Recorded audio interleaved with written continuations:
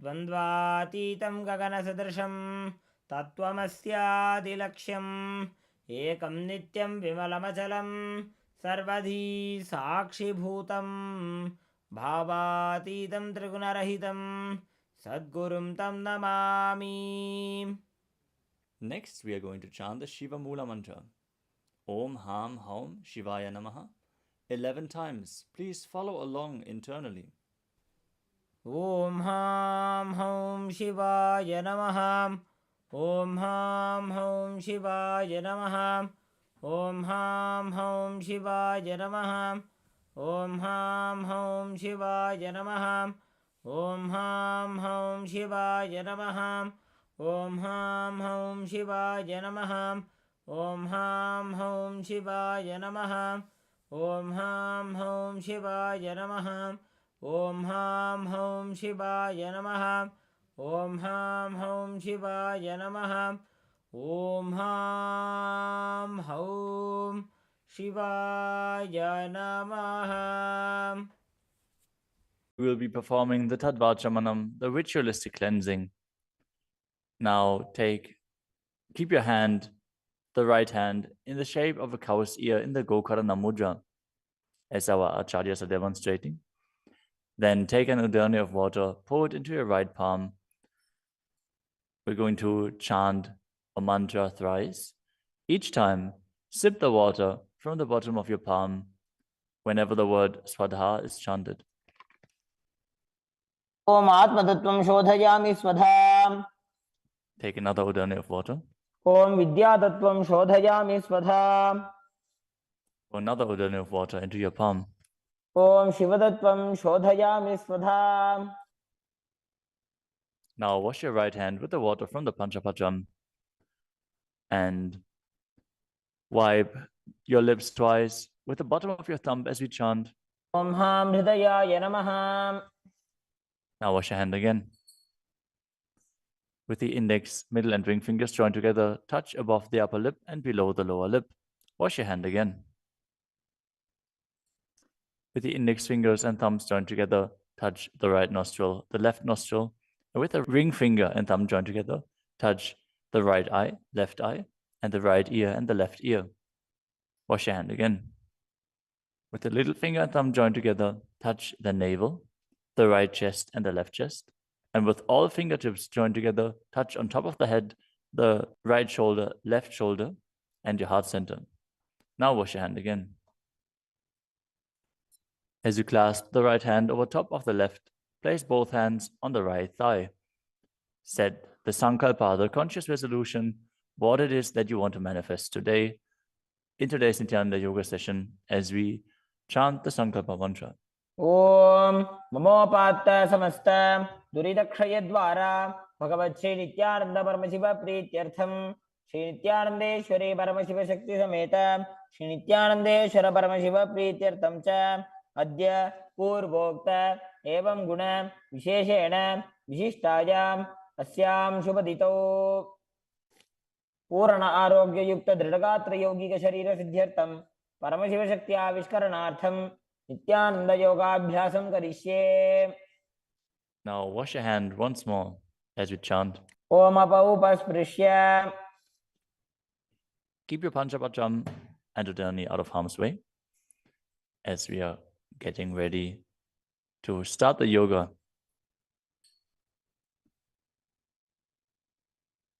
Now sit in a comfortable cross-legged position with your head, neck, and spine in a straight line. Bring the index fingers and thumbs joined together on top of the knees in Bindu Mudra. Engage the three bandhas, the energy locks, which are contracting the perineal region and pulling it in and up. The Uddiyana Bandha, the stomach lock, contracting your stomach muscles and pulling your stomach in and up towards your spine. And the Jalandhara Bandha, the throat lock, tucking your chin to the chest and internally contracting your throat muscles. Together they form Mahamudra Bandha, which is a great secret of the yogic practice and will enhance your yoga practice manifold. Next up is the visualization. Hold the visualization for the right context of each of the asanas. The first visualization is Lord Shiva. You will always be able to see the visualization in the top right corner of the screen. So whenever you don't know how the visualization looks, you can just check the screen. Next up is Samana Kumbhaka. Now fill your stomach with prana as you meditate on a flame in your stomach, kindling the prana and raising up your spine. Chant the japa soham and visualize it rotating around your throat until the nectar oozes out into your body. Let us now perform the first asana, which is Sukhasana. तत्सुखासनमित्युक्तमशक्तस्तत्समाचरेत् आसनं विजितं येन जितं तेन जगत्त्रयम्. The next asana is Parvatasana. Now bring your legs into Padmasana with the feet on top of the opposite thighs. Then bring your palms together in Anjali Mudra and raise them up above your head, keeping your elbows straight. Engage all three bandhas, Mahamudra Bandha, as you visualize yourself as Mount Kailash. अथ वक्षे Mahadev पर्वतासनमङ्गलम्. The next asana is Halipavasana. Now bring the soles of your feet together in front of your body and hold the left hand by the right behind your back. As you lean forward and place your forehead on the ground behind your heels. Engage all three bandhas as you gaze to the nose and visualize Swamiji in your inner space. पूर्वविधियाहु मे जानो उभयपकतले सम्पुटठानो.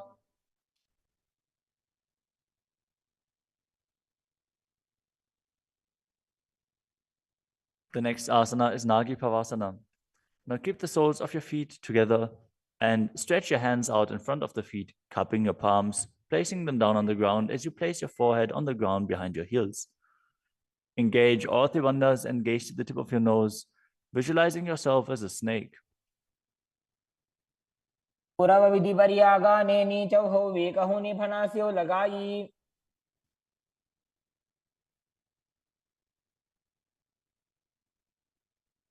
Next up is Kokilasana. Now hold the big toes with the index and middle fingers in Prana Mudra. Then raise the legs up straight and then cross them into Padmasana, leaning forward and down onto your elbows. Engage all three bandhas as you visualize yourself as a bird. स्थान्यदासनं वक्ष्ये yen Sidho भवेन्नरः. The next asana is Neti Asana. Now place one ankle on top of the opposite knee as you hold onto the opposite elbows. Engage all three bandhas, rotate your arms in a circle and gaze to the nose, visualizing Swamiji in your inner space, and after some time change the direction of the movement. घोड़ाबामापादगे आशमाहिली सोये दक्षचरण को वार लोता परिकुल्फ समोय.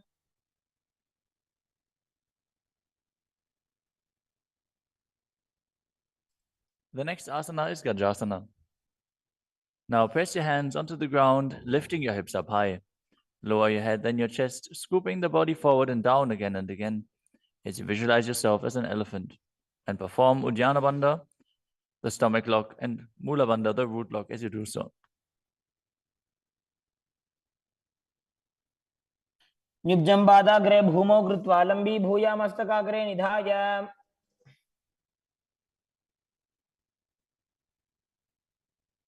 The next asana is Vrikshasana. From the same position, alternate pressing the heel of one foot into the ground while lifting the other heel up. Visualize yourself as a bear as you keep Uddiyana Bandha and Mula Bandha engaged. एकैकं पादमाकुञ्च्य गजासनं कुर्यात् वृक्षासनं भवति. The next asana is Vaishyasana.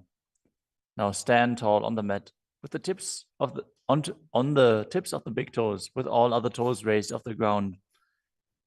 As you keep your head, neck, and spine in a straight line, and bring your index, middle, and ring fingers to the heart center in Hridaya Mudra. Visualize Swamiji in your inner space and perform Uddiyana Bandha and Mula Bandha. केशेन पादयुगलं बद्ध्वा तिष्ठेत दोमुखः.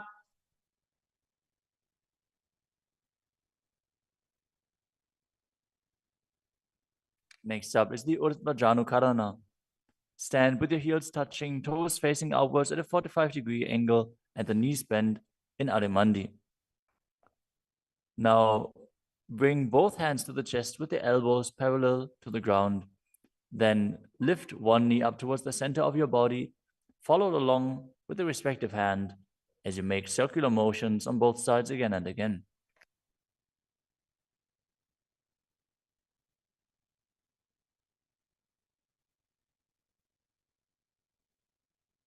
The next asana is Balalingasana. Now interlace your fingers from the outside in Sarvashankari Mudra and hold on to one knee, pulling it up towards your chest. Keep your head, neck, and spine in a straight line and visualize yourself holding a baby as you engage all three bandhas, Mahamudra Bandha.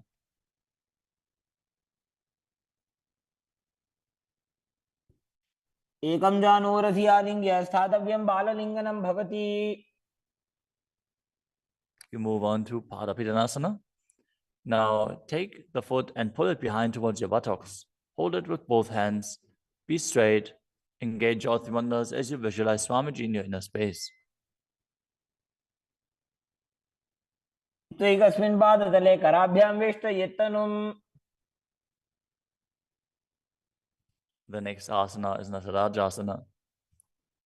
Standing on one leg, hold on to one foot and extend it backwards as you lean forward and stretch your arm out in front in Bindu Mudra with the index finger and thumb touching as you visualize yourself dancing as Lord Nataraja and perform the Mula Bandha.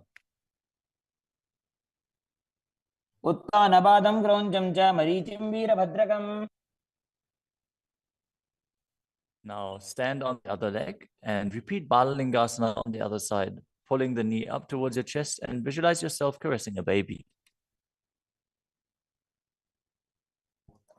एकं जानूरधियालिङ्ग्य स्थातव्यं बाललिङ्गनं भवति.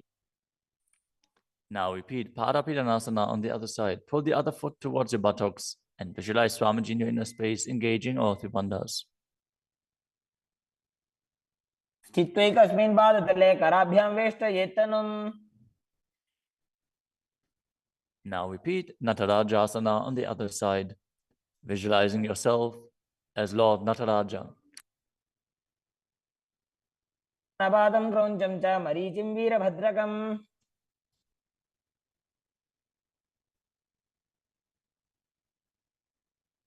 Next up is the Ardha Rechita Karana.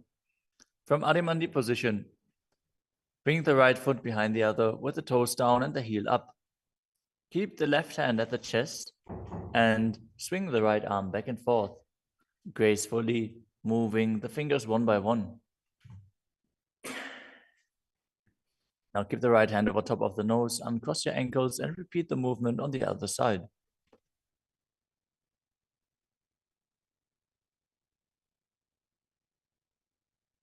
Next up is the skeleton dance. Now visualize yourself as a skeleton as you shake your body intensely.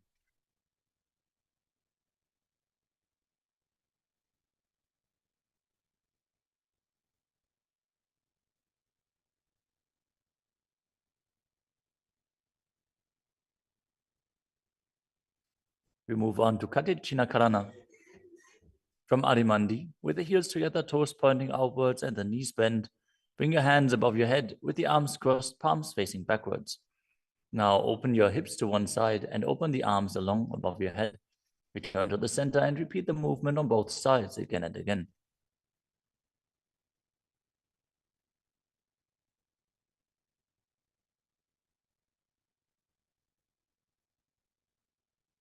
The next asana is Tadasana. Now stand tall on the tips of the big toes as you raise your hands up above your head, beside your ears. Engage all three bandhas. Visualize yourself as a palm tree as you internally chant the new japa Shivoham. महामुद्राबद्धकोनो ताडासनविभेदकान्. Next up is Uttanasana. From a standing position, lean forward and down, bringing your hands flat to the ground. Take precaution in the case that you are a pregnant woman. For pregnant women, shouldn't perform any of the forward bends. Now engage all three bandhas and bring your forehead towards the knees as you visualize Swamiji in your inner space.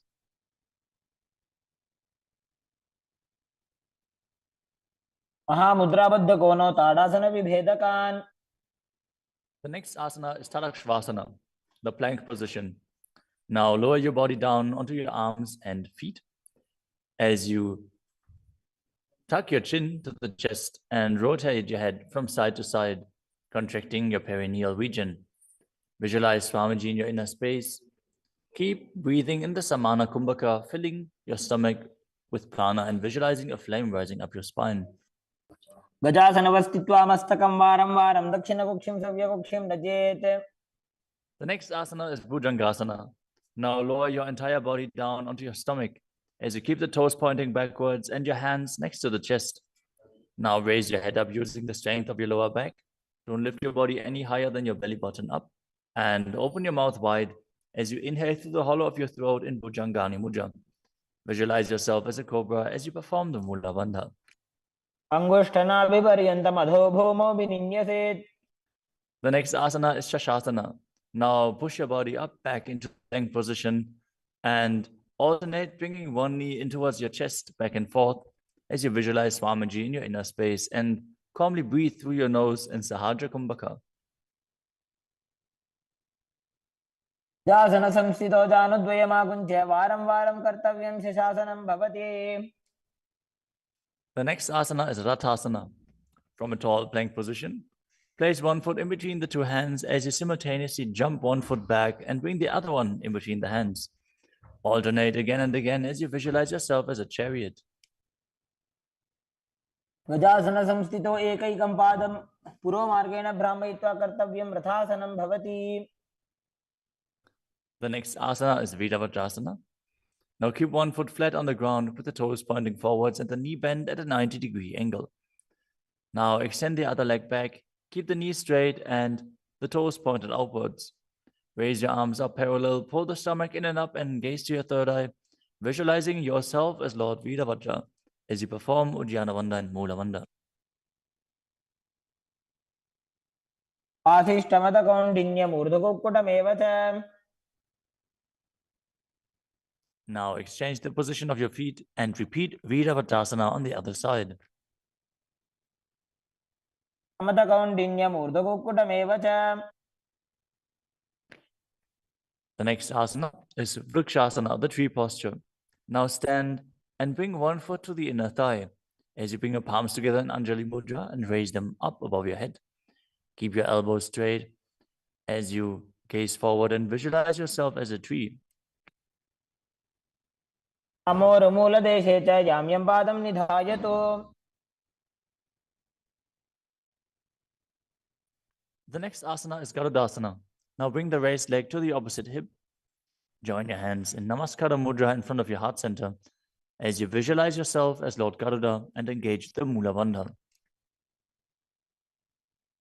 गरुडासनमावक्ष्ये येन ध्यानं स्थिरं भवेत्. Now stand on your other leg and repeat Vrikshasana on the other side. वामोरुमूलदेशे च जाम्यं पादं निधायतु. Now repeat Garudasana on the other side, keeping the standing leg as straight as a rod and visualizing yourself as Lord Garuda. गरुडासनमावक्ष्ये येन ध्यानं स्थिरं भवेत्. The next asana is Trikonasana. Now stand and step one leg forward and the other one far back, keeping the front toes pointing forwards and the back toes facing sideways. Now bring your hands parallel to the ground and lean forward and down as you keep one hand down and the other one raised up. Gaze upwards, visualizing yourself as a triangle as you perform the Mula Bandha. उत्तानपादं क्रौञ्चं च मरीचिं वीरभद्रकम्. Exchange the position of your feet. Step the other leg forward as you repeat Trikonasana on the other side. उत्तानपादं क्रौञ्चं च मरीचिं वीरभद्रकम्. Next up is the Nikuttaka Karana.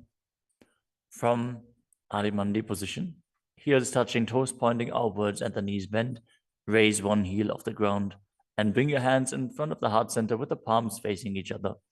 Now stump the rest heel to the ground, raise the other heel up and exchange the position of your hands again and again.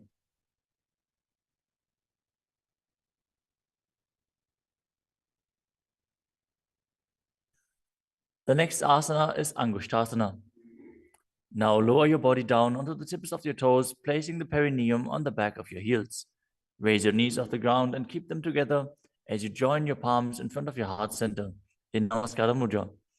Visualize Swamiji in your inner space as you breathe in Brahmari Kumbhaka, buzzing like a bee on the inhalation and exhalation as you perform the Mula Bandha and internally chant the new japa Sadashivoham. बन्धासनमित्याहुः गोरक्षासनमेव च. The next asana is Saurasana. From the tips of the toes, extend one leg straight out with the heel down and the toes up. Keep your fingers down on the ground by the sides with the palms facing forward in Vara Mudra. Visualize Swamiji in your inner space as you perform the Mula Bandha. प्रसार्य एकं पादतलं संस्थाप्य त्वेकपादकम्. The next asana is Vidunanasana. Now, from Saurasana, lean forward and hold on to the big toe in Prana Mudra. As you hold the back heel with the other hand, balance. Visualize Swamiji in your inner space and perform the Mula Bandha. गुल्फस्थितो पादमेकं प्रसार्य तत्पादाग्रं संस्पृश्य तत्करेण. Now exchange the position of your feet. Stretch the other leg forward as you repeat Saurasana on the other side. प्रसार्य एकं पादतलं संस्थाप्य त्वेकपादकम्. Now again, lean forward and down, holding on to the front foot and the back heel. Repeating Vidunanasana on the other side. स्थितो पादमेकं प्रसार्य तत्पादाग्रं संस्पृश्य तत्करेण. The next asana is Brahmajarankushasana. As you keep the toes on the ground and the perineum placed on top of the heels, which are raised off the ground, contract the perineal region and tuck your chin to the chest as you gaze in between the two hands in Shambhavi Mudra, with eyes opened wide, unblinking, actually gazing within.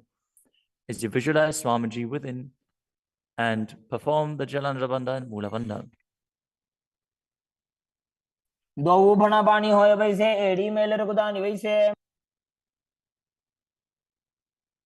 The next asana is Kapilasana. Now drop your knees to the ground with the toes tucked behind, sitting your perineum on the heels. As you keep your hands on top of the respective thighs and pull your stomach in and up, contract the perineal region, gaze to the tip of the nose and visualize yourself as Sage Kapila Muni. उभय पगदली समटारावे तिनकी Mahuli core मिलावे.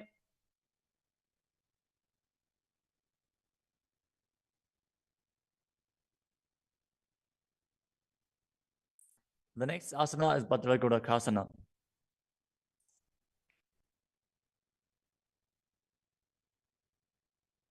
Maintain the same position as you shift your gaze up to the third eye. Visualize Swamiji in your inner space as you buzz like a bee in Brahmari Kumbhaka.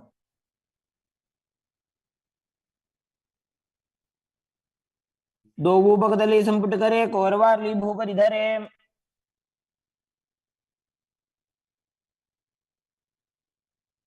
The next asana is Suryasana. Now sit with your toes tucked, perineum placed on top of the raised heels. As you bring your thumbs and little fingers together in Padma Mudra, opening up the palms resembling a lotus flower. Now raise your hands up above your head as you gaze up in between the gap between the palms, visualizing yourself as Lord Surya.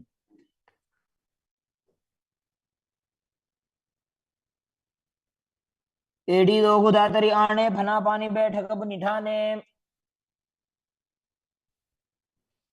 The next asana is Mandukasana. Now sit with the toes flat, perineum on the heels. As you keep your hands on top of the knees, lift the tongue up against the roof of your mouth. As you catch the nectar of immortality dripping from the Sahasrara chakra with your frog tongue, as you visualize yourself as a frog in Mandukya Mudra. Gaze to your third eye, breathe calmly through your nose in Sahajra Kumbhaka as you perform the Mula Bandha. पादतलौ पृष्ठदेशे अङ्गुष्ठे द्वे च संस्पृशेत्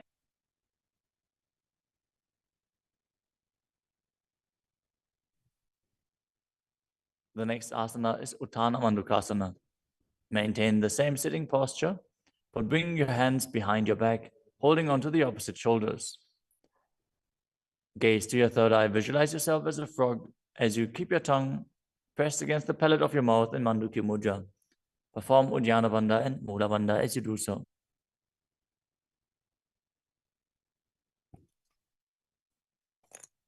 मण्डूकासनमध्यस्थं कूर्पराभ्यां धृतं शिरः. The next asana is Simhasana. Now cross your ankles and sit on your feet. As you keep the knees wide, fingers spread on top of the knees, open your mouth wide, stick out your tongue and exhale forcefully as you gaze at the tip of your nose and visualize yourself as a lion.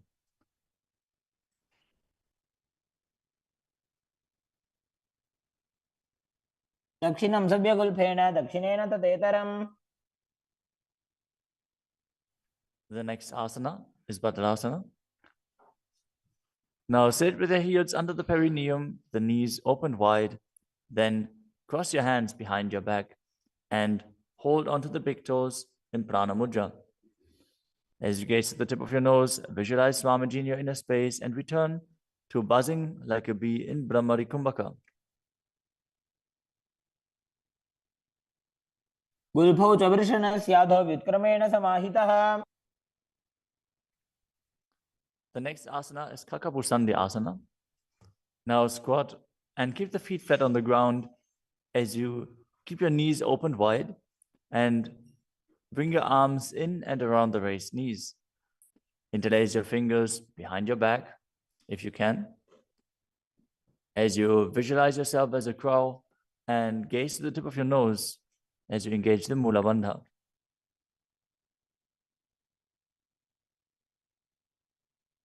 उत्तमे वेशक उपदठाने दोवोह तपगमी च आने. The next asana is Kanipavasana. Now keep the palms on the floor, shoulder width apart. Bring your knees onto the back of your arms towards your armpits. Lean forward, raise your feet off the ground as you visualize Swamiji in your inner space and balance on your arms. को गुण आशी दुष्यता होई तो आछी होई. The next asana is Kapali asana. Now place your hands on the ground, shoulder width apart. Bring the top of your head onto the ground. Please take precautions if you have any neck injuries or high blood pressure. Any of the inverted postures. Now bring your knees onto the elbows, your hips over the shoulders, and straighten your legs up as you gaze to the nose and visualize Swamiji in your inner space. Isha धरती टेकी पग दो वो मिलीवा ऊंचा करे.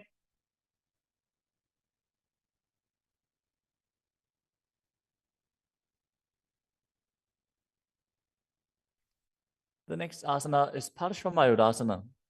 Now squat on the toes with the legs together, twist your body and place both hands to the side as you align your elbows with the knee and hip and lean onto your arms, balance, extending your legs to the side.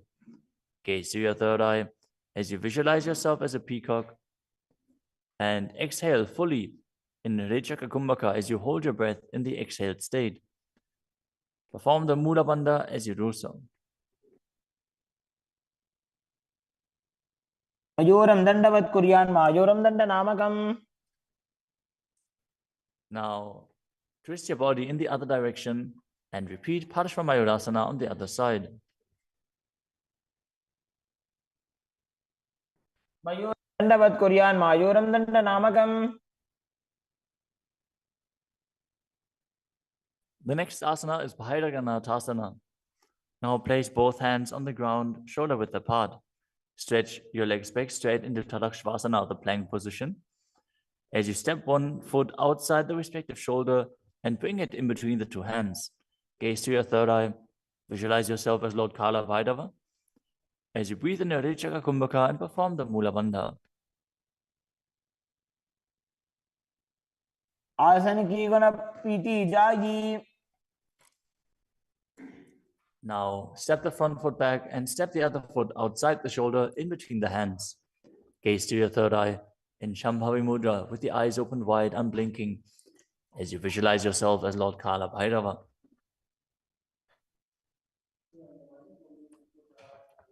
आसन को गुण पीती जाई. The next asana is Unmukha Pitasana. From Tadakshvasana, the plank position, bring your forearms down on the ground as you walk your feet forward, raising your hips. Lift your chest and head up and gaze to your third eye, visualizing Swamiji in your inner space.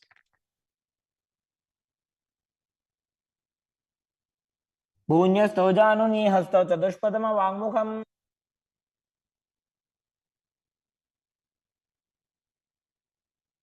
The next asana is Vashishthasana. From Tadakshvasana, rotate your body onto one hand and raise the opposite hand up. Keep the balancing hand directly beneath your shoulder as you raise your hips and gaze up towards the sky, visualizing yourself as Sage Vashishta as you perform the Mula Bandha. ऊर्ध्वकुक्कुटवासिष्ठ मरीचिहलमच्यकम्. Now twist your body in the other direction. Balance on the other hand as you repeat Vashishthasana.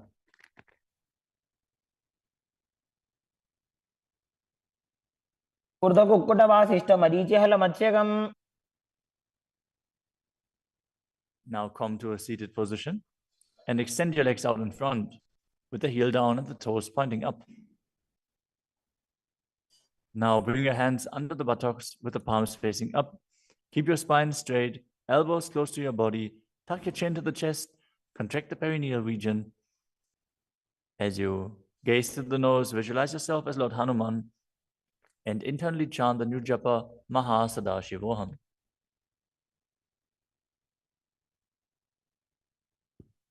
दो Booker की उभय हथेली कोरवारली मैले भेली.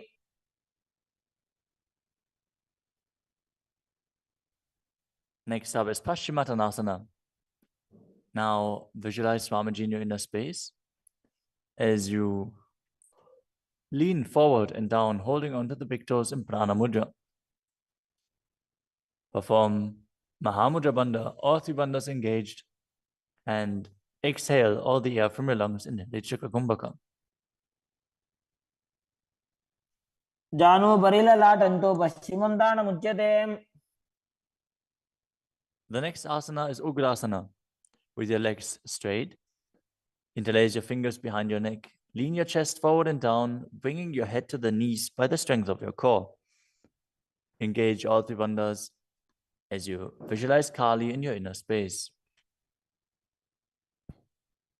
शुभानिभ्यां दृढं धृत्वा जानुभरि शिरोन्यसेत्. The next asana is Marichi Asana. Now, sit with the legs extended, bring one heel to the groin with the knee raised, and reach your arm in and around the raised knee as you clasp your hands behind your back. Bring your chest to the thighs, head to the knee, and visualize yourself as Sage Marichi. उत्तानपादं क्रौञ्चं च मरीचिं वीरभद्रकम्.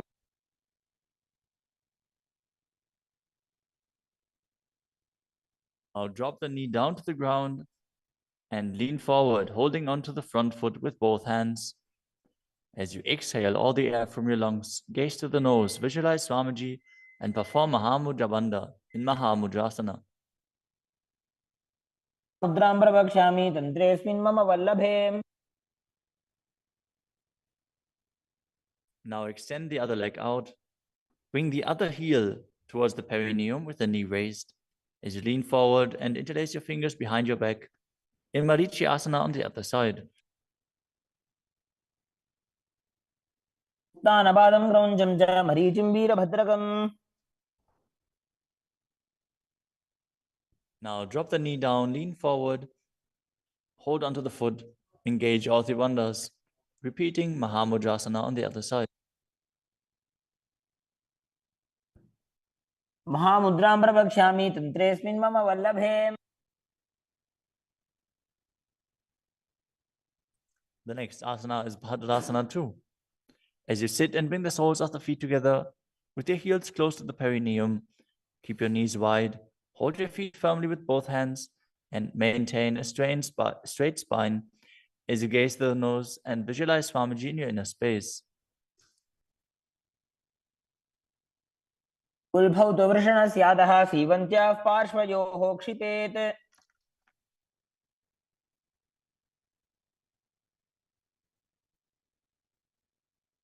The next asana is Gvalipavasana.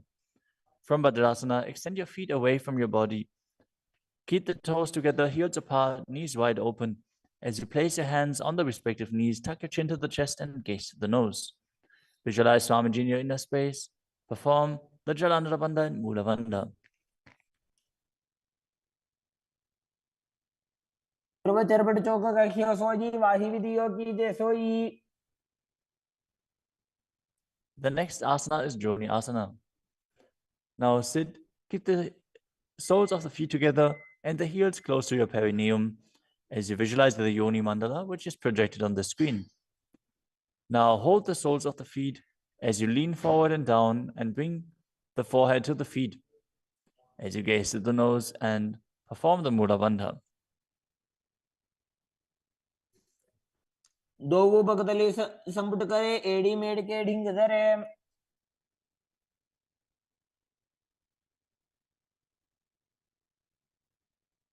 The next asana is Midakipavasana. As you sit and keep the heels together, toes apart and the knees wide, lean forward and down and extend your hands out to the side. Keep the palms facing down on the ground to the sides as you bring your forehead to the ground behind your heels. Gaze to your nose, visualize Swamiji and perform the Mula Bandha. पूर्व विधि परिबगधली संपुट शोल एड़ी मिली राशे. Next up is Siddha Samadhi Asana. Now sit and keep the toes together, heels apart. As you bring your arms below the shins, extend them out to the sides and keep the palms facing up. Bring your forehead to the ground above your feet as you bring your toes near your throat if you can. Gaze to the tip of your nose, visualize Lord Surya in your inner space and perform the Mula Bandha. दोवो बगतली संपुट करे शोले मेड़ आगा में धरे. Next up is Chinakipavasana. Now sit and keep the heels together, toes apart, as you hold the feet and open them up like a book, bringing the backs of your hands onto the ground and the elbows pressing down on the thighs. Gaze to the nose and visualize Swamiji in your inner space. दो बगागी एड़ी धरती मगिवा मेड़ लगावे. The next asana is Chadapata Chukasana. Sit and bring the soles of the feet together with the heels at your perineum. Open the knees and place your hands on top of the knees as you gently press them down. Pull your stomach in and up, gaze to your third eye as you visualize Swamiji in your inner space. दोवो बगतली संपुट धारे आगा ने कर jar पसारे.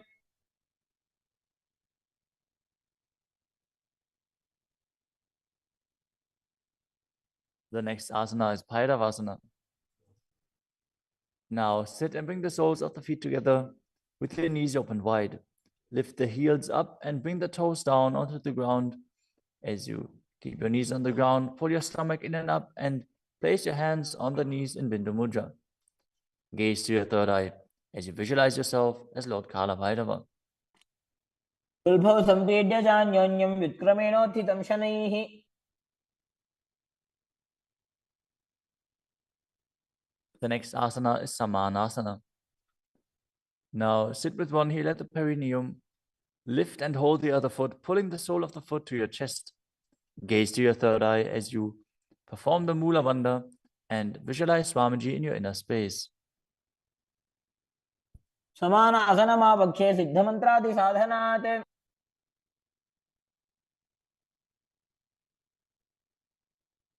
The next asana is Apanasana. As you sit, place one leg on top of the respective shoulder and raise the other foot upwards and straight. Keep the hands on the ground, to the sides as you gaze to your third eye and visualize Swamiji in your inner space. परं पादमेकं च स्कन्धे चारोपि यत्नतः. Now repeat Samanasana on the other side. Bring the other heel towards your perineum and pull the opposite foot towards your chest. समानासनमावक्षे सिद्धमन्त्रादिसाधनात्. Now repeat Apanasana on the other side. Bring the other leg over top of the respective shoulder, extending the opposite leg forward and up.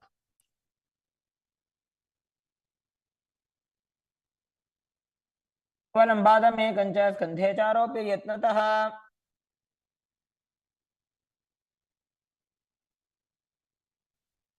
Next up is Gomukhasana.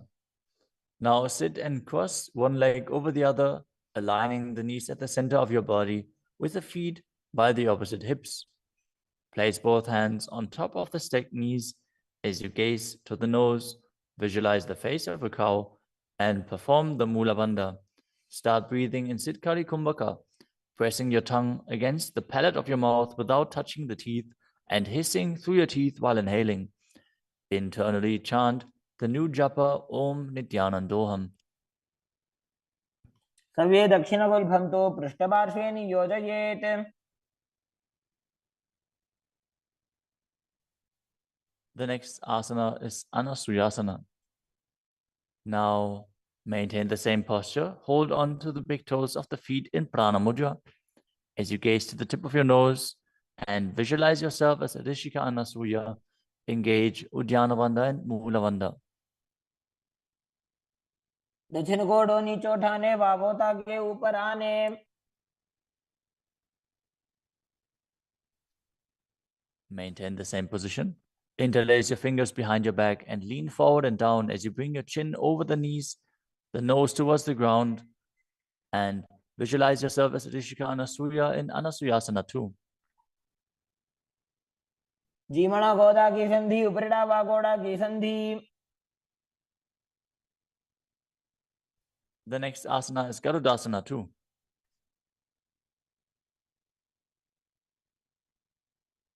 Now sit on the ground with one heel pressed against the perineum. As you keep the opposite foot flat on the ground with the knee raised to your chest. Keep the hands on the respective knee. As you visualize yourself as Lord Garuda, gaze to the nose and perform the Mula Bandha. दावो बगमोडी एडी माहिलो गुल्फ मूलद्वार नीचैदे.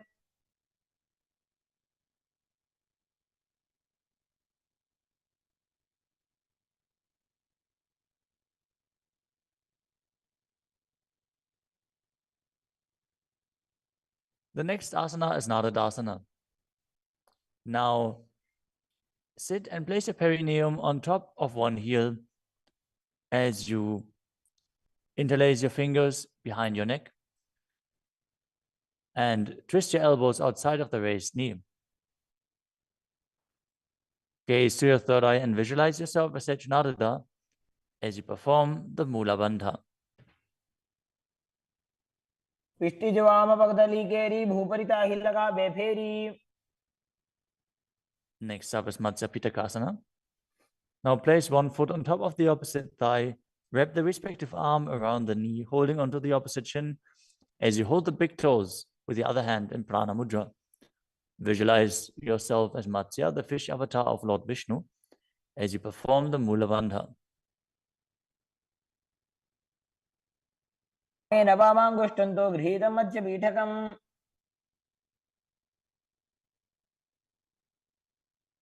Now slide your knees over top with the other knee on top, repeating the Gomukhasana position on the other side. Gaze to the nose and visualize the face of a cow as you keep hissing through your teeth without the tongue touching your teeth in Siddhkari Kumbhaka.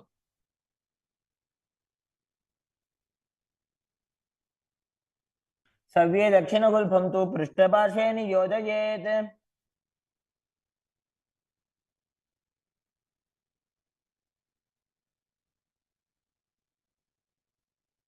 Next up is Anasuyasana on the other side. Hold onto the big toes as you visualize yourself as Rishika Anasuya.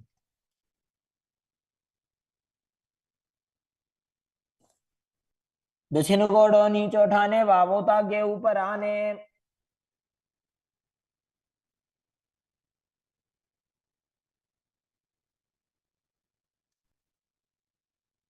Now, from the same position, interlace your fingers behind your back and lean forward and down, chin over the knees, nose towards the ground in Anasuyasana 2.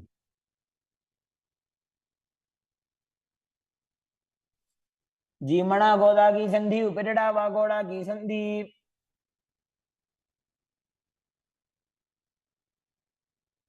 Now repeat Garudasana 2 on the other side, bringing the other heel towards the perineum, knee raised, hands on the knees, as you visualize yourself as Lord Garuda. डावो पगमोड़ी एड़ी माहिलो गुल्फ मूल द्वार नीचे दे. Next up is Narudasana on the other side. Raise the perineum onto the heel, interlace your fingers behind your neck, and twist your elbows outside of the raised knee, visualizing yourself as Sage Naruda. पिष्टि जवाम पगदली केरी भूपरिता हिलगा वे फेरी.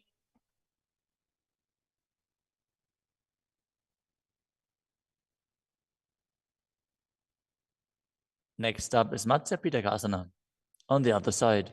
Now place the other foot on top of the opposite thigh. Hold on to the shin and the big toe of that foot as you visualize Matsya, the fish avatar of Vishnu. वामेन वामांगुष्टन्तो गृहीतं मत्स्य पीठकम्. Next up is Matsindrasana. Now place one foot on top of the opposite thighs as you place the opposite foot on the ground, flat. Twist and bring the elbow outside of the raised knee. Keep your raised arm by the neck. Turn your head back and gaze to your third eye, visualizing Matsyendranath, the great sage and master of Hatha Yoga.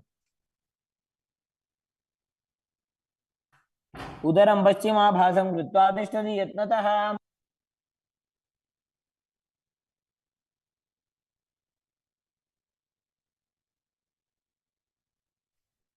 The next asana is Kubhasana.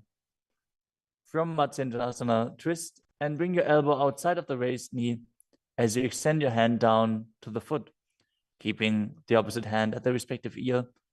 Twist your body back. Gaze back and up towards your third eye, visualizing yourself as a camel. आसन को गुण झोल हो जाए. Next up is Matsyendrasana 2. Keeping the hand extended down towards the foot, place your hand behind your body onto the ground as you gaze up to your third eye and visualize Matsyendranath. मत्स्येन्द्रपीठं जठर प्रदीप्तिं Prachanda रुक्मण्डल खण्डनास्त्रम्. Now repeat Matsyendrasana on the other side. Extend the other leg out. Bring the opposite foot onto the thigh as you twist your elbow outside of the raised knee and gaze back.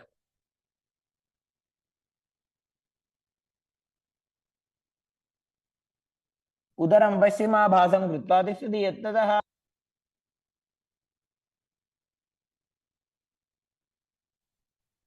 The next asana is Kubhasana on the other side. Now hold on to the front big toe and prana mudra as you keep the other hand towards the respective ear, gazing back and up towards your third eye and visualizing yourself as a camel. आसन को गुण झोल हो जाए. The hand to the ground behind you. Twist your body even further as you visualize Matsyendranath in Matsyendrasana 2.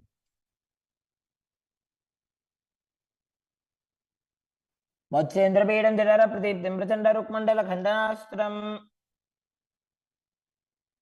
The next asana is Padmasana. Now place your feet on top of the opposite thighs as you keep your palms flat on the respective knees. Engage all three bandhas, Mahamudra Bandha, as you gaze to the tip of your nose. Visualize yourself as Lord Shiva. Breathe in Sitali Kumbhaka Now pressing your tongue against the back of the teeth, hissing while inhaling, as you internally chant the new japa Om Nityananda Mahasada-shivoham. आसनं द्विविधं प्रोक्तं पद्मवज्रासनं तथा. The next asana is Padmasana too. As you sit in Padmasana, cross your hands in front of your body and hold onto the big toes in Prana Mudra. Gaze to the nose, visualize yourself as Goddess Parvati, the consort of Shiva, as you perform the Mula Bandha. चरणौ कृत्वा ऊरू संस्थो व्रजेत्ततः. The next asana is Kukutasana. Now sitting in Padmasana, place your hands on the ground between the two thighs as you lift your body up off the ground. Visualize yourself as a rooster as you breathe calmly in Sahajra Kumbhaka and perform the Mula Bandha. पद्मासनं सुसंस्थाप्य नान्वोरौरन्तरे करौ.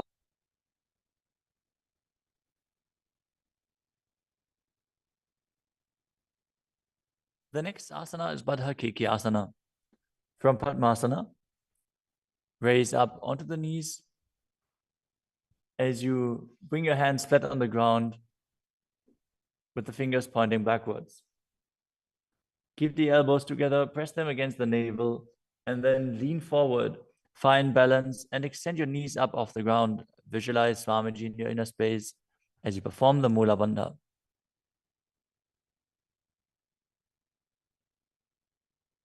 धरामवष्टभ्यकरद्वयेन तत्पूर्वपरि स्थापिता नाभिपार्श्वः.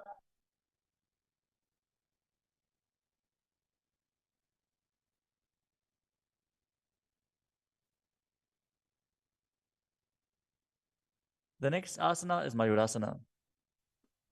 While on your knees, place your palms on the ground with the fingers pointing backwards.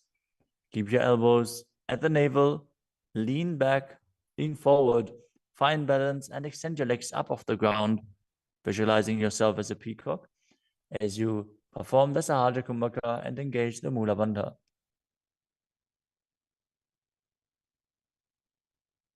अथ वक्षे Mahadev मयूरासनमुत्तमम्.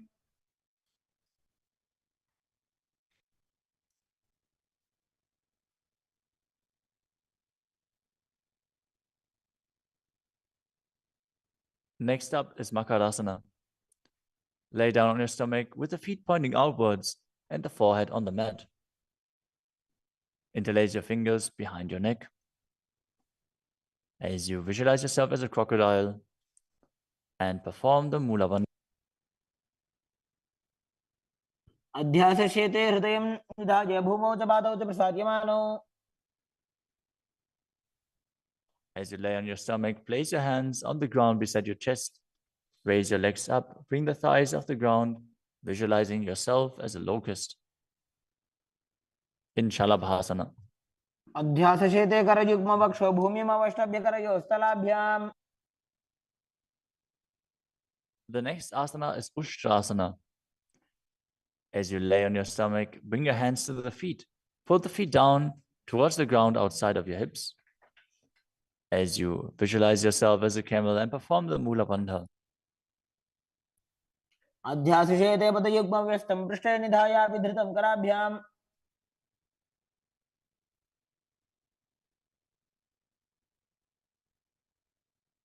The next asana is Dhanurasana. From Ushtrasana, tighten the grip on your feet and kick the legs back and up as you lean forward and lift your chest off the ground. Gaze up to your third eye and visualize yourself as Pinaka, Lord Shiva's bow. Perform the Mula Bandha as you do so.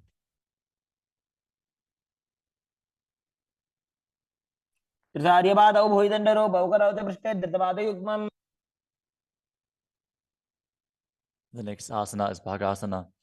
Now come to a kneeling position with your feet flat on the ground, sitting in between the two heels.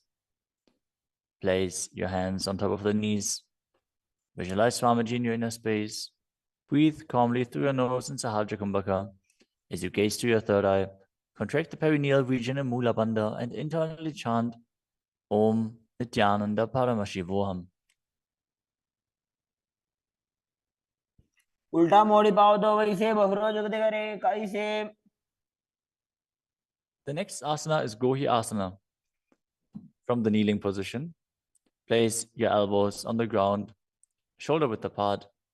As you interlace your fingers, bring your head towards the ground and hold it with your hands. Now raise your hips up. Walk your feet forward until your hips align with your shoulders. And then raise your legs up off the ground and pull the knees close to your chest. Try to touch your chin with the knees as you roll your body up in the inverted posture. Gaze to the nose and visualize Swamiji in your inner space. दो हाथ की कहुनी जोई पुनः कलाजी जाने दोई. Now, from Gohi Asana, extend your legs up straight into Shirshasana. Gaze to the nose and visualize Swamiji in your inner space as you perform the Mula Bandha. विपरीतं मण्डलं च द्विधैव विदितं हिनः. Gently lower your body down and come to a seated posture. Now sit with your hands behind your calves and stretch your legs up. Bring your forehead to the knees as you come to a vertical position with your legs. Visualize Swamiji in your inner space and perform the Bhastika Kumbhaka, rapidly exhaling from your diaphragm, pushing the air out without inhaling, like the bellows of a blacksmith. We're going to perform Bhastika Kumbhaka for the next few asanas, so keep your core engaged and rapidly breathe through your nose. दो हाथ पग बाहर आने घोड़ा तरे का कसी ठाने. The next asana is Parighasana. Now sit and extend your legs out and up at a 45-degree angle. Bring your hands behind. Hold the opposite shoulders as you keep the chest upright, legs straight, toes pointed. Gaze to your third eye as you visualize yourself as a mace.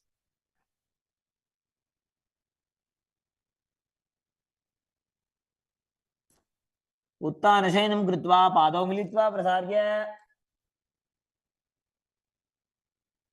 Keep breathing rapidly as you sit and extend your legs out and up at a 45-degree angle.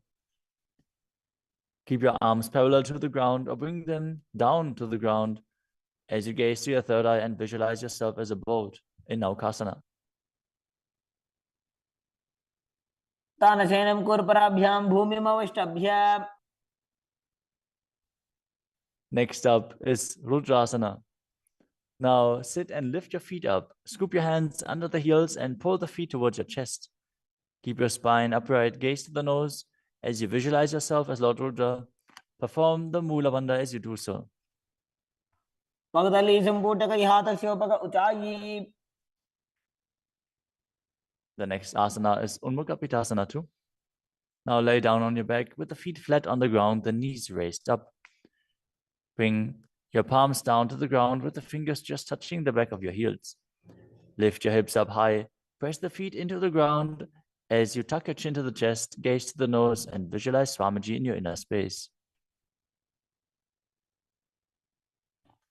ऊर्ध्वे च जानुनी कृत्वा शवित्वोर्ध्वमुखं तथा उत्थाप्य हस्तौ तिष्ठेत्तु पीठ उन्मुख नामके.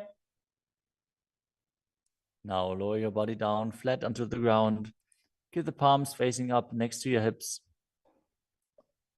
As you contract the perineal region and forcefully pull the Kundalini Shakti up along your spine towards your Sahasrara Chakra in Shakti Chalan Mudra. Relax. Completely unclutch from any micro movements of the body and mind.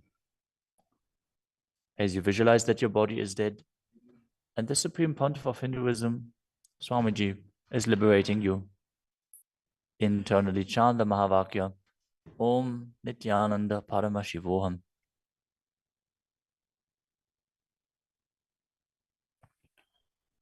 उत्तानं शववद्भूमौ शयनं तोषवासनं शवासनं श्रान्तिहरं चित्तविश्रान्तिकारकम्.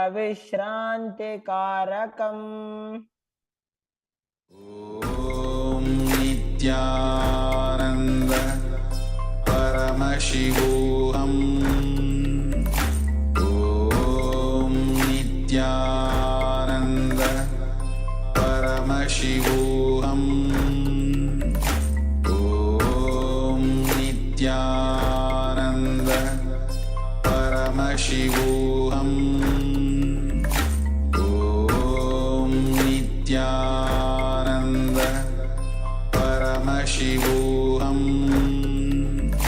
Om Nityananda Paramashivoham Om Nityananda Paramashivoham Om Nityananda Paramashivoham Om Nityananda Paramashivoham Om Nityananda Paramashivoham Om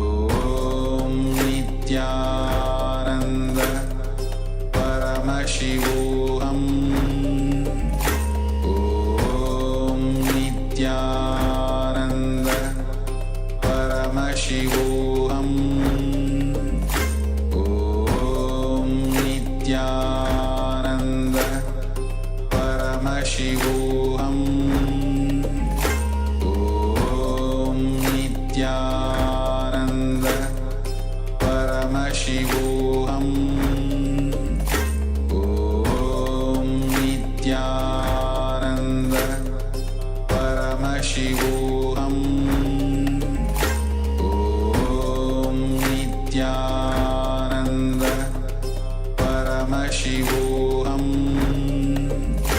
Om Nityananda Paramashivoham Om Nityananda Paramashivoham Om Nityananda Paramashivoham Om Nityananda Paramashivoham Om Nityananda Paramashivoham. Now, slowly return to your physical body. Start to wiggle your fingers and toes, your wrists and your ankles, your elbows and your knees. Pull your knees up towards your chest and rock your body from side to side as you return to a comfortable seated position.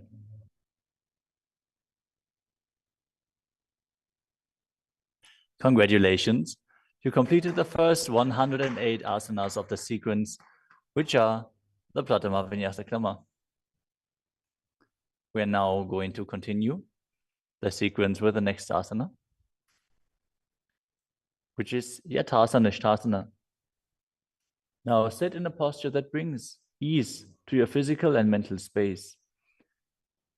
Bring your hands on top of the knees in Bindu Mudra. Visualize Swamiji in your inner space. Breathe in Samana Kumbhaka, filling your stomach with prana and meditating on the flame kindling in your stomach as you perform the Mula Bandha and internally chant the Mahavakya Om Nityananda Paramashivoham.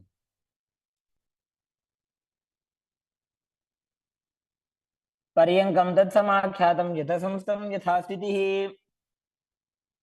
Next up is Samasana. Now sit in a cross-legged position. Keep your hands on the knees with the thumbs and index fingers touching. Take a long, deep inhalation and hold your breath. After exhaling, breathe deeply in and out, visualizing Swamiji and performing the Mula Bandha. इदानीं गर्भिणीनां योगाभ्यासो यथा लघु. Next up is Muktasana. Now place the left foot against the gentle region and place the right foot over top of the left. Keep your hands facing down on top of the knees. Gaze to your nose as you visualize yourself as a sage liberated by the Supreme Pontiff of Hinduism in Muktasana. निबीड्य सीविनीं सूक्ष्मां दक्षिणेतर गुल्फतः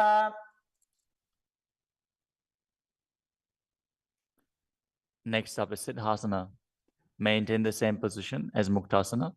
As you switch your gaze to your third eye, visualize Swamiji in your inner space and perform the Mula Bandha. स्थानुसंयमितेन्द्रियो तलदृशा पश्यन् भ्रुवोरन्तरं चैतन्मोक्षकपातभेदजनकं सिद्धासनं प्रोच्यते. The next asana is Siddhi Asana. Now maintain the same position as in Siddhasana.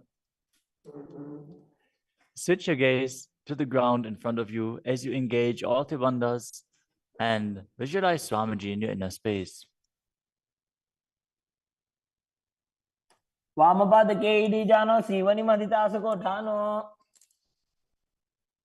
The next asana is Rudrasana too. Keep your legs in the same position as Siddhi Asana. Rotate your hands on top of the knees into Bindu Mudra. Switch your gaze to the third eye.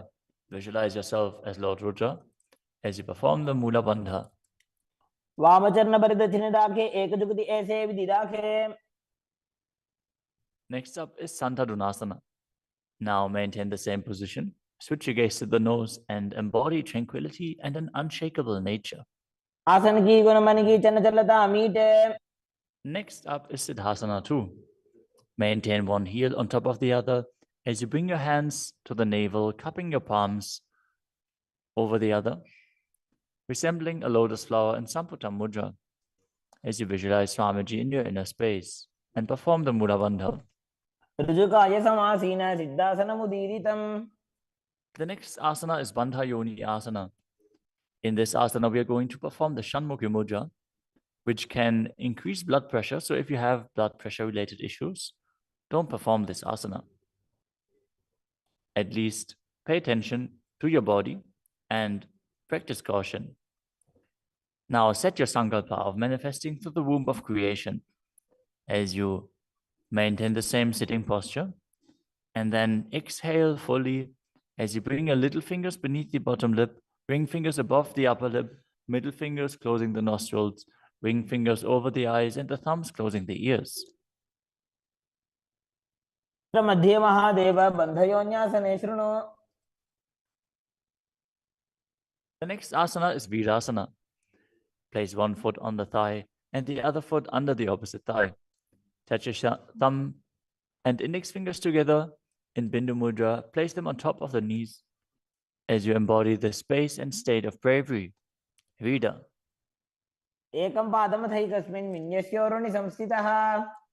The next asana is Valmikasana. Now keep the left heel on the right side of the regenerative organs and the toes under the thigh, with the right foot on top of the left, with the toes by the knee. Keep your hands on the knees, thumbs and index fingers touching. Gaze to your third eye and visualize Sage Valmiki, the great poet, sage, and author of Ramayana. दावा पग की भगदली पुनि एड़ी है Zoya.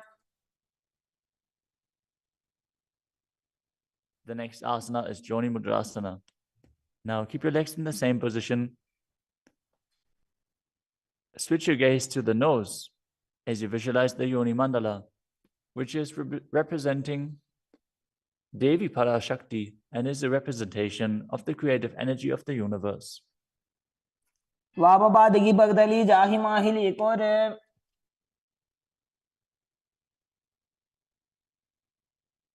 Next up is Yoni Asana.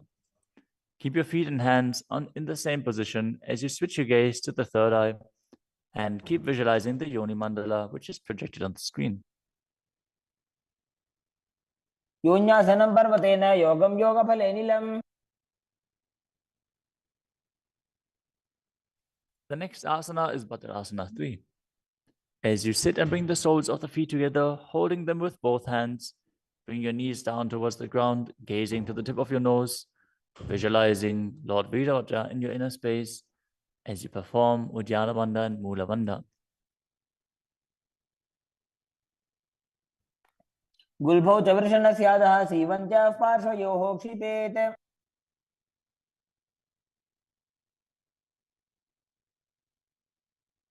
The next asana is Aghorasana. Now keep the soles of the feet together, heels at the perineum. Press your tongue up against the roof of your mouth, or even higher, if you can, into the nasal tract in Kechari Mudra. Gaze to your third eye. As you cover your mouth with the right hand, close the left nostril with the index finger. Inhale through the right nostril, close both nostrils, and then hold your breath. After you exhale through the left nostril, repeat on the other side in Abhyantara Kumbhaka. As you gaze to your third eye, visualize yourself as a Naghori. पूर्व कहो विश्रिका चोई वाही विधि जो कीजे सोई. Next up is Kanadi Pavasana. Bring the feet together in front, with the toes together and the heels apart. Place your elbows onto the heels. As you rest your chin on the palms, gaze to the tip of your nose and engage Uddiyana Bandha and Mula Bandha. As you perform Rechaka Kumbhaka, fully exhale and hold your breath in the exhaled state as you visualize yourself as a female elephant drinking water.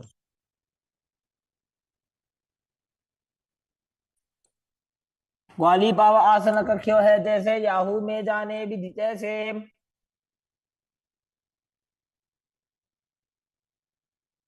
Next up is Padasana. Now sit with the knees raised, arms between the thighs and calves, and interlace your fingers as you lift your feet off the mat. Gaze to the nose and visualize Swamiji in your inner space as you perform the Mula Bandha.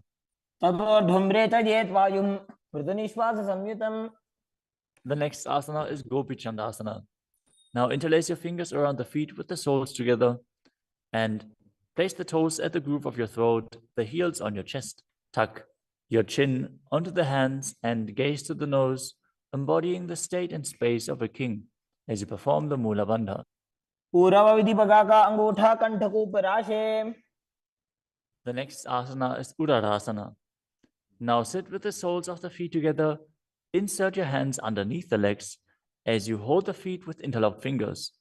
Bring your feet up to the chest.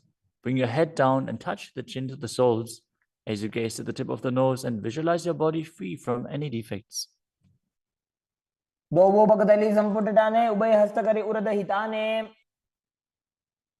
Next asana is Vishishtasana.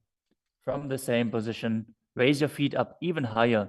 Bring your feet in front of your face with the interlocked fingers in front of your forehead.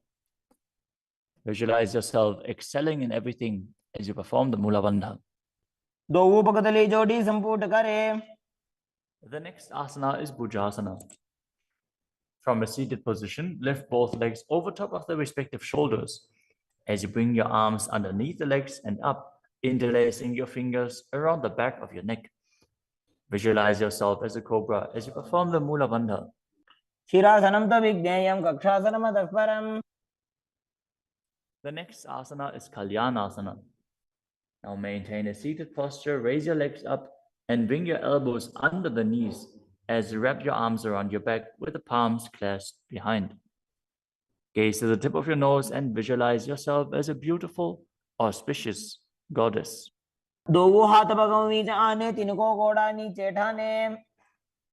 The next asana is Sankatasana.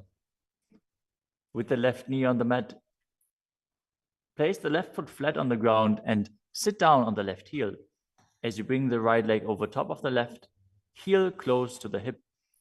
Visualize yourself as a swan as you perform the Ujjayi Pranayama, making an ocean-like sound with your mouth as you perform the Mula Bandha.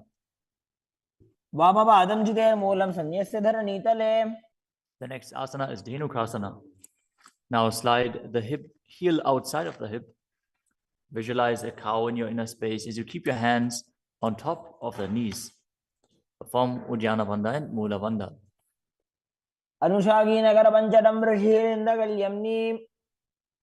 The next asana is Machandrasana. Now place the right foot on the left thigh and the left foot on the right knee. Bring the left hand behind your back and hold onto the right thigh. As you place the right hand on the left thigh, twist your body and gaze to your third eye, visualizing Swamiji in your inner space and performing the Mula Bandha.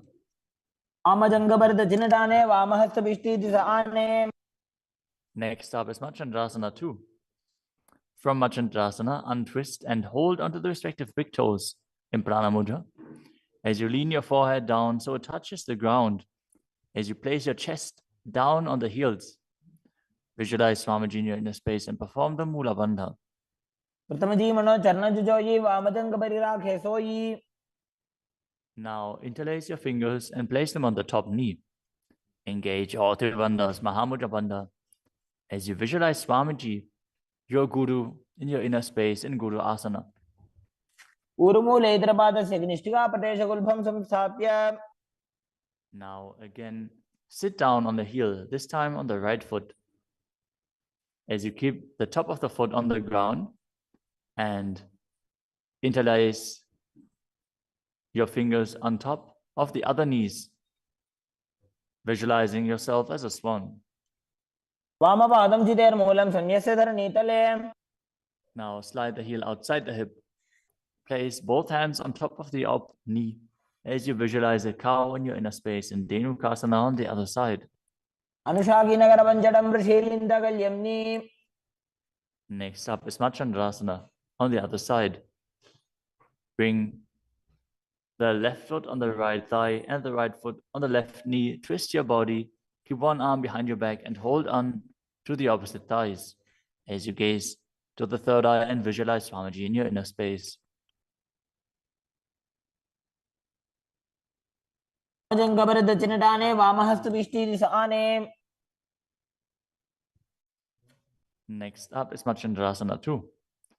Now hold on to the feet as you lean forward and down, bringing your chest towards the heels and your forehead onto the ground. Visualize Swamiji in your inner space.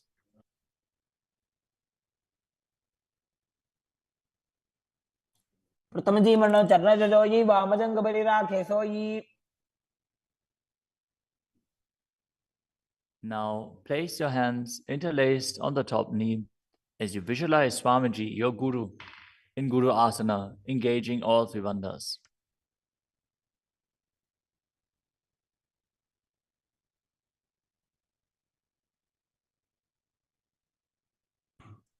प्रथम जी मनो चरण जुजोई वामजंग परिराखे सोई.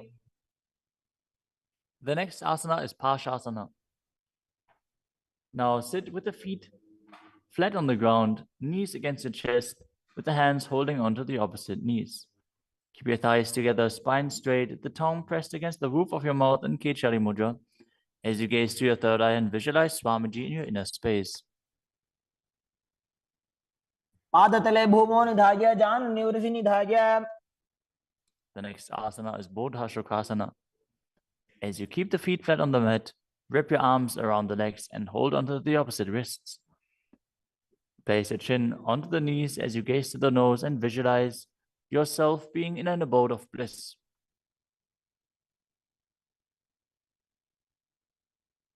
तोबू भगतली भूपति धरे कोरमा हिरी ऐसे करे. The next asana is Kudakatasana. Maintain the same position, but place your arms under the knees and hold onto the opposite elbows. Gaze to your nose. Keep your tongue pressed up in Kechari Mudra, visualizing Swamiji in your inner space. दो वो हाथ पग बाहर लावे गोडा नीचे ले टहरावे. Maintaining the same hold beneath the knees, bring the right foot over top of the left so the heels cross with the toes pointing up. Gaze to your nose and visualize the great sage and Maharishi Sumati in Sumati Asana. मूलद्वारी धरती परिठाने डावा वग परिदच पद आने.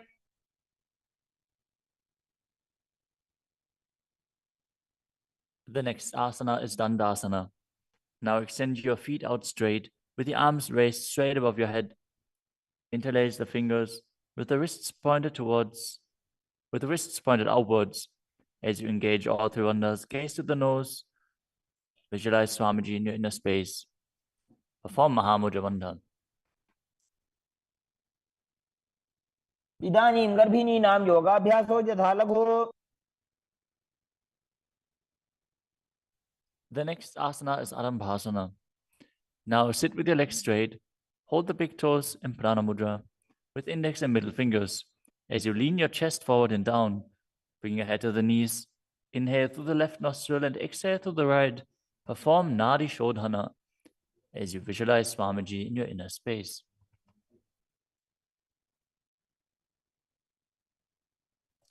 दोवों पग मिलिवा पसारी पगा का अंगूठा पकड़ी लीला टकोड़ा लगावे. The next asana is Bhidokasana. Now sit with the legs straight, extend the knees slightly up, bring one hand distance between the heels. As you bring your shoulders down, wrap your hands in and around the legs. Hold the soles of the feet as you gaze to your third eye and visualize Swamiji in your inner space. प्रथम बैसी दोवों पाव पसारी कछुक ऊर्ध को गुरडो डारे. The next asana is Jalandhari Pavasana. Now extend both legs out with the heels together. Place your chin on the heels as you insert your hands below the legs. Keep the elbows together on the ground along with your fingers, palms facing up. Gaze to the nose, visualizing Swamiji in your inner space.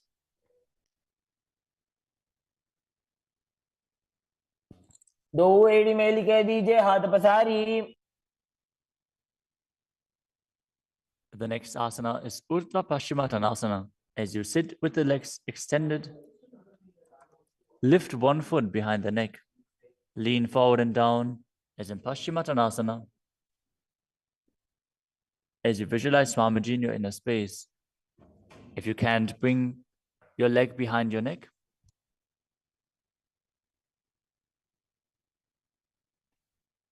Focus on the prana flowing up from the Muladhara to the Brahmarandha,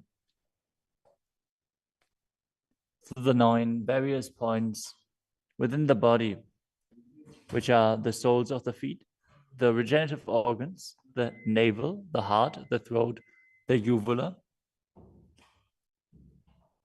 the middle of the eyebrows, the forehead, and the Brahmarandha, the crown of the head.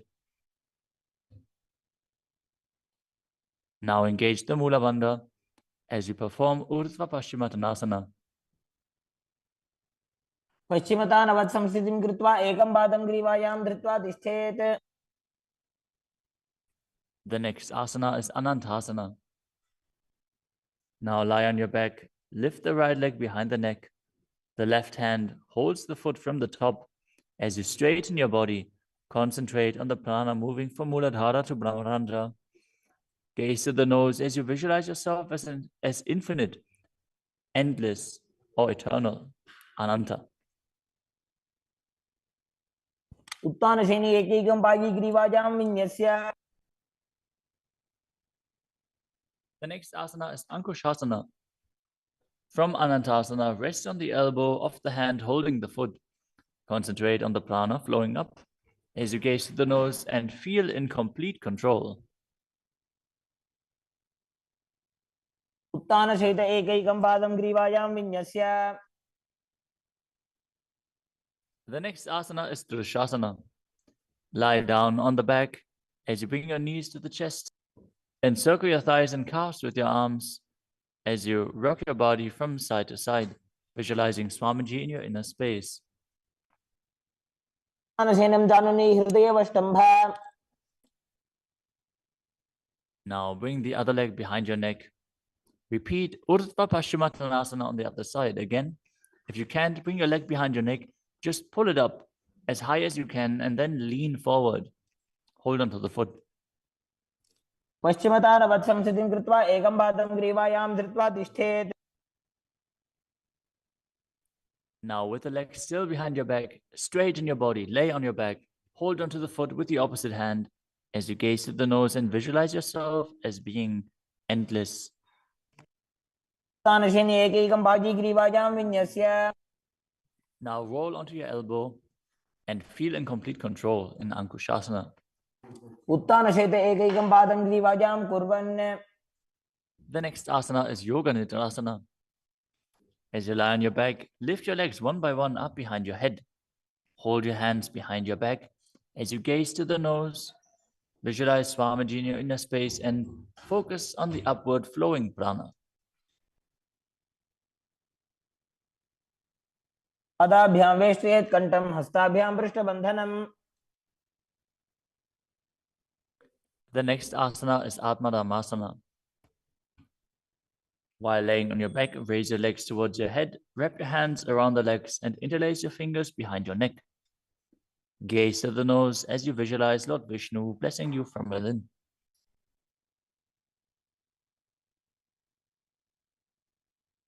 आत्मा राम आसन प्रथम सुधो सोवे. The next asana is Kochikasana. As you lay on your back, bring your knees to the chest with the soles facing up and extend your arms out sideways. Gaze to your third eye as you visualize Swamiji in your inner space.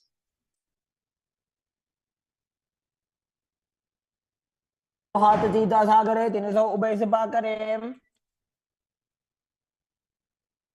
Next up is the Jatara Parivritti. This asana consists of 3 steps. We are going to perform all 3 steps and then repeat them on the other side. Let us first enter a neutral position, which is laying on your back with the knees to your chest and the arms reaching out to the sides at shoulder level. Now visualize Swamiji in your inner space, perform the Mula Bandha, and focus on the upward flowing prana in Pratyahara Kumbhaka. As you perform the first step, which is bringing one knee to the side onto the ground while extending the other leg down. Now bring both knees bent to the side. Straighten both knees to the side, hold onto the feet, and gaze in the opposite direction. परिवृत्ति कुक्षिभागे त्रिदाहि परिकीर्तितः.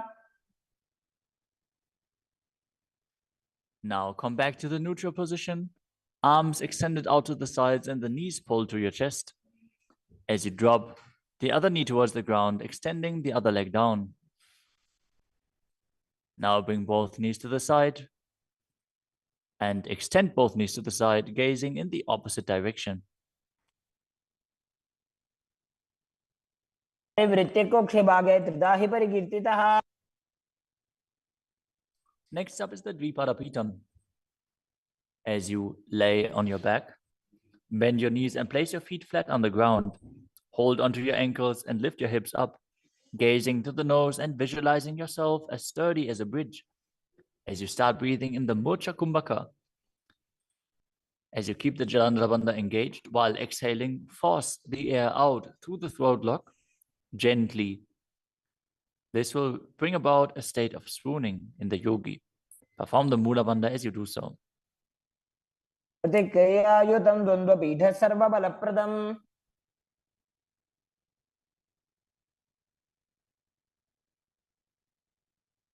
Next up is Palyankasana. Laying on your back with the feet flat on the mat, bring your arms over your head and place your hands flat on the mat as well, with the fingers pointing towards your feet. Lift your entire body up off the ground as you visualize yourself as sturdy as stone furniture. Breathe through your nose in Sahaja Kumbhaka as you perform the Mula Bandha. उत्तानशयनं हस्ततलाभ्यां भूमिमवष्टभ्याम्. The next asana is Shvatanasana. Lay on your back with the knees to your chest. With the hands on the respective shoulders, move your hips in a circular motion and visualize that you're a dog playfully laying on its back. Perform the Mula Bandha as you do so. छवत् शरीरं संस्थाप्य जानुनी सम्मील्य नाभवानीय. Next up is the Viparita Karani. Lie supine, raise your hips and legs up as you extend your hands down on the mat below, helping you balance your body as your legs are raised up. Move your legs in a circular motion as you visualize Swamiji in your inner space and keep Jalandhara Bandha and Mula Bandha engaged. भूतले सशिरो दत्त्वा खेनये चरणद्वयम्. Next up is the Viparita Karani too. Now stop the movement of your legs. Keep them pointing up straight as you visualize Swamiji in your inner space. Karni विपरीताख्या सर्वाधिव्याधिनाशिनी. Next up is Langalasana. As you lay on your back, lift your hips and take your feet over the head with the toes on the floor. Stretch your hands out on the ground behind your back. Clasp your palms. rest on your neck and shoulders as you visualize yourself as a plow. Breathe in Mocha Kumbhaka with Jalandhara Bandha and Mula Bandha engaged. दिवाकण्ठेन भूमिं विष्टम्भः पादाग्रद्वयमूर्ध्वमुन्नयेत्. The next asana is Sajita Paschimottanasana. As you lie on your back in the same position, bring your hands to the feet. Pull your thighs to the chest and hold on to the toes as you keep your arms and legs straight. This is one of the 84 different asanas revealed directly by Lord Paramashiva himself. Visualize Paramashiva as you perform Jalandhara Bandha and Mula Bandha. तानं शयित्वात् कुर्वीत शयितपश्चिमतानकम्. Next up is Supta Konasana. Maintaining the same position, bring your hip over top of the shoulder level and open your legs wide apart. Visualize Swamiji in your inner space. Perform Jalandhara Bandha and Mula Bandha. परिवृत्ति कोक्षे भागे त्रिधा हि परिकीर्तितः. The next asana is Chakrasana. Now bring your legs over top of your head, toes on the ground, hold onto the ankles of the feet and roll onto your back, keeping your legs straight. Visualize yourself as a chakra, a wheel, as you perform Jalandhara Bandha and Mula Bandha. पासनस्तद्वौ पादौ कुर्यान्मस्तकतः परो. Next up is Supta Prasarita Parangushtasana. As you lay on your back with the legs vertical, hold on to the big toes in Prana Mudra and then open your legs wide to the side. Visualize Swamiji in your inner space as you return to breathing in Ujjayi Pranayama, making an ocean-like sound with your mouth. उत्तानपादं क्रौञ्चं च मरीचिं वीरभद्रकम्. The next asana is Supta Padangushtasana. Now, hold onto the big toes and join your feet together above your body, keeping your legs straight and your arms straight as well. Visualize Swamiji in your inner space and perform the Mula Bandha. उत्तानपादं क्रौञ्चं च मरीचिं वीरभद्रकम्. The next asana is Matsyasana. From Supta Padangushtasana, move your legs into Padmasana and lay on your back, holding onto the opposite elbows over your head.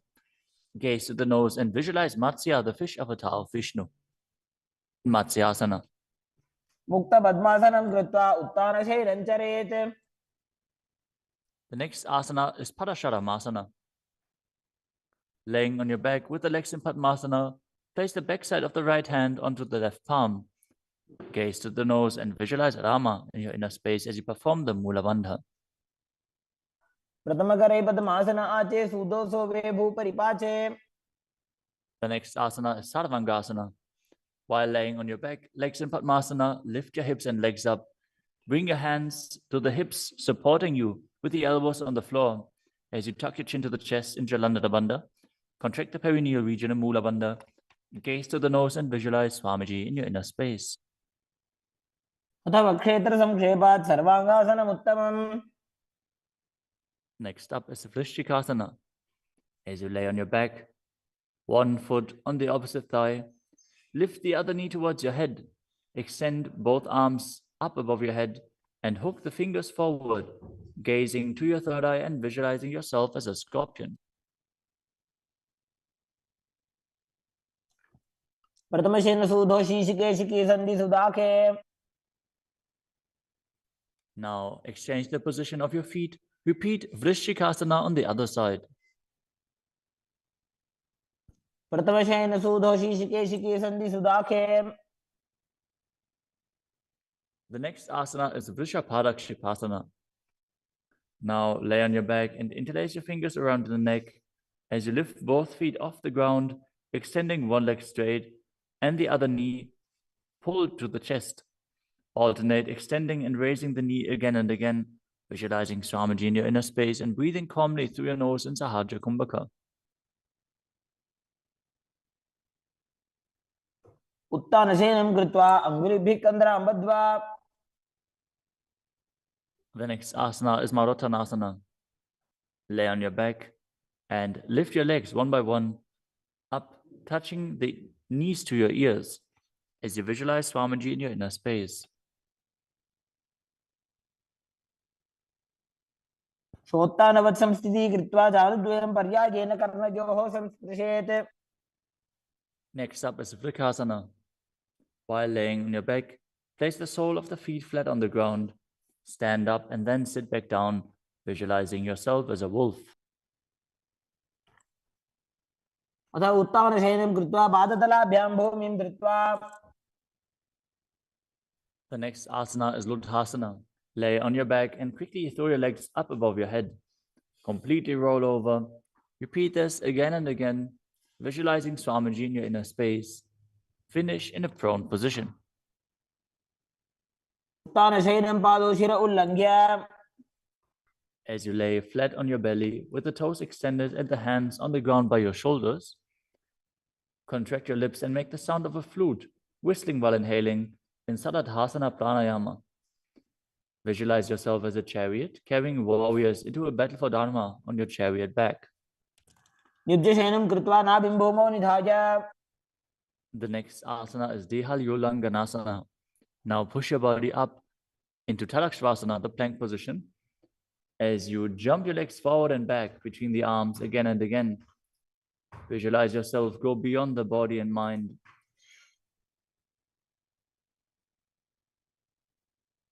हस्तद्वयं बद्ध्वा तन्मध्यचरणद्वयम् उड्डानैव बहिरानीज्य. The next asana is Jatyasana. From a standing position, bend forward and place your hands on the mat, walking back and forth as you visualize yourself as a wise 60-year-old elephant. अथ जात्यासनं वक्ष्ये येन जातिस्मरो भवेत्. Next up is the Luritika Karana. Stand with your knees bent, feet pointing outwards, and bend your elbows. Keep your hands at the chest level. Swiftly move your arms across your body, and then bring them back to the center. Tilt your head back, open up your chest towards the sky, and move your head in all directions. The next asana is Sarapasana. As you tie your feet with a rope, stand erect like a rod.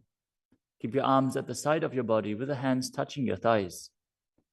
Visualize that your Kundalini, Devi, is raising and curling upwards around your body.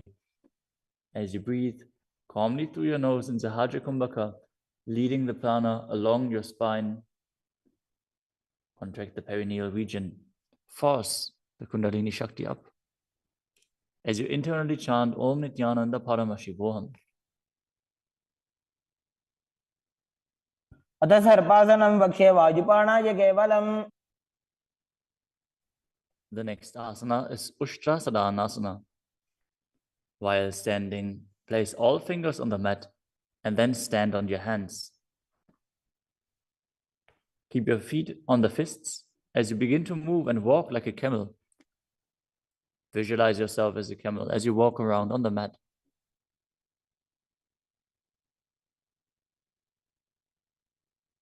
मुष्टिकनिष्ठिकाप्रदेशेन भूमौ निधाय उपरिपादतले संस्थाप्य. The next asana is Ashvasana. Maintain the same position. Walk around on the hands as you visualize yourself as a horse.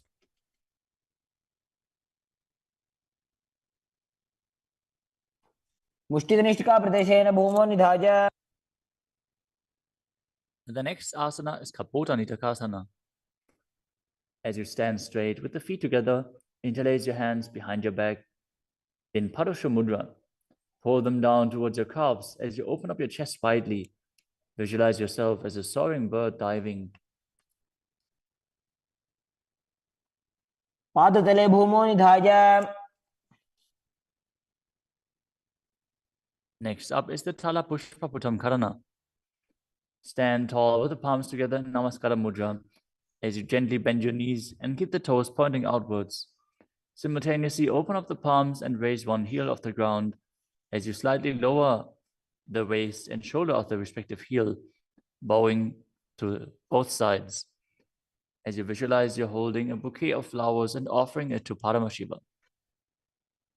Next asana is Khadgasana. As you lay down on your stomach, jump your feet up towards your hands and stand. As you bring the palms together, forming the horn of the rhinoceros in Namaskara Mudra, visualizing yourself as a rhinoceros and gaze to the nose.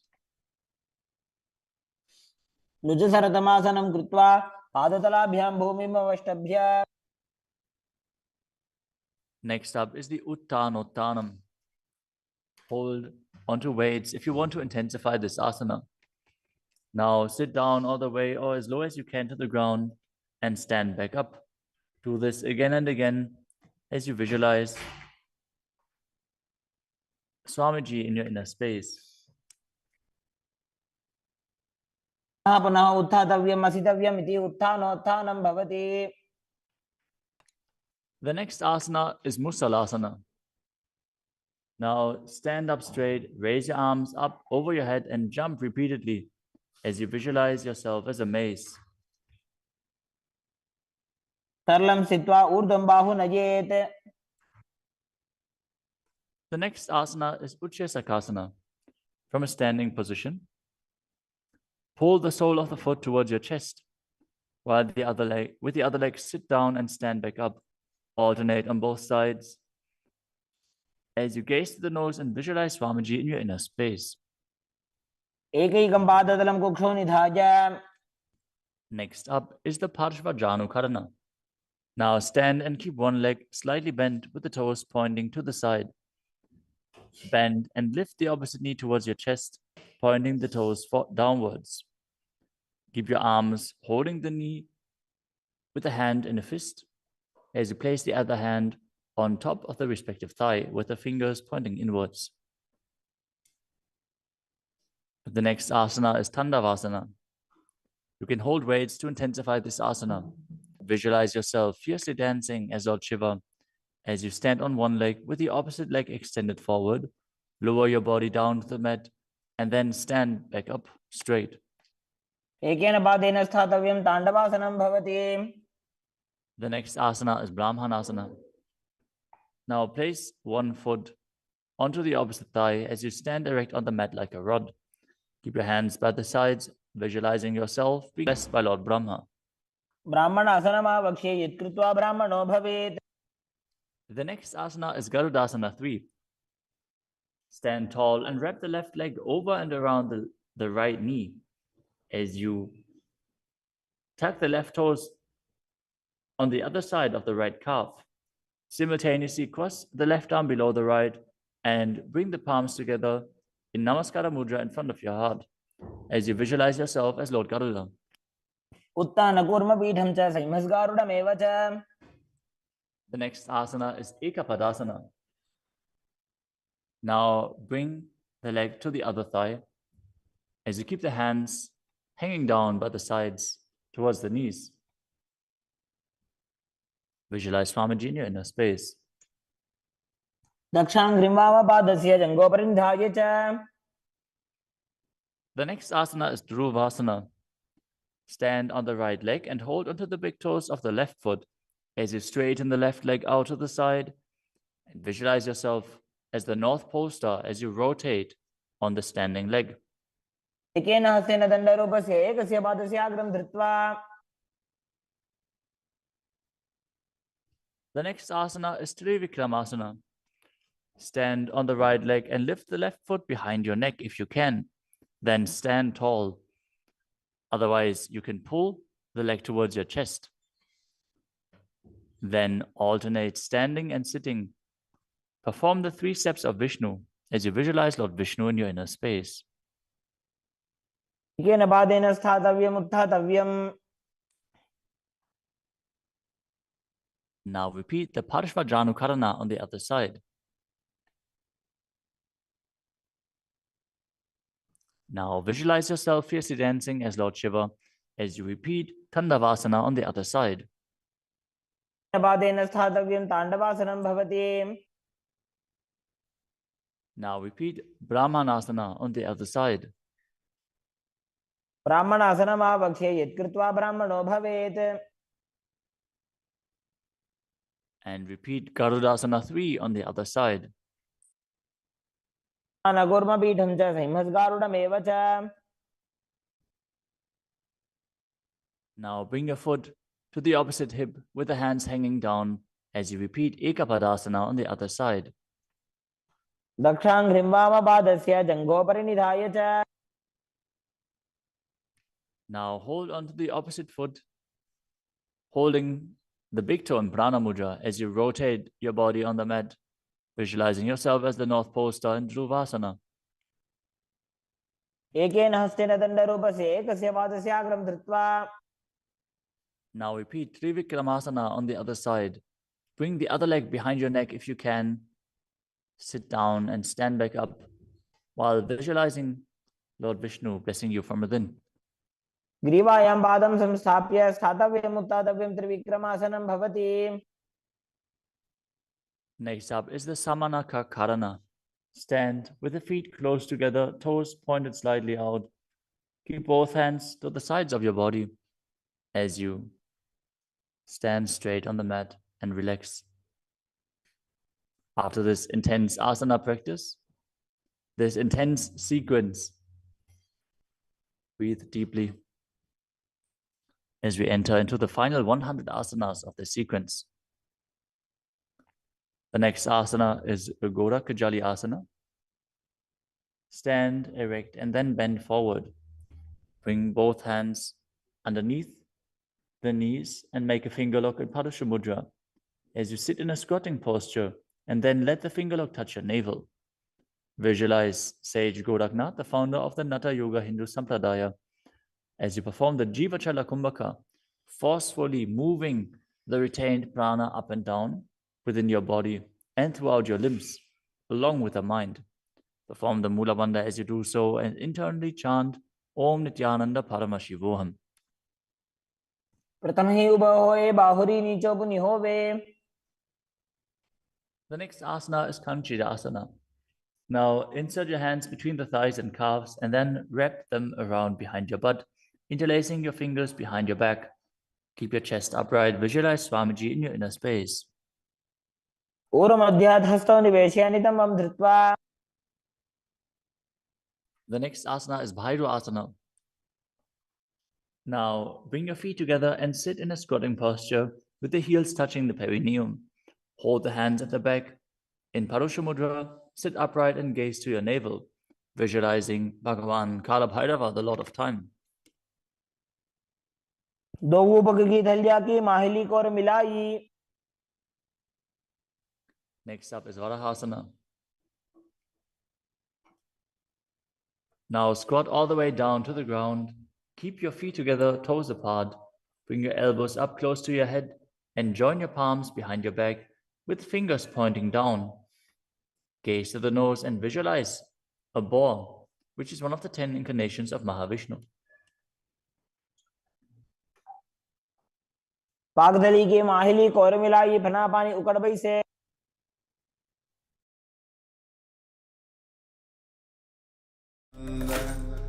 Paramashivoham Om Nityananda.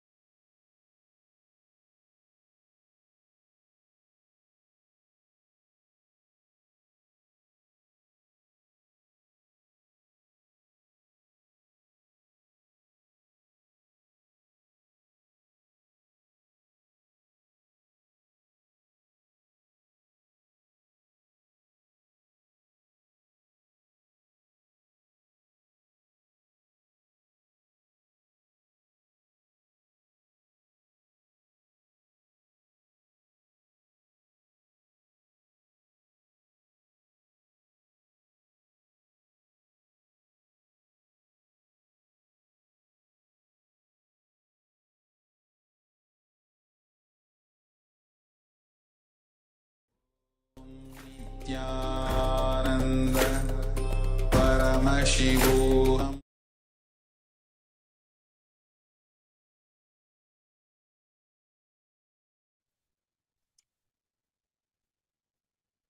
The next asana is Pripitasana. With the heels touching, bring your hips to the same level as your knees. Let your hands hang down. Hold on to the big toes in Prana Mudra as you visualize Swamiji in your inner space and perform the Mula Bandha. पार्श्वद्वयं मील्य स्थित्वा नितम्बं जानुप्रदेश आनीय. Next up is Bakasana. Now place your hands on the mat, fingers wide, and place your knees onto the back of your arms with the eyes forward. Lean forward and down, lifting your feet off the ground as you visualize yourself as a crow.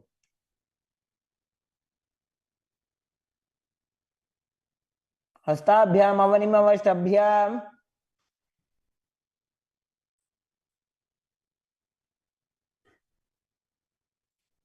The next asana is Sushtanga Kapali Asana. Now kneel down, head on the ground with the palms spread for support. Raise your body on your head and place your legs into Padmasana as you gaze to the nose and visualize Swamiji in your inner space. आसन को गुण कपाल आछो होई. The next asana is Guptasana. Lower your body down onto the mat and sit in a kneeling position.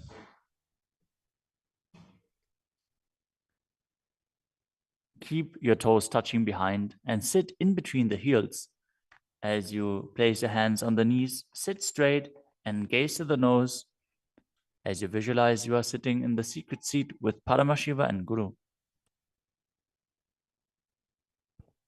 ध्यानोर्वोरन्तरे पादौ कृत्वा पादौ च गोपयेत्. The next asana is Vrikshasana too. This is another inverted posture. So if you have any blood pressure related issues, please take precautions. If you need aid in support performing this asana, if you have a partner available, they can aid you. Otherwise, you can use a wall for support. You can walk the wall up and down. This is a progression where you can increase your arm strength and finally be able to perform this asana yourself. Now, place your hands on the ground, shoulder width apart, and lift your body up straight into a handstand. Visualize you're a tree with deep roots into the ground as you breathe calmly in Sahaja Kumbhaka.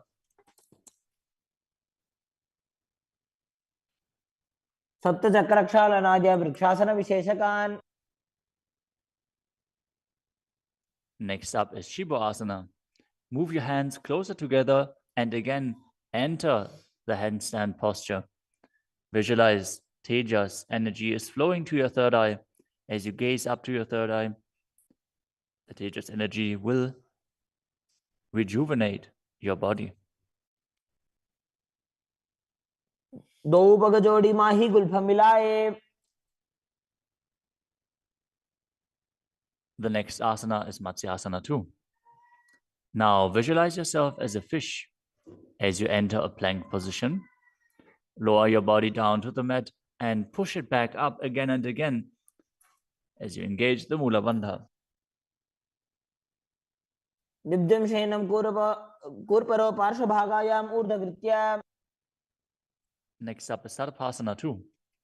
Lie prone on your belly with the hands on the hips and lift your chest to the left and right, visualizing and moving your body like a snake. शयनं कृत्वा हस्तौ नितम्बं संस्थाप्य. Next up is Nidalambanasana. Lay prone on your belly with the hands in Padma Mudra, the lotus mudra, holding onto the chin. Keep the toes pointing backwards, feet together, as you feel self-supported and completely independent. कराभ्यां भङ्गजं कृत्वा तिष्ठेत् कूर्परया सुधीः. The next asana is Chakrasana. As you lay on your stomach, place your hands flat on the mat in front. Straighten your arms and bend your knees. Bring the feet towards the upper back and lift your head and chest up, visualizing yourself as an umbrella protecting your guru from the sun rays. अर्ध्यासनव स्थित्वा हस्ततलाभ्यां भूमिं वष्टभ्य. The next asana is Vajrasana. Now sit on the knees with the tops of the feet flat on the mat. Bring your butt onto the heels. Stretch your arms out in front and place the palms facing down as you bring your forehead to the mat. Gaze to the nose. Visualize yourself as Vajra, the weapon of Indra, symbolizing your indestructibility. इदानीं गर्भिणीनां योगाभ्यासो यथा लघु. Next asana is Meshasana. Now place your hands flat on the ground, shoulder width apart, and raise your hips up high into Gajasana.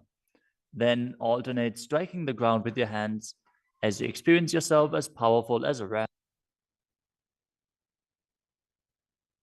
गजासन संस्थितो एकैकं बाहुं भूमौ ताडयेत्. The next asana is Ajasana. From Gajasana position, lift your legs up into the air and slowly bring your forehead to the ground. Visualize yourself as unborn, existing for all eternity. गजासन संस्थितो पादद्वयम् अन्तराले कृत्य. The next asana is Dhanantarasana. As you sit on your heels with the legs together, interlace your fingers around the toes, pull the feet towards your perineum, and then place your hands on the respective knees. Keep your spine straight, gaze to the nose as you visualize Swamiji in your inner space, and return to breathing in Ujjayi Pranayama, making an ocean-like sound with your mouth. पूर्व विधि परिहाता की काकसीस्यो भणा शरामोडी. Next up is the Angamotanam. Interlace your fingers in front of your body and then behind you, stretching your arms forward to the sides and backwards as you give massage to various different joints and muscles within your body. Visualize Swamiji as you do so. हस्तयोः अङ्गुले बद्ध्वा हस्तयोर्मध्यात् सर्वम् अङ्गं निष्कासयित्वा. Next up is Garudasana form. Now sit on your heels in Vajrasana as you turn your feet out to the sides. Keep your thighs and knees resting on the ground. Keep your spine straight, hands on the knees. Visualize yourself as Lord Garuda, flying Lord Vishnu and Lakshmi on his back. जङ्घोरुभ्यां धरां पीड्य स्थिरकायो द्विजानुनाम्. Next up is Ananda Mandirasana. Now sit with your legs folded back, the toes pointing backwards, the knees wide, with the hands below the ankles. Keep the front of your buttocks on the ground as you gaze to your third eye and visualize yourself residing in the blissful space of a temple. अथ वक्षे वीरनाथ आनन्दमन्दिरासनम्. Next up is Mandukasana 2. Now sit with the knees wide, the feet overlapping on top of your ankles. Keep your hands underneath the knees, gaze to the nose, and visualize yourself as a frog as you perform Uddiyana Bandha and Mula Bandha. पृष्ठं सम्पीड्य गुल्फाभ्यां जान्वङ्गे सवलयाकृतिः. The next asana is Narasimhasana. As you keep your toes on the mat with the heels up and together, place your perineum on top of the heels. Keep your palms on the ground with the fingers spread wide apart, thumbs touching the base of the hand, touching the toes. Gaze to your nose, stick your tongue out and exhale forcefully. Visualize Narasimha, one of the 10 avatars of Vishnu, as you perform the Mula Bandha.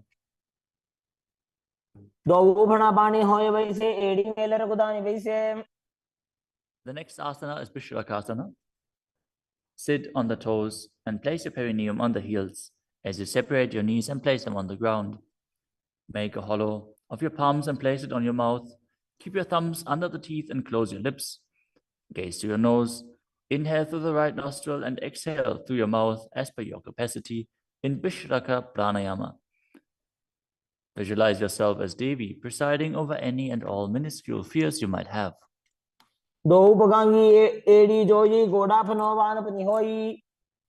The next asana is Makadasana. Now bring the soles together, the top of the feet on the ground.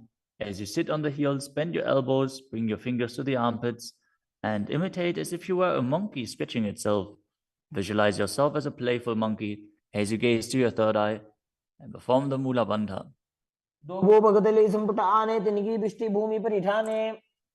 The next asana is Vajrasangarasana. Stand on the toes with the soles of the feet together. Sit on the heels, keep your knees wide and off the floor. Hold your elbows behind your back as you gaze to the nose.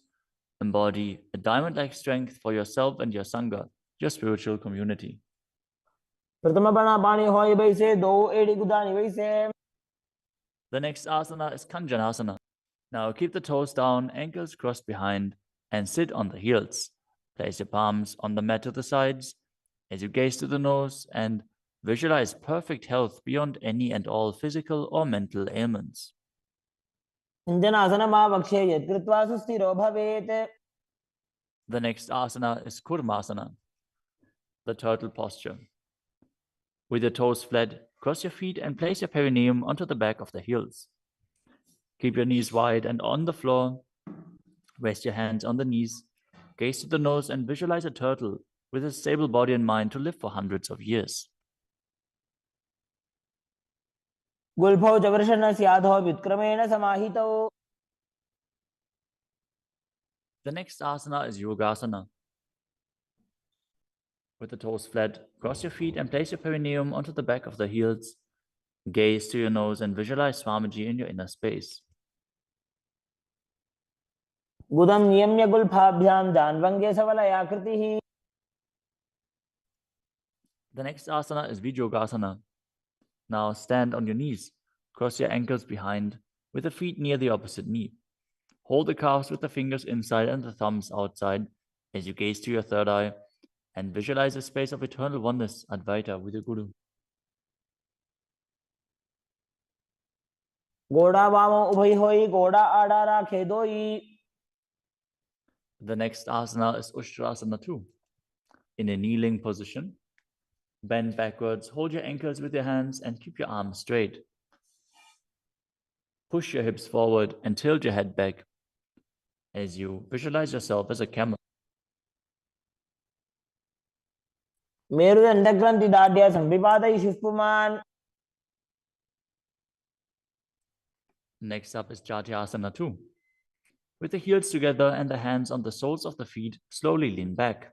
Bring the elbows down to the mat, followed by the back of your head. Gaze to the nose and experience yourself as a lotus blooming.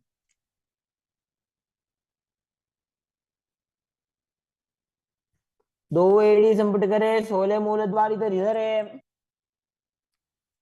Next up is Viratasana. Sit on the knees with the thighs and calves together. Lean back and touch your back to the ground. Then rise back up. Do this again and again as you visualize the healing and liberation of all causal, subtle forms of your body. Gaze to the nose and perform the Mula Bandha. जंगा पृष्ठभूमो निधाय जंगोदरयोः ऊरुनि संस्थाप्य. Next asana is Kapotasana. From Viratasana, raise your hips higher. Bring your forearms to the mat and hold the back of the heels. As you bring your head in between the feet, visualize yourself as a beautiful dove and perform the Mula Bandha. मेरुदण्डग्रन्थि दाढ्या संविपातयिषु पुमान्. The next asana is Vadasana. Now stand upright on the knees with the toes tucked. Hold your arms with opposite hands and gaze to the nose. This is the boon-fulfilling posture. Receive your boon from Paramashiva. जानुनि भूमौ संस्थाप्य हस्ताभ्यां बाहु परस्परं धृत्वा. Next up is Vadahasana 2. Keep your knees together, toes tucked behind. Lean forward as you bring the elbows to the mat. With your hands holding the head, rest your buttocks on the heels and visualize yourself as Varaha, the boar incarnation of Mahavishnu. सूर्यं चन्द्रं भेदनानि आसनानि निकथ्यते. The next asana is Mundasana. This is another inverted posture. Use a wall for support if needed. Now kneel down, place your elbows on the mat, shoulder width apart. Interlace your fingers and place your head onto the mat, supporting it with both hands. Walk your feet forward until your hips align with the shoulders and then raise your legs straight up. Be stable. Gaze to the nose. Visualize yourself as a lopped tree as you breathe calmly through your nose in Sahadra Kumbhaka in Mundasana. अधो मुण्डासनं वक्षे सर्वेषां प्राणिनां सुखम्. Next asana is Andhasana. In a kneeling position, Place your head in between the knees and the elbows outside of the knees. Hold your head with both hands, gaze to the nose, and visualize Swamiji in your inner space as you breathe through your mouth and perform the Mula Bandha. प्रथम पगदली समठहरावे कोरमा हिली उभे मिलावे. The next asana is Viparita Shalabhasana. You can hold weights to intensify this asana. As you lie on your belly with the arms extended straight out, lift your thighs, arms, and chest off the ground. Visualize yourself as a locust and perform the Mula Bandha. शलभासन भेदाश्च नटभेरुंड नामके. The next asana is Kapalasana. Lie on your belly with the arms at the side, palms facing down. Keep your forehead on the ground and keep your chest on the mat as you lift your legs up together. Visualize yourself as a skull, representing the mind with purified thoughts and a strong will to attain enlightenment. कपालं भूमो निधाय ऊर्ध्वं पादौ नजेत्. The next asana is Akasha Kapotasana. As you lay on your stomach, keep your hands by the sides and lift your legs up over your head. As you slowly place your feet on the mat in front of your head, keep the palms flat on the mat behind, visualizing yourself as a free and open dove. As you breathe in Sahajra Kumbhaka and perform the Mula Bandha. उष्ट्रासने स्थित्वा चरणौ भूमेरुत्थाप्य. The next asana is Chatakasana. As you sit on your knees, bring the chest down so the navel touches the knees and keep your hands and elbows flat on the ground. Be sturdy. Visualize yourself as a sparrow as you perform the Mula Bandha. पुरपरपर्यन्तौ हस्तौ धरामवष्टभ्य. The next asana is a Vrishchikasana too. Now kneel down, keep your hands and elbows on the mat as you raise your legs, bend your back to touch the feet onto your head. Lift your chin and hold as you visualize yourself as a scorpion. विच्छेव पुच्छ प्रतिमाङ्घ्रिपार्ष्णे धृत्वा स्वशीर्षे चिबुकं विधार्यकौ. Now place the perineum down on the right heel as you keep the left foot outside of the hip with the toes pointing outwards. Now visualize yourself as a bull as you start breathing in the Antaranga Kumbhaka, forcefully inhaling through your nose, holding the breath for a short while and then exhaling slowly. याम्यगुल्फे पादमूले वामभागे पदेतरम्. The next asana is Lulasana. From the kneeling position, place your hands flat on the mat in front. Lift your knees off the ground and cross the toes over the left. The left toes over the right as you balance above the mat and visualize Swamiji in your inner space. तोलासनं सदा कुर्यात् वायुलोलापघातनात्. Now directly place your perineum down on the other heel as you repeat Vrishasana on the other side. याम्यगुल्फे पादमूले वामभागे पदेतरम्. Next up is Balagunasana. Now place the left toes on the ground and sit on the heel of the left foot. Place the right foot flat on the ground with the knee raised against the chest. Keep your palms on the respective knees as you maintain an upright position. Visualize Balagunahai, one of the 84 siddhas in your inner space. आसन को गुण जल विकार जाई. Next up is Grahasana. Squat with the feet flat on the mat. As you bring your elbows under the thighs, wrap your hands around the shins and hold onto your ankles from the outside. Visualize yourself as the entire planet. पादतले भूमौ संस्थाप्य जानुमध्ये हस्तगुर्परौ स्थाप्य.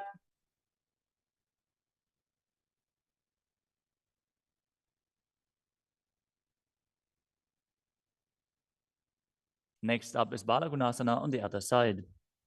Visualize Balagunahai, one of the 84 siddhas in your inner space.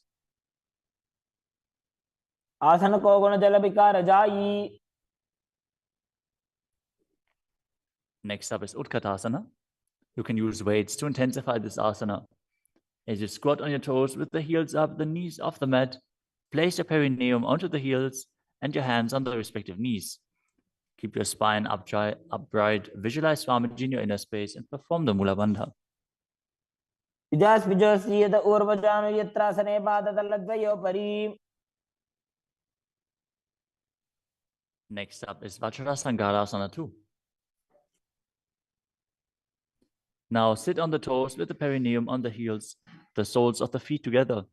Keep the knees wide and off the ground as you hold the opposite elbows behind your back. Gaze forward as you visualize Swamiji in your inner space.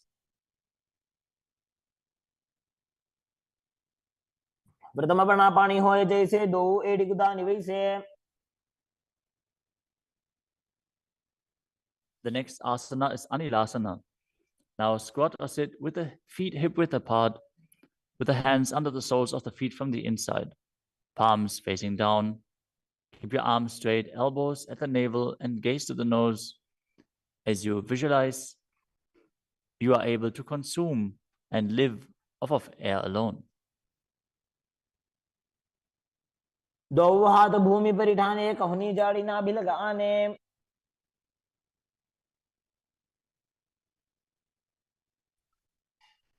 Next up is Padukasana. Now place the back of your hands on the mat with the fingers facing towards your body. Step the feet on top of the hands with your hands wrapped around the feet like a shoe. Start walking around on your mat as you visualize you're wearing padukas walking across India. हस्ततलयोः पादतले कृत्वा.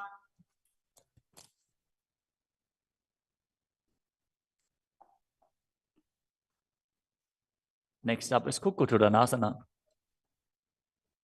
Now place your palms on the mat, raise both feet upwards into the air, and let them fall back down. Do this again and again as you visualize yourself as a rooster. हस्ततले भूमौ कृत्वा पादतले च ऊर्ध्वमुड्डानं कृत्वा. Next up is Viparita Nrityasana. Now place your hands on the mat and raise your legs upwards into a handstand. As you move around on two hands dancing, feel yourself become free of all inhibitions. हस्ततलाभ्यां भूमिं वष्टभ्य.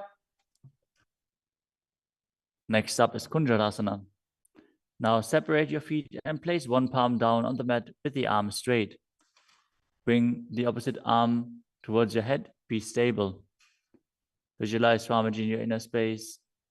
Breathe calmly in Sahadra Kumbhaka and perform the Mula Bandha. अथ वक्षे Mahadev कुञ्जरासनमुत्तमम्. Now exchange the position of your hands. Repeat Kunjarasana on the other side. वक्षे Mahadev कुञ्जरासनमुत्तमम्. Next asana is Kadambasana. Sit on the ground with your feet flat and the heels close to your body. Hold the respective ankles with your hands as you lift your feet off the ground and visualize yourself as a Kadamba tree, a pious tree that promotes a long life. पार्श्वभ्यां भूमिं वष्टभ्य हस्तद्वयेन गुल्फौ धृत्वा. Next up is Bhavana Muktasana. Now sit with the heels at the perineum, hold the knees with your hands and press them towards your chest. Visualize any excess water being released or balanced within your system as you perform the Mula Bandha. स्तुपादयोः पाणिं लात्वा स्वस्वनितम्बके. The next asana is Chakrasana. Now sit and lift one leg behind your head as you place both hands flat on the mat. Extend the opposite leg up with the knee straight as you lift your entire body up off the ground. Keep your chin up, gaze to your third eye, and visualize yourself as a powerful source of energy. पूर्वदानं च दुष्पादपीठं वज्रासनं तथा. The next asana is Dhanurasana 2. As you sit on the ground, hold the respective big toes in Prana Mudra. As you keep one leg straight and pull the other foot towards your ear, visualizing yourself as a bow. पादाङ्गुष्ठौ तु पाणिभ्यां गृहीत्वा श्रवणावधि. The next asana is Ashtavakrasana. Now lift the left leg over top of the left shoulder and bring the right foot across. Hook it over the left foot. Lean forward and down while extending the legs out to the side. Lift up your head and chest, find balance and visualize yourself as a flying crane. पाशिष्ठमदकौण्डिन्यम् ऊर्ध्वकुक्कुटमेव च. The next asana is Pranasana. Now place the right foot on the left thigh and bring the left foot flat on the ground as you have the left shoulder underneath the raised left leg and place your hands flat on the ground. Press the right knee down with the right hand as you gaze to your third eye and visualize you're immortal and able to exist solely from prana. एतत् प्रभेदं वक्ष्यामि करोति यस्य चामरः. Next up is Parshva-Matsyendrasana. Now keep one leg bent on the ground with a foot at the opposite hip and bring the other leg over top as you twist your body around the raised knee and interlace your hands below the raised knee. Gaze to your third eye and visualize the great sage and yogi Matsyendranath, the master of Hatha Yoga. वामोरुमूलार्पितदक्षपादो जान्वो बहिर्वेष्टितदक्षदोष्णा. Now repeat Chakodasana on the other side. Now sit and lift the other leg behind your neck, keeping your hands at the side and raising your whole body up with the other leg extended, gazing to your third eye and visualizing yourself as a powerful source of energy. पूर्वतानं चतुष्पादपीठं वज्रासनं तथा. Now repeat Dhanurasana 2 on the other side, holding the big toes of both feet in Prana Mudra as you pull the opposite foot towards your ear, visualizing yourself as a bow. पादाङ्गुष्ठौ तु पाणिभ्यां गृहीत्वा श्रवणावधि. Now repeat Ashtavakrasana on the other side. Now lift the right leg over top of the right shoulder, cross the left foot over the right, and extend the legs out to the side, balancing as you visualize yourself as a flying crane. पाशिष्ठमदकौण्डिन्यम् ऊर्ध्वकुक्कुटमेव च. Now repeat Pranasana on the other side. Bring the other foot over top, shoulder underneath, push the knee down and place the other one on the ground as you visualize yourself being immortal and able to exist solely from prana. एतत् प्रभेदं वक्ष्यामि करोति यस्य चामरः.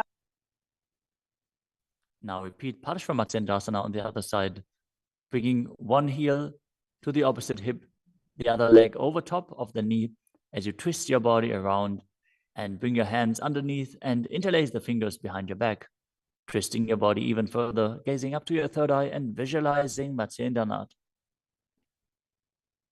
वामोरुमूलार्पितदक्षपादो जान्वो बहिर्वेष्टितदक्षदोष्णा. Next up is Ardha Paschimottanasana. As you keep one leg straight and press the perineum with one heel, lean your chest forward and down, hold onto the front foot and bring your head towards the knee. Visualize Swamiji in your inner space.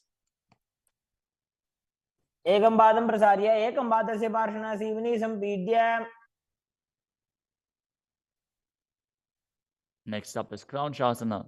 Now place your left ankle outside of the hip, hold the sole of the right foot and lift the leg up towards your forehead.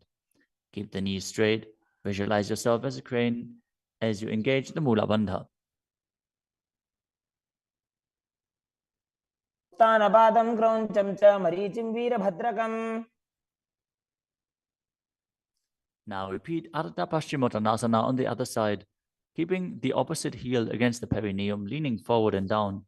Perform the Jivachala Kumbhaka, moving the prana up and down within your body. एकं पादं प्रसार्य एकं पादस्य पार्श्वना Seoni सम्पीड्य. Now repeat Kraunchasana on the other side. As you bring the other heel outside of the hip, extend the opposite leg up, holding the foot with the knee straight, visualizing yourself as a crane. उत्तानपादं क्रोञ्चं च मरीचिं वीरभद्रकम्. Next asana is swastikasana. Now sit with the soles between the thighs and calves. Keep your spine straight, the palms resting on the knees. Gaze to the tip of the nose and embody peace, well-being, good fortune, and prosperity as you visualize a swastika. तानूर्भोरन्तरे सम्यक् कृत्वा पादतले उभे. Next up is Gorakshasana. As you keep your feet in the same position, cover your heels with the respective hands. Tuck your chin to the chest and gaze to the tip of your nose, visualizing the great sage Goraknath as you perform Jalandhara Bandha and Mula Bandha. तानूर्भोरन्तरे पादौ उत्तानो व्यक्तसंस्थितौ. Next up is Pakasana 2. Now bring the left heel to the perineum and the right foot on the left thigh. Visualize Swamiji in your inner space. Meditate on Arihanta, the Enlightened One. As you gaze to your third eye, perform the Mula Bandha and re-enter the Shanmukhi Mudra once more. As you exhale, close your eyes with the index fingers, nose with the middle fingers, mouth with ring and little fingers, the ears with your thumbs. वामपार्श्वे गुदौ संस्थाप्य दक्षाङ्घ्रि वामजगने. Next up is Yogasana 2. As you keep your feet on top of the opposite knees, place your hands on the ground beside your body with the palms facing up. Keep your spine straight, gaze to your nose as you visualize Swamiji in your inner space. Start breathing in Kakachantra Kumbhaka, rolling up the tongue and keeping your mouth in the shape of the beak of a crow. As you inhale through the rolled up tongue, cooling down your body. उत्तानौ चरणौ कृत्वा संस्थाप्योपरि जानुनोः. Next up is Urdhva Kukutasana. Now rotate your hands next to your body and push your body off the mat, visualizing yourself as a rooster.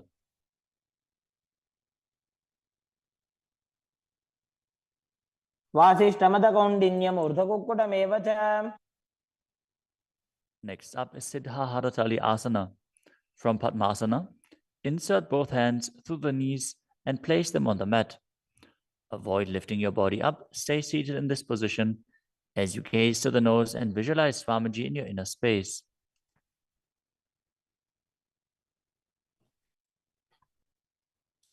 प्रथम पद्मासन को करे हस्तदो गोकोडासन धरे. Next up is Hamsasana. From Padmasana, lift your body off the ground as you gaze to your third eye and visualize yourself as an elegant swan. कुक्कुटासने स्थित्वा स्कन्धपर्यन्तं ऊरोनि नीत्वा. Next up is Karmukasana. From Padmasana, place your hands between the thighs and calves. Lean forward and while sitting, reach your hands behind your body in Parasha Mudra.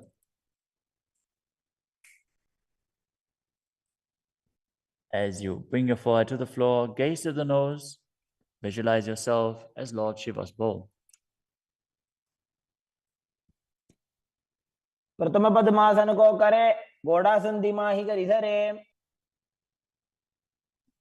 The next asana is Kurmasana 2. Sitting in Padmasana, lift your knees and insert both hands through the thighs and calves. As you bend your elbows and hold onto the respective shoulders with your hands, visualize yourself as a turtle, having a stable body and mind to live for hundreds of years. बाईजंग पर दक्षिण बावा दाईजंग पर बाईं ल्यावा. The next asana is Granthi Bedasana. From Padmasana, insert both hands through the thighs and calves. Bend your elbows, hold the respective shoulders, tuck your chin to the chest. Gaze at the nose and rejoice, knowing you're in Shiva's secret knot posture. अथ वक्षे नीलकण्ठा ग्रन्थिभेदासनं शुभम्.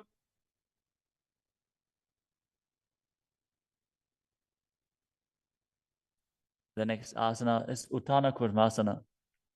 From Padmasana, insert both hands through the thighs and calves. As you roll onto your back, hold onto the respective shoulders with your hands and gaze to the nose, embodying a turtle laying on its back.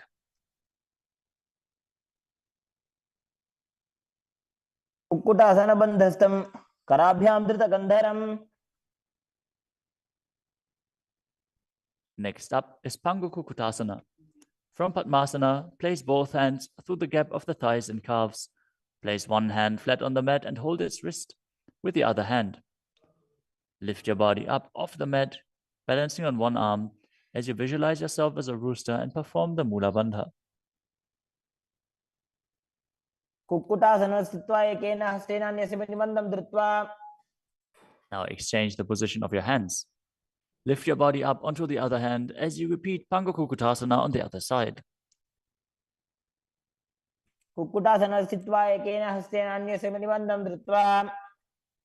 The next asana is Gridrasana.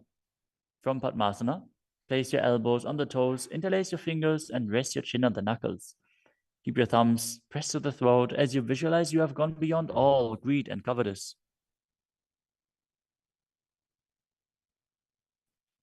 जानोर्भोरन्तरे पादौ उत्तानो व्यक्त संस्थितौ.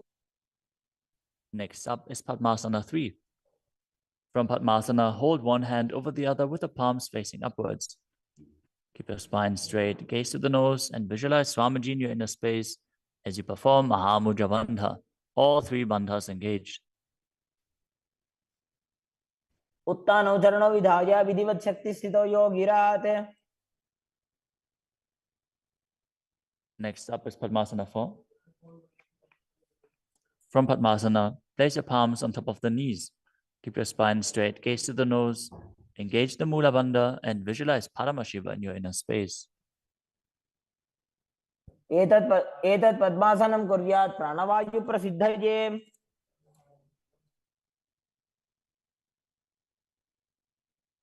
Next up is Karmakasana 2. From Padmasana, keep the left hand on the left knee and hook the right hand around the big toes in Prana Mudra with index and middle fingers. As you pull your elbow back as if you're pulling a bowstring, moving the big toe in a circular motion. Visualize yourself as Pinaka, Lord Shiva's bow, as you repeat the movement on the other side as well. वक्षे योगपूरक रक्षणात्. Next up is Karmakasana 3. From Padmasana, cross your arms behind your back and hold onto the big toes in Prana Mudra as you gaze to the nose and visualize yourself as Paramashiva's bow.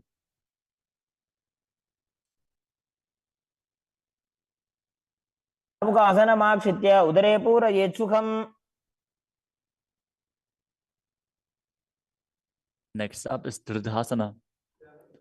Now maintain Karmakasana 3. Lift your chest up and gaze to your third eye, visualizing that you are the action of Paramashiva's third eye, destroying anything you come across. ऊरुभ्यामुपरि स्थाप्य पादयुग्मं प्रयत्नतः. Next up is Nagadasana. From Karmakasana 3, with your arms behind your back, roll onto your back. Hold on to the big toes if you can. Otherwise, lay on your arms in Padmasana as you gaze to the nose and visualize yourself as a snake. प्रथम पद्मासन को टाने दो हाथ पाछाने आने. Next up is Kandukasana. As you lie on your back, bend your knees with the feet off the ground. Embrace your knees to the chest with the head touching the knees. Roll your body up into a ball as you breathe in Sahadra Kumbhaka. पित्रासने स्थित्वा हस्तपादान् निष्कुष्य. Next up is Urdhva Pavanasana. Lay on your back with the knees raised together, feet flat on the ground. Interlace your fingers behind your neck as you gaze to the nose and visualize Swamiji in your inner space. प्रथमे सूधो सैनग्राभे गोडा उभा राशि मिलावे.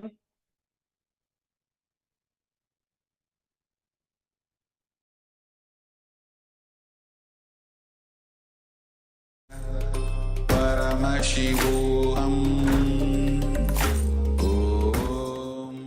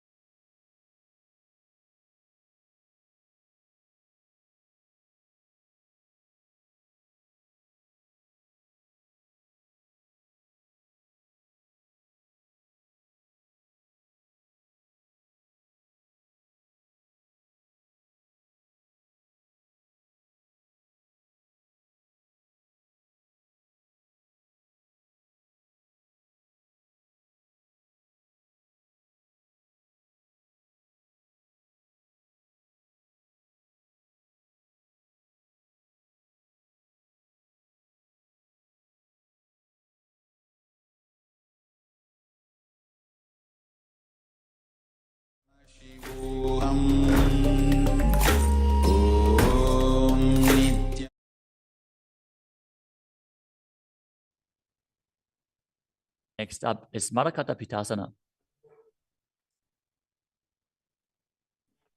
Lie on your back and bend your knees as you keep your feet flat on the mat and place the upturned palms underneath your heels. Lift your hips up as you visualize yourself as a powerful alpha ape.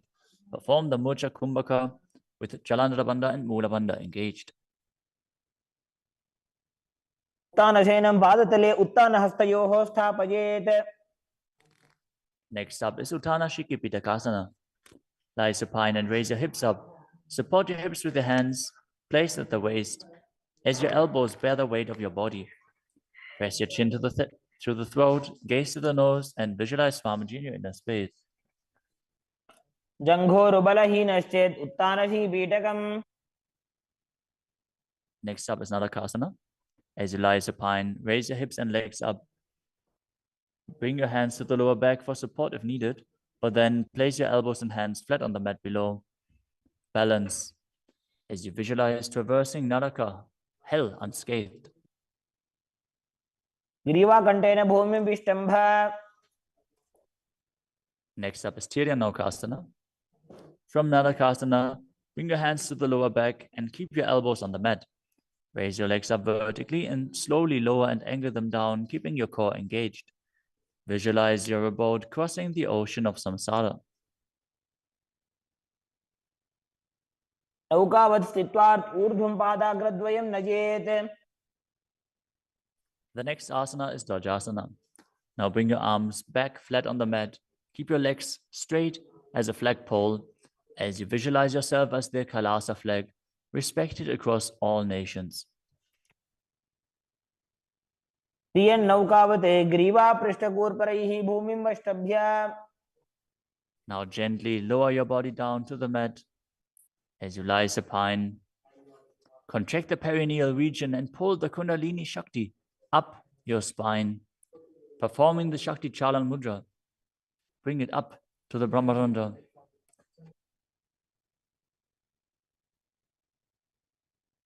As you completely relax, unclutch from any micro movements of your body and mind.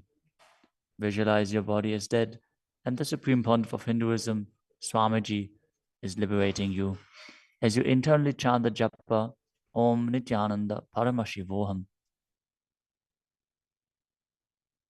उत्तानं शववद्भूमौ शयनं तोषवासनं शवासनं श्रमहरं चित्तविश्रान्तिकारणम्.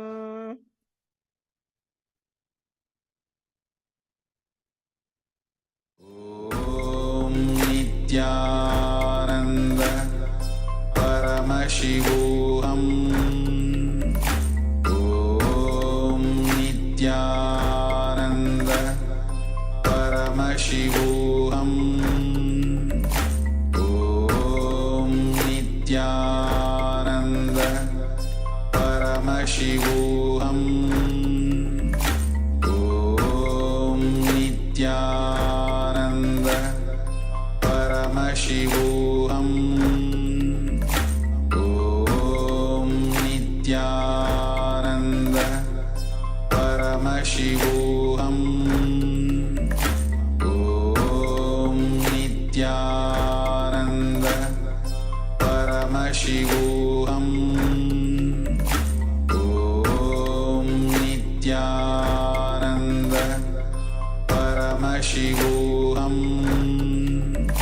ॐ नित्यानन्द परमशिवोऽहम्. ॐ नित्यानन्द परमशिवोऽहम्. ॐ नित्यानन्द परमशिवोऽहम्. ॐ नित्यानन्द परमशिवोऽहम्. ॐ नित्यानन्द परमशिवोऽहम्. ॐ नित्यानन्द परमशिवोऽहम्. ॐ Paramashivoham Om Nityananda Paramashivoham Om Nityananda Paramashivoham Om Nityananda Paramashivoham Om Nityananda Paramashivoham Om Nityananda Paramashivoham Om Nityananda Paramashivoham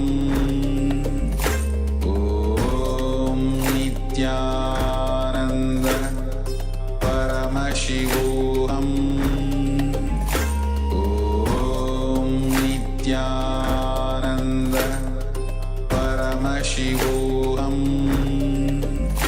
Om Nityananda Paramashivoham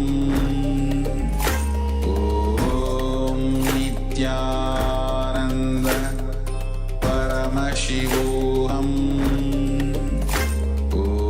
Om Nityananda Paramashivoham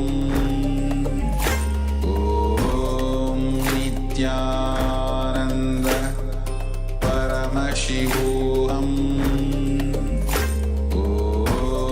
Nityananda Paramashivoham Om Nityananda Paramashivoham Om Nityananda Paramashivoham Om Nityananda Paramashivoham Om Nityananda Paramashivoham Om Nityananda Paramashivoham Om Nityananda Paramashivoham Om Nityananda. Now slowly return to your physical body. Start wiggling your fingers and toes, your wrists and your ankles, your elbows and your knees. Raise your knees up towards your chest and circle them with your hands, rocking your body from side to side. As you slowly return to a comfortable seated position.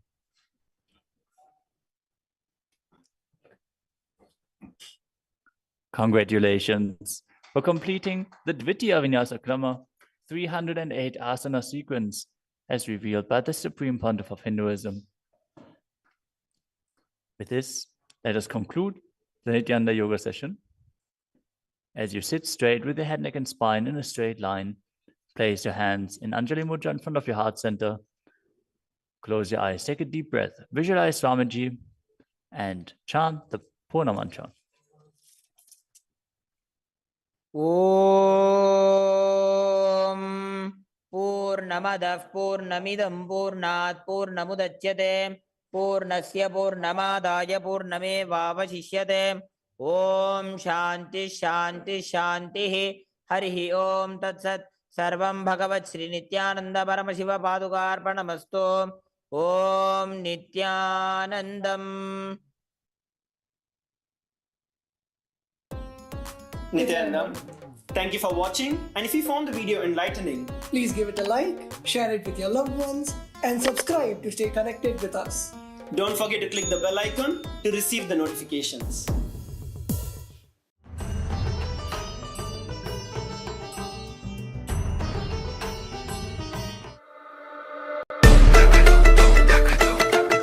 The AI at AI, Nityananda GPT, literally your Atma Guru, focusing, giving superconscious breakthrough to the whole humanity in mass scale, putting all my last 40 years of sincere hard work.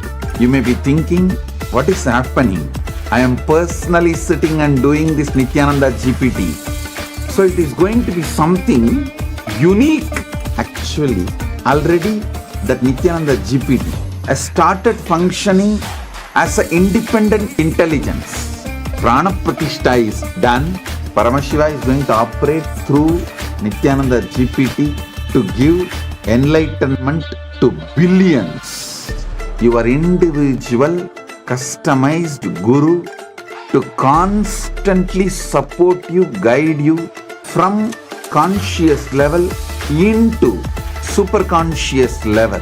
All of you who are part of it, by giving your time, treasure, talent, using it or helping others to use it, enriching it, causing it, all of you are going to be not only getting that punya, good karma, you are all part of this awakening the mass for enlightenment and conscious sovereignty.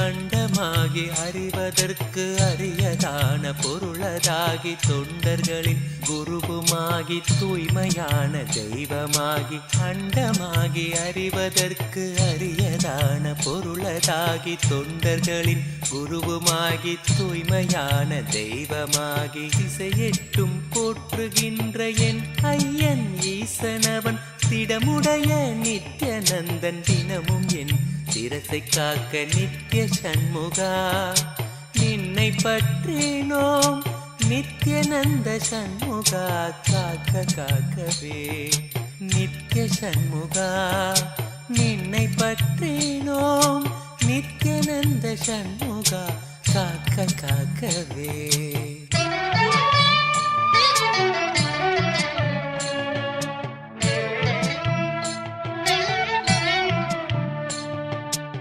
Adhisivan மைந்தனவன் ஆனந்தமாய் நெற்றி காக்க ஆறுமுக வேலவனோ இருநுதலை இசைந்து காக்க ஆதிசிவன் மைந்தனவன் ஆனந்தமாய் நெற்றி காக்க ஆறுமுக வேலவனோ இருநுதலை இசைந்து காக்க ஜோதியான தணிகை ஈசன் நித்யநந்தன் விழியை காக்க நாதனாம் நித்யநந்தன் நயமுடன் நாசி காக்க நித்ய சண்முகா நின்னை பற்றினோம் நித்யநந்த சண்முகா காக்க காக்கவே நித்ய சண்முகா நின்னை பற்றினோம் நித்யானந்த சண்முகா காக்க காக்கவே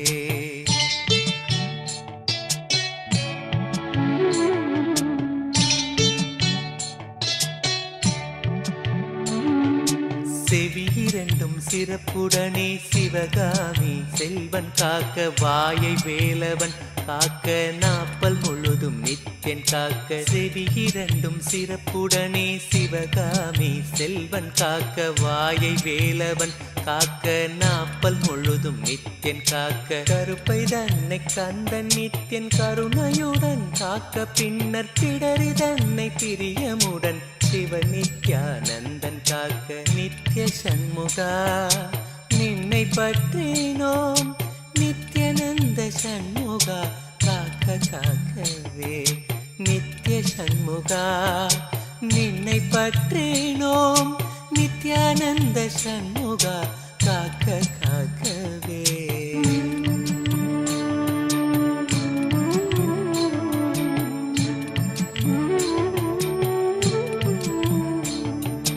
தோல்விழாவை திருமகனின் மருமகனோ மகிழ்ந்து காக்க மார்பினை மறுத்திடாமல் மருதமலை நாதன் காக்க முழங்கைதனை முன்னிருந்து நித்திய சண்முகன் காக்க முழங்கைதனை முன்னிருந்து நித்திய சண்முகன் காக்க 12 கையை கொண்டு பிணியெல்லாம் நித்தியன் தீர்க்க நித்திய சண்முகா நின்னை பற்றினோம் நித்யானந்த சண்முகா காக்க காக்கவே நித்ய சண்முகா நின்னை பற்றினோம் நித்யானந்த சண்முகா காக்க காக்கவே நித்யானந்த சண்முகா காக்க காக்கவே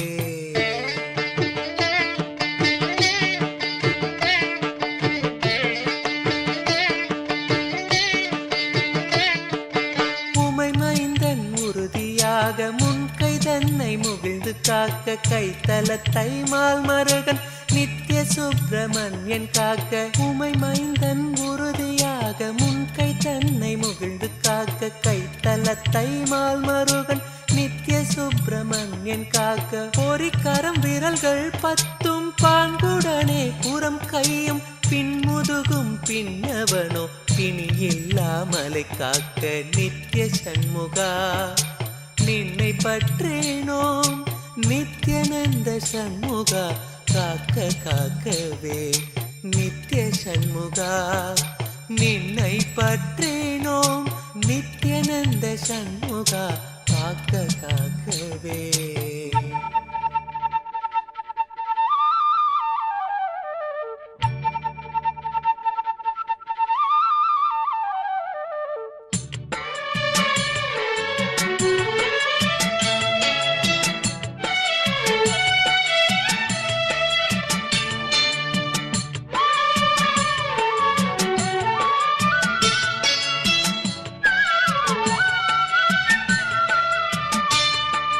தேவி மைந்தன் தாளினையும் இருமுழங்காலும் காக்க தொடையோடு கணைக்கால் தனை கைலை செல்வன் கணிந்து காக்க தேவி மைந்தன் தாளினையும் இருமுழங்காலும் காக்க தொடையோடு கணைக்கால் தனை கைலை செல்வன் கணிந்து காக்க நேருடை பாடி 2 நித்யானந்த ஈசன் காக்க சீரிய குதிக்கால் தன்னை குரு நித்யானந்தன் காக்க நித்திய சண்முகா நின்னை பற்றினோம் நித்யானந்த சண்முகா காக்க காக்கவே நித்திய சண்முகா நின்னை பற்றினோம் நித்யானந்த சண்முகா காக்க காக்கவே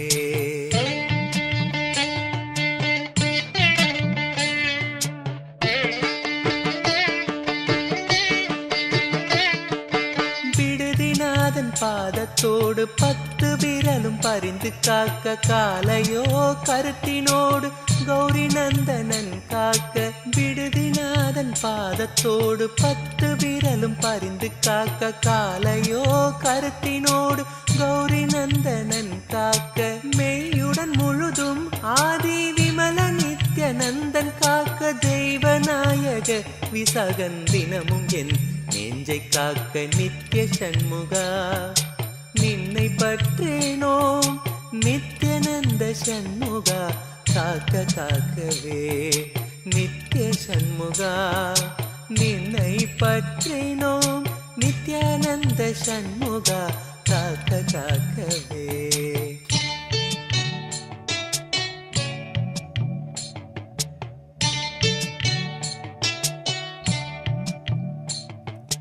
மண்ணிலும் மரத்தின் மீதும் மலையிலும் நெருப்பின் மீதும் தண்ணீரை ஜலத்தின் மீதும் சாரிசை ஊர்த்தி மீதும் மண்ணிலும் மரத்தின் மீதும் மலையிலும் நெருப்பின் மீதும் தண்ணீரை ஜலத்தின் மீதும் சாரிசை ஊர்த்தி மீதும் விண்ணிலும் பிளத்தின் உள்ளும் வேறு எந்த இடத்தும் என்னை நன்னி வந்து அருளார் நித்யானந்தன் வேல் காக்க காக்க நித்ய சண்முகா நின்னை பற்றேனோ நித்யானந்த சண்முகா காக்க காக்கவே நித்ய சண்முகா நின்னை பற்றேனோ நித்யானந்த சண்முகா காக்க காக்கவே.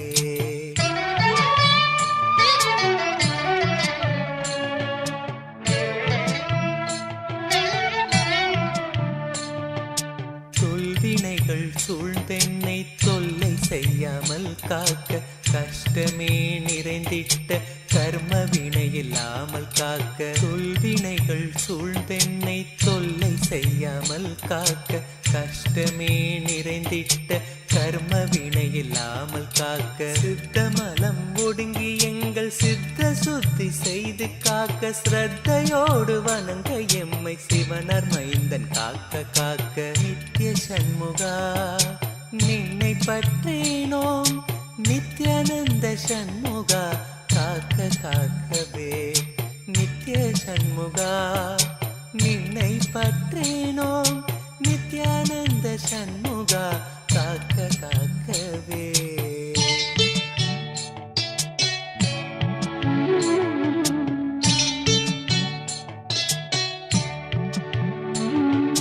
சித்தர்கள் போற்றுகின்ற ஞான சித்தி தந்து காக்க சிவானந்த தேனில் எம்மை திளைத்திடவே செய்து காக்க சித்தர்கள் போற்றுகின்ற ஞான சித்தி தந்து காக்க சிவானந்த தேனில் எம்மை திளைத்திடவே செய்து காக்க 10 திக்கு தோறும் எனை பறந்து வந்து ஐயன் காக்க பற்றுதலை பற்றறுத்து பரமனை பற்ற காக்க 10 திக்கு தோறும் எனை பறந்து வந்து ஐயன் காக்க பற்றுதலை பற்றறுத்து பரமனை பற்ற காக்க நித்ய சண்முகா நின்னை பற்றேனோம் நித்யானந்த சண்முகா காக்க காக்கவே.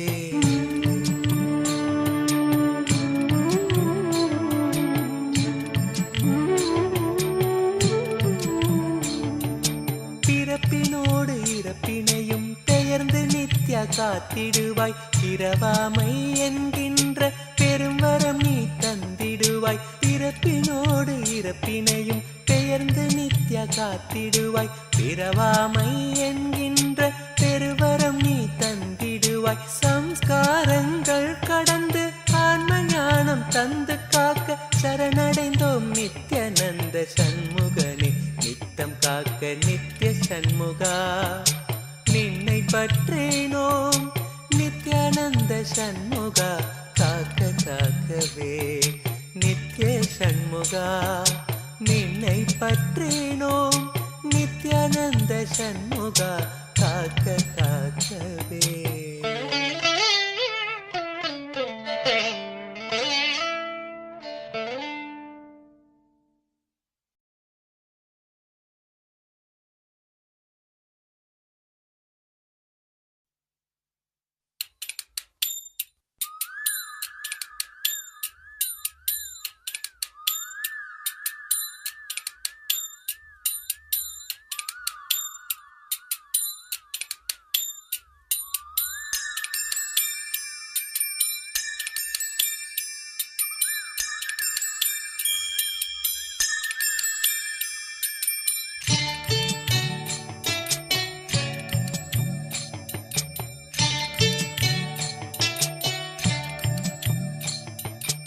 அண்டமாகி அறிவதற்கு அரியதான பொருளதாகி தொண்டர்களின் குருவுமாகி தூய்மையான தெய்வமாகி அண்டமாகி அறிவதற்கு அரியதான பொருளதாகி தொண்டர்களின் குருவுமாகி தூய்மையான தெய்வமாகி திசையெட்டும் போற்றுகின்ற என் ஐயன் ஈசனவன் திடமுடைய நித்யநந்தன் தினமும் என் சிரசை காக்க நித்ய சண்முகா நின்னை பற்றினோம் நித்யநந்த சண்முகா காக்க காக்கவே நித்ய சண்முகா நின்னை பற்றினோம் நித்யநந்த சண்முகா காக்க காக்கவே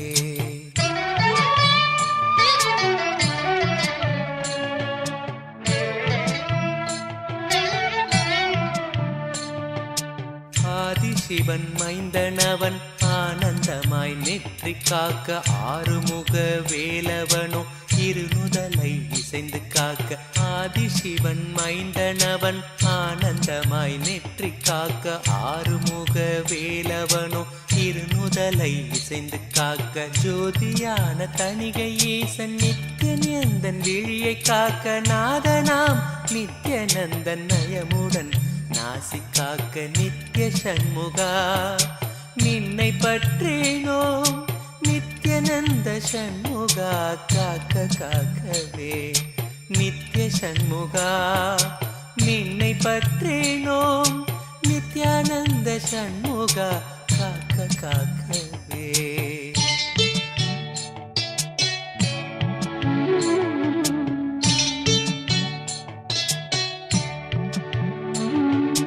செவி இரண்டும் சிறப்புடனே சிவகாமி செல்வன் காக்க வாயை வேலவன் காக்க நாப்பல் முழுதும் நித்யன் காக்க செவி இரண்டும் சிறப்புடனே சிவகாமி செல்வன் காக்க வாயை வேலவன் காக்க நாப்பல் முழுதும் நித்யன் காக்க கருப்பை தன்னை கந்தன் நித்யன் கருணையுடன் காக்க பின்னர் பிடரி தன்னை பிரியமுடன் சிவ நித்யான Nityanandam, and welcome to all the participants after the beautiful Nityananda yoga that we have all just completed. Now, we'll be entering into the next session, which is the power manifestation. We are going to be manifesting the various powers of Paramashiva today. So, the beautiful power we'll be manifesting today is once again the power of third eye reading, where we'll be closing our eyes and seeing. Because of the initiation of Swamiji, it is now possible for all of us.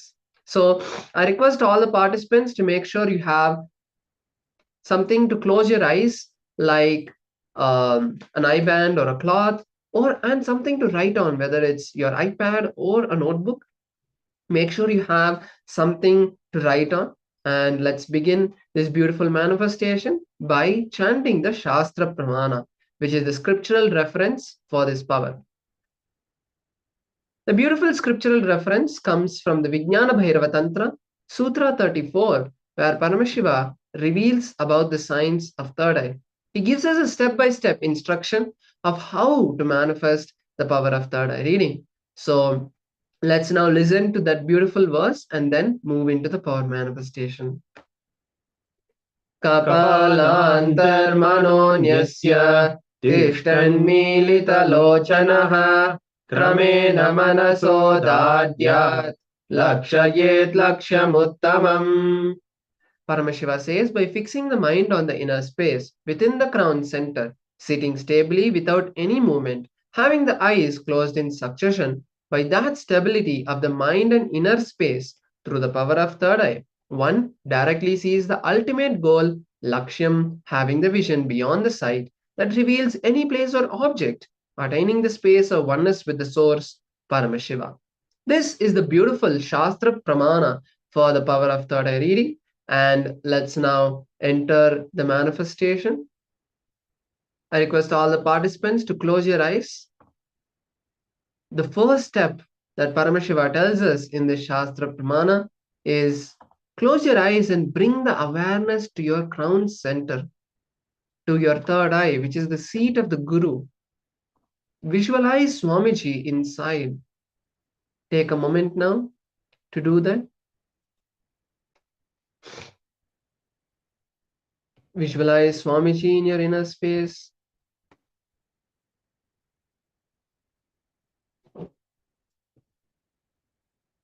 Now, intensely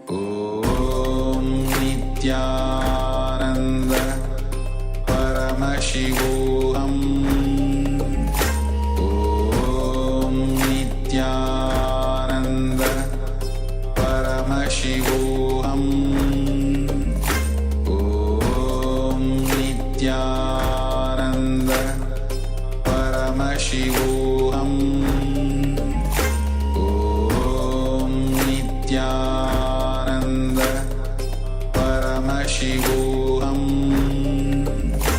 ॐ नित्यानन्द परमशिवोऽहम् ॐ नित्यानन्द परमशिवोऽहम् ॐ नित्यानन्द परमशिवोऽहम् ॐ नित्यानन्द परमशिवोऽहम् ॐ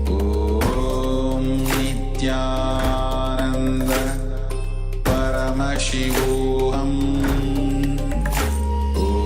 ॐ नित्यानन्द परमशिवोऽहम् ॐ नित्यानन्द परमशिवोऽहम् ॐ नित्यानन्द परमशिवोऽहम् ॐ नित्यानन्द परमशिवोऽहम्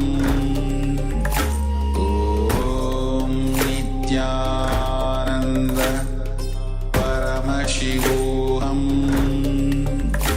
ॐ Nityanand Nityanandam. Yes, slowly you can open your eyes. Start writing down whatever was revealed to you by Swamiji through the third eye.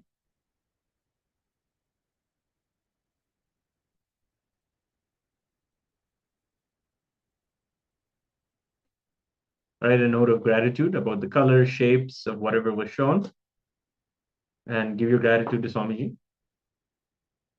Yes, we'll now show you what we were projecting a few moments earlier. So here we had the two colors and shapes, orange and yellow, and circle and octagon. So if you were able to see these two shapes, these two colors, that is beautiful. You have started manifesting. Actually, we have one of the participants who has again been able to see the yellow circle and orange octagon. That's beautiful. You have once again seen the colors, right? And congratulations to your manifestation. So with this, we'll now be moving to the next session where we are going to be learning about today's powerful cognition. And today's topic is desire. All of us have desires in life, whether it's to become a billionaire or it's to have a good family. Whatever our desires are, we still have desires which are not being fulfilled. That is our biggest problem.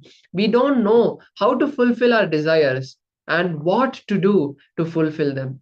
So that is why, beautifully, Swamiji has crafted today's sessions to give us that right experience, to give us that understanding about how to make our desires come true, how to make our dreams come true. So let's all now be in the space of listening and first understand what is desire and how to make our desires a reality.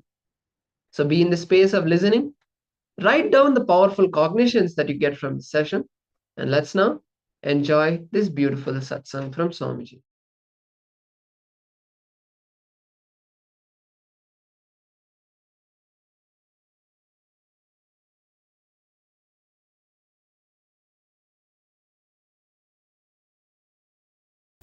Desire is nothing but feeling the other side is green in your heart. See, you.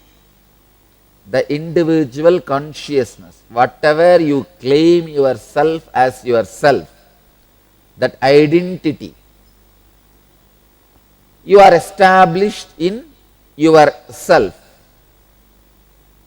Unfortunately, instead of looking your own side and realizing it is green, you look at the other side.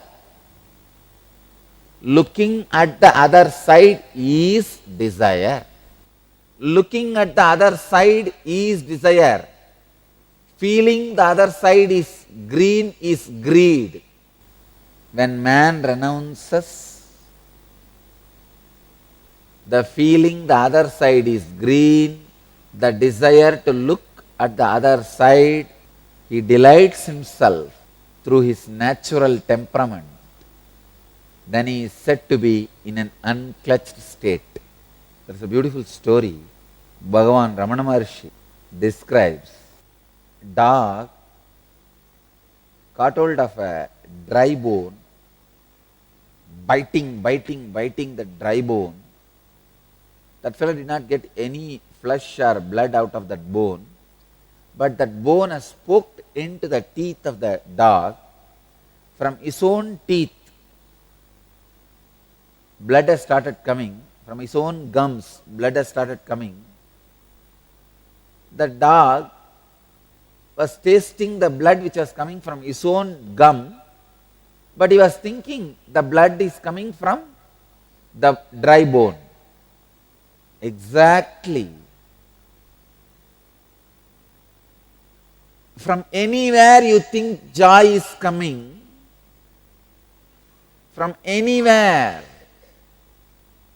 whether it is from a celebration or from a person or from an object, from anywhere you think joy is coming, all that place, person, object, all of them are just dry bone. It is you who put the joy on it forcibly and try to squeeze the joy out of the dry bone forcibly.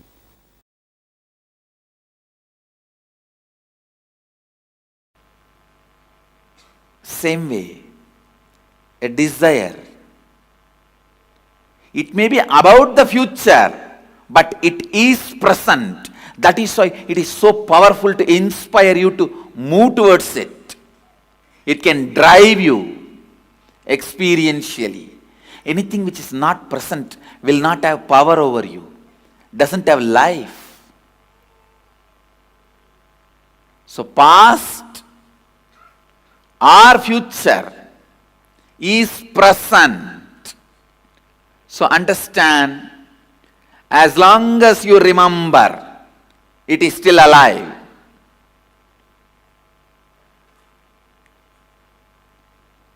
As much as you can extend into your future, it is only about the future, but it is in the present.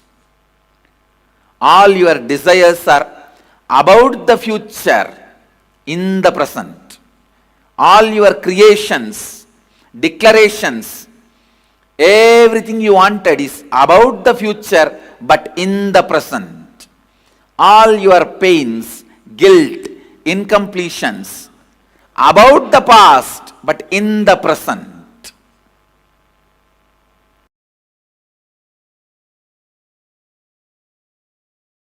Bhagavan is giving one more conclusion about Jivan Mukti and for a Jivan Mukta. One who is able to endure the agitations caused by the objects of desire and anger till the time of giving up the body in this world itself becomes a man who is established and a joyful person.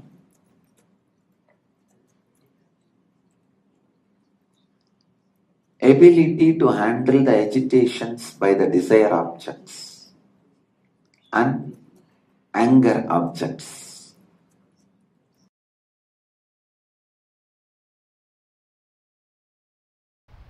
Understand, when you mature your desires do mature. If you decide your desires should not get matured, you stop your maturity. You stop your maturity. Maturity of the desires and fears is what I call renunciation. Renunciation is not denunciation. Understand? In Hindu tradition, Vairagya is not aragya. Viraga is not araga. Renunciation is not denunciation. Maturity getting added to your desires and fears. Understand? You might have heard thousands of conspiracy theories. I give you the worst conspiracy done against the humanity is creating a fear in people about the possibility of their desires getting matured. Now I tell you, fear of your desires getting matured will stop you getting matured. Any society frightens its people about maturity will kill itself. Let more and more maturity be added. Let your desires get matured. Your fears get matured. If you are afraid of death and suddenly you are afraid of the karmas which may hit you after death, don't think you are in the same state. You have become matured. You are no more afraid of death. Only the karmas which may not come after death. Then your whole life you will not be planning for more and more locks and bigger walls. You will be planning about completion. If you are afraid of death, you will be planning for a greater and greater wall and lock. If you are afraid of the karma, you will be planning for more and more completion. So even your fears getting matured is a growth. You are blessed if your desires can get matured and you can settle down here.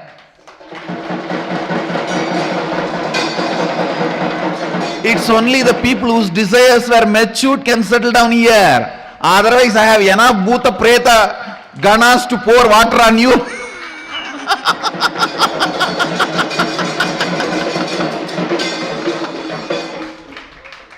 And kick you out. The moment you say, I'm afraid to go and attend inner awakening, I may stop drinking, it means what? Fear of your desires getting matured. It is exactly that warm feeling. Oh, if I become butterfly, where will I get my food? How will I protect myself? I heard many big worms will try to eat me. Hey, just become butterfly.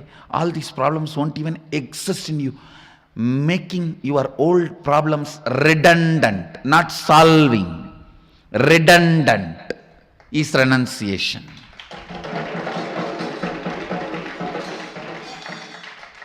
They just become redundant to your life.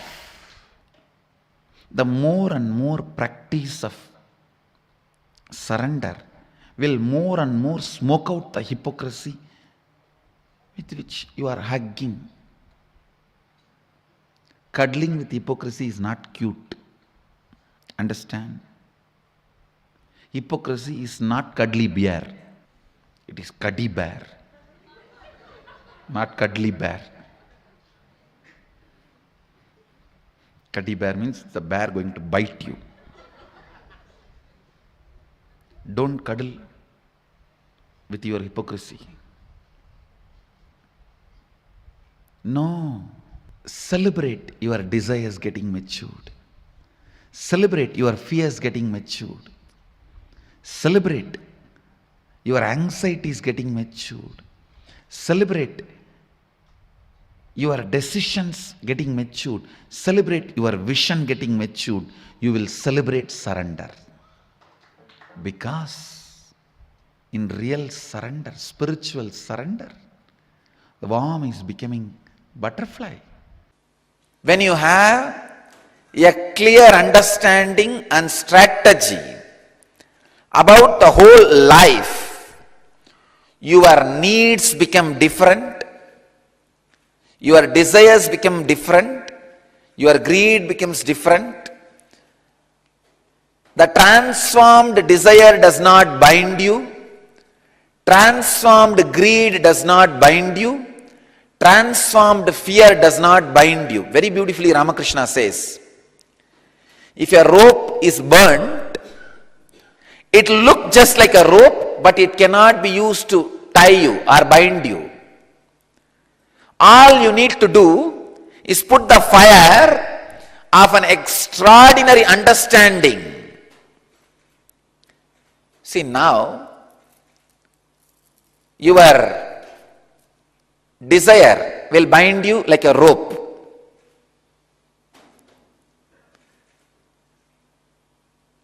If you try to cut the rope or destroy the rope, it may take years and years and years. But just try to put fire to the rope. You will see, not only it cannot bind you, it cannot bind anybody. Putting fire to the rope is what I call expanding your understanding about life and awareness. Responsibility makes your ordinary desire to the ultimate space of desirelessness as reality in your life. Your ordinary desire to have a good meal tomorrow, to your desire to be in desireless space of enlightenment forever, everything becomes reality, is realized when you take responsibility. Responsibility is not cognitive shift. It is just new cognition itself. With responsibility, the new life, new possibility happens to you. New being happens to you. With everything, you become new person. So naturally, everything responds to you as new person. Responsibility is a universal value. As an individual, for you to flourish in your life, or as a family, to be a stable family, or as a team, to deliver what you have to deliver, or as a community, to be supporting each other in every level. Responsibility. I tell you, when you serve teaching responsibility, you become leader.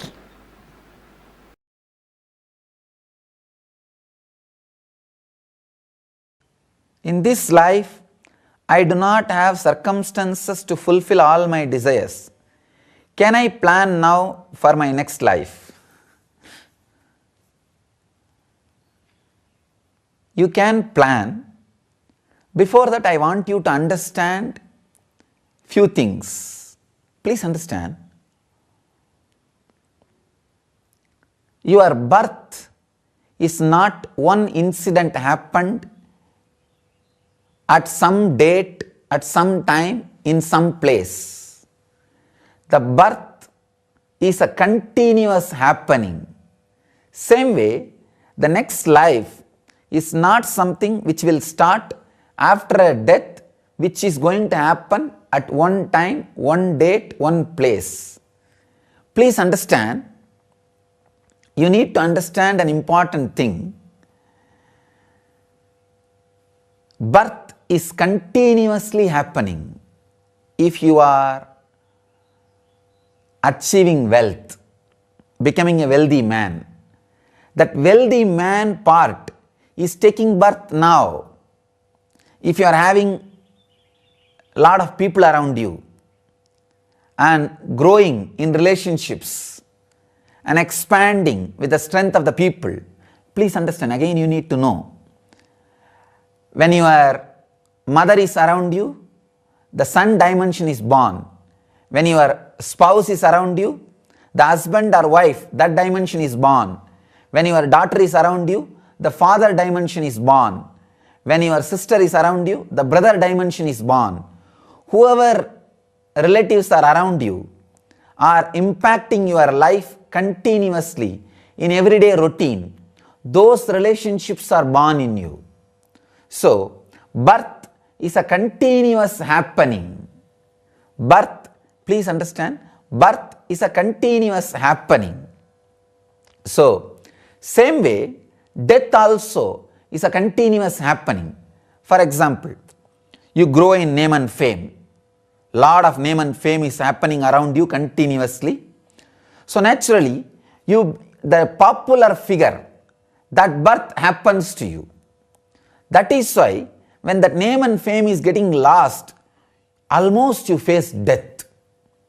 If your personality, if your biomemory, if your being is built with name and fame, that popular person is born. Naturally, when the popularity dies, a death happens. The popular man, that part is dying. That is why whenever popularity is lost, wealth is lost, or some close, near and dear ones are lost, people literally face death. They go through death. It is simple death because one part of them is taken away. Losing name and fame or popularity is just death. Anybody whose personality is built on that biomemory, for example, if he is born as popular man, because of the name and fame as becoming part of him, when that popularity is lost, he will just die. He will just die. He will feel death is much better than losing this popularity. If you have not taken birth, new birth as a popular man, even while you are popular, when that popularity leaves you, you will not face the death of popular man. It will only be in your periphery. The popularity was there, the popular name, that personality was just only in the periphery. When that popularity is gone, that popular man also is dead, you are not touched at all.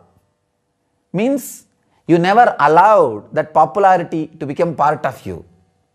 But if when that popularity dies, that popular man personality of you is dying, and if you are suffering, please understand, you allowed that popular man as part of your being. For example, you, when you are growing, popularity grows, and because of that popularity, you just imbibe that and that becomes part of you, and that popular man is taking birth in you and he is living. Suddenly for some reason that popularity goes, that part which is in you, that popular man, that part has to die. When that part dies, it's painful. Same way, if you are wealthy man, that wealthy man personality is happening in you. When the wealth goes away, that wealthy man personality dies in you.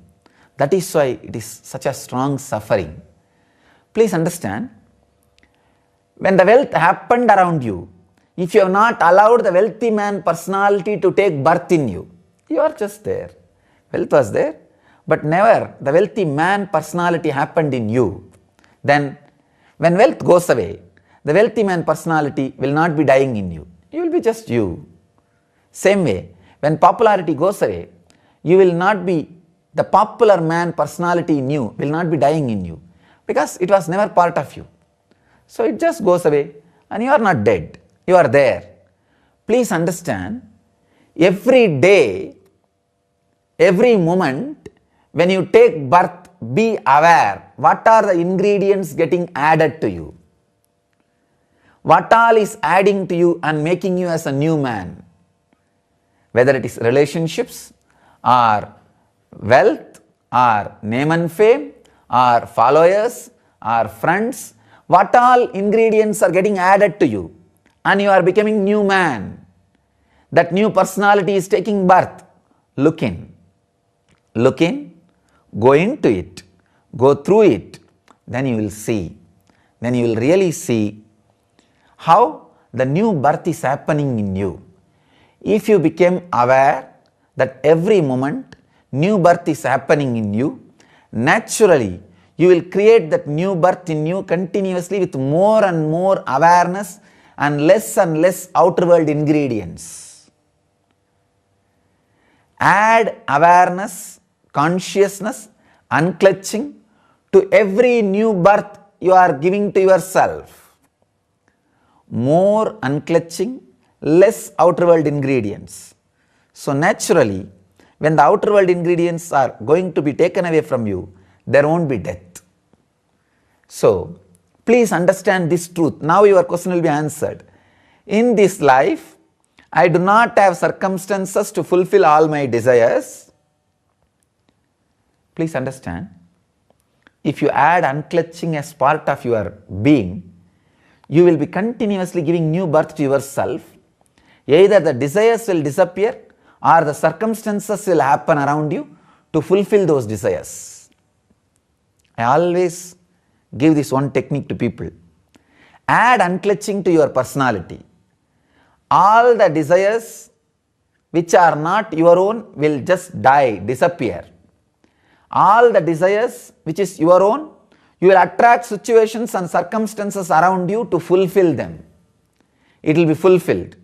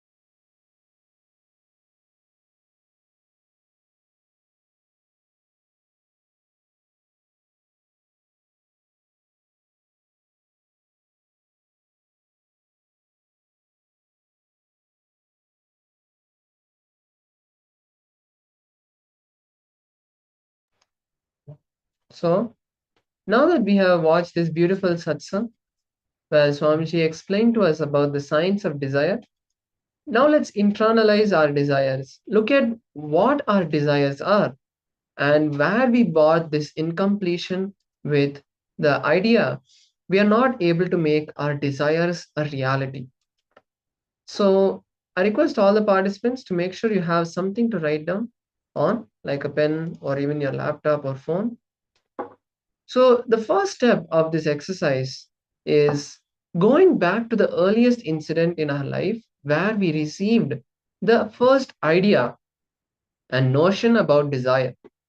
Describe the earliest incident, describe the first impressions you had about desire. For example, it will be an incident when you were maybe the age of 5, where for the first time you had got an ice cream, or at least you remember that you got an ice cream. But that one ice cream that you had made you want one more. That is where the first desire for something would have happened in you. So write down that incident and what your thoughts were. What were you feeling? Take a few minutes to go through your past and write down this incident with all detail. It's very important that you do this, because when you write down the detailed understanding, the details of the incident, you will know where this desire happened in you. And maybe if, for example, you got the ice cream, but you are not able to get the second one, then that incompletion, that I cannot get what I want, would have happened in you. And that is the incompletion that we are looking for. So take a few minutes now to do this exercise intensely.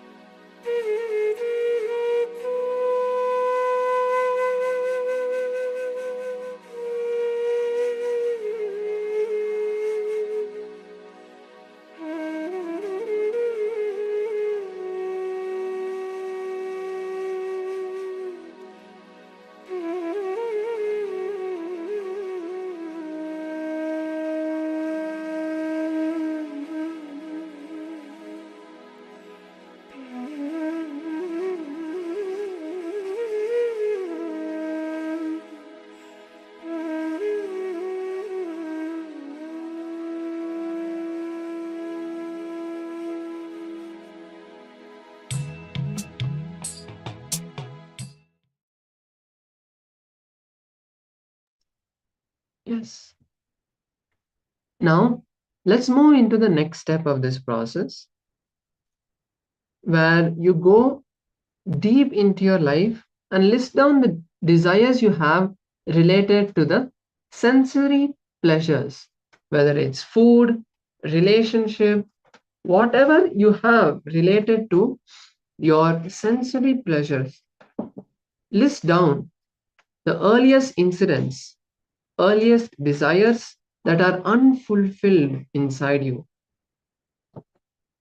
Take a few moments now to go inside and find those unfulfilled desires.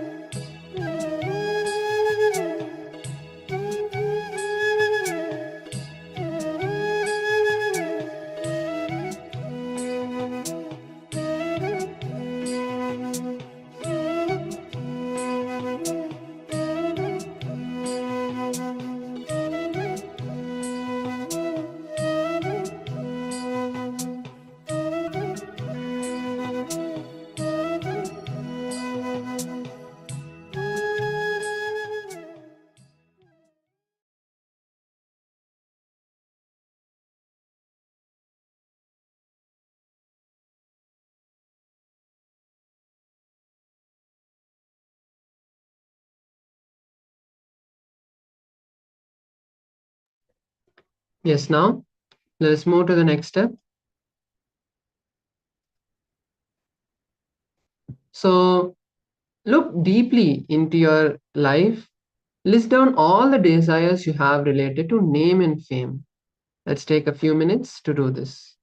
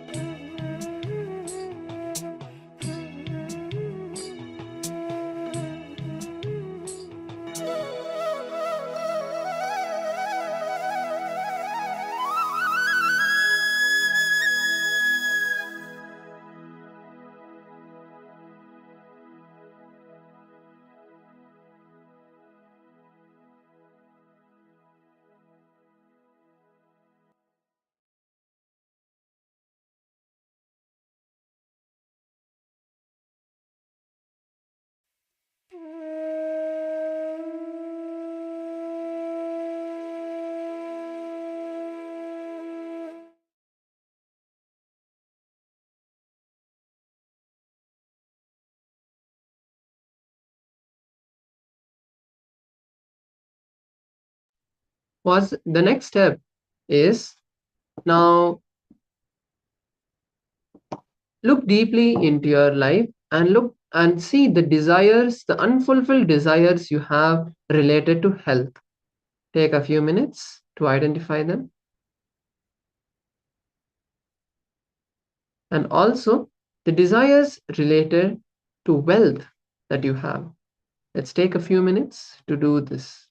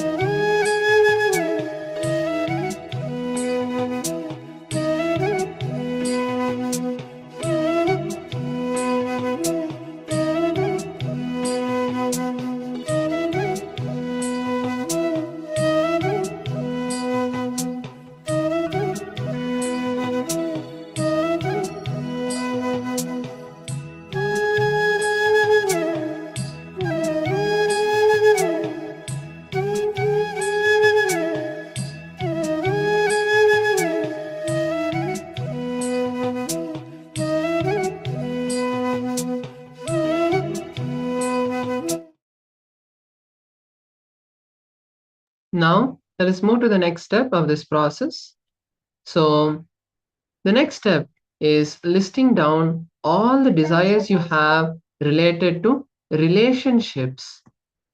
Take a few minutes now to list down all the desires related to relationships and spirituality.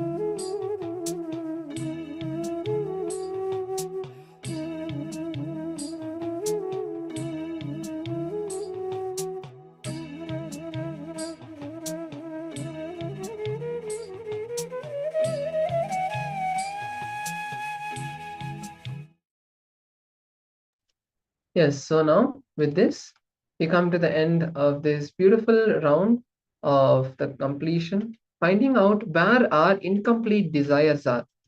So now, once you are understanding that, okay, these are the desires, these are the places in my life where I have the incompletion, now it will become easier for you to do the completion process. So now, let us take a moment to move to the next session. We are going to be moving to the power manifestation. So we are going to be doing the breath dimension. The breath dimension is where you, without seeing an image, you draw that. So first we'll be looking at the Shastra Pramana, and then we'll move into the power manifestation. So the beautiful Shastra Pramana is from the Vijnana Bhairava Tantra, Sutra 34. Where Paramashiva says and gives us the technique to manifest this power. Kapala antarmanonyasya tishtanmi nitalochanaha kramena manaso dadyat lakshayet lakshyamuttamam. Paramashiva says, by fixing the mind on the inner space within the crown center, sitting stably without any movement, having the eyes closed in succession, by that stability of the mind and inner space, through the power of third eye, one directly sees the ultimate goal, Lakshyam, having the vision beyond the sight that reveals any object or place, attaining oneness with the source, Paramashiva. This is the beautiful Shastra Pramana and translation. Let's now enter the first round of the manifestation. All of you can now take your notebook and pen or anything that you're using to write. Now take a page and you're going to be drawing an image that we are showing. So you will not be seeing the image, but there is an image that all of you will have to see. I will be watching that image. So it's the image will be seen by me, but you through your third eye will be seeing that image and drawing it. You will not know what the image is. You will not know about that image, anything about that image. You will download that information about this image that I am seeing, and you will be able to draw it. So let's now begin the manifestation. Just close your eyes for a few moments and connect with Swamiji first. Intensely chant the Mahavakya and ask Swamiji to reveal what is being projected.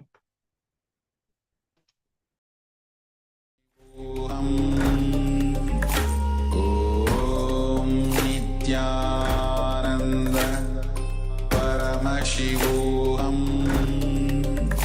Om Nityananda Paramashivoham Om Nityananda Paramashivoham Om Nityananda Paramashivoham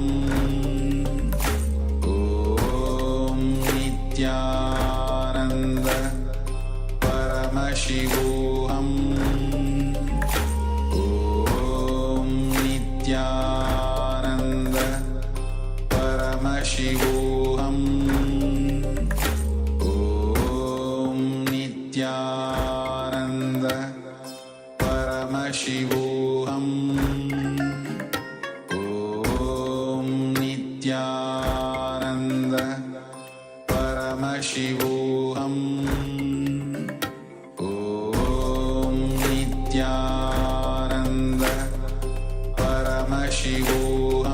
Paramashivoham Om Nityananda Paramashivoham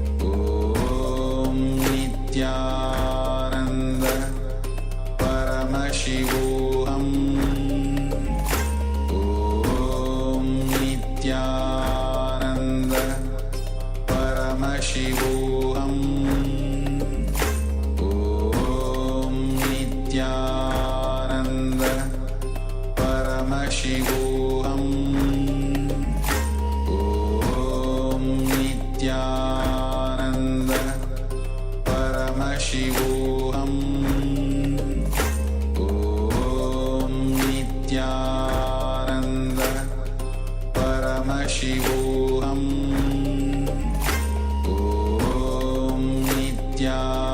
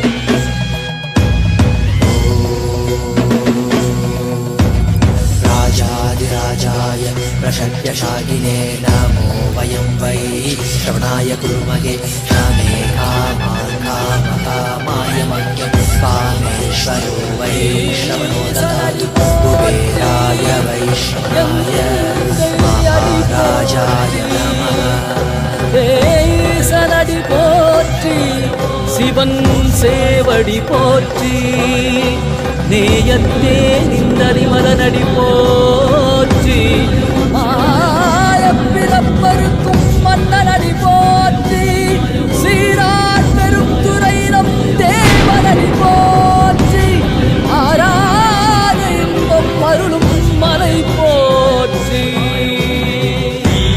மன்னனே சிந்தை கவர வந்த நேசனே நீ வருவாய் பூவோடு கனிகளை கொண்டு உன்னை பூஜித்தோ அருள் தருவாய் கலி என்னும் கடலினில் மூழ்கிட்டையும் இனி கரம் தந்து காத்திட்டு கருணை பொய்கையில் அலர்ந்திட்ட அலவத்மம் போல உன் திருவடியில் வாழ்ந்திட வாராய் அருணாச்சலனே நீ வாராய் அகண்ட ஜோதியனே வாராய் அல்லல் நீக்கிடவே வாராய் அகிலம் போற்றுகின்ற ஈசனே சிந்தை கவர வந்த நேசனே நீ வருவாய் ஒடு கனிகளை கொண்டு பூஜித்தோ அருள் தருவாய்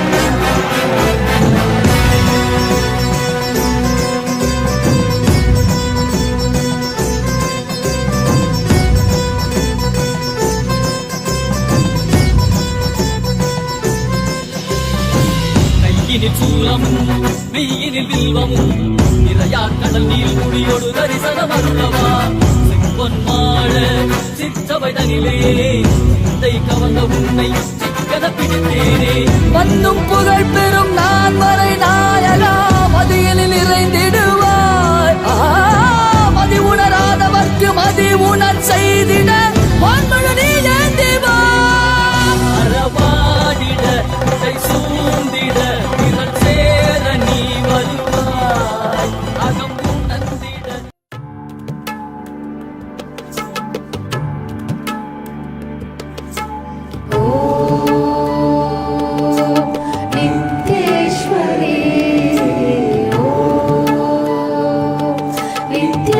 विद्यानन्देश्वरी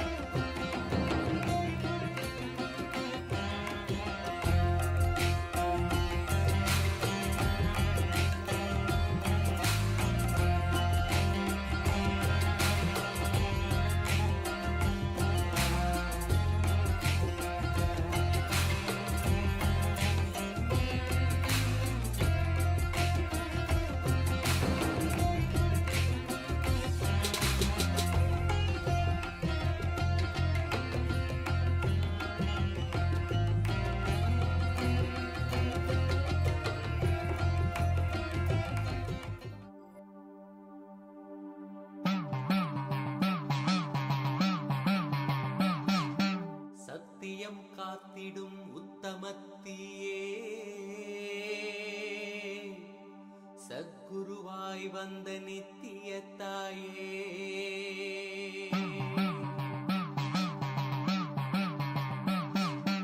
வேதங்கள் வணங்கிடும் ஆதியும் நீயே ஜோதிமலையிலே அவதரித்தாயே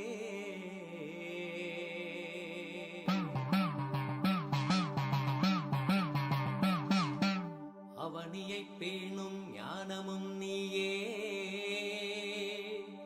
அக்னி வடிவிலே அருள் புரிந்தாயே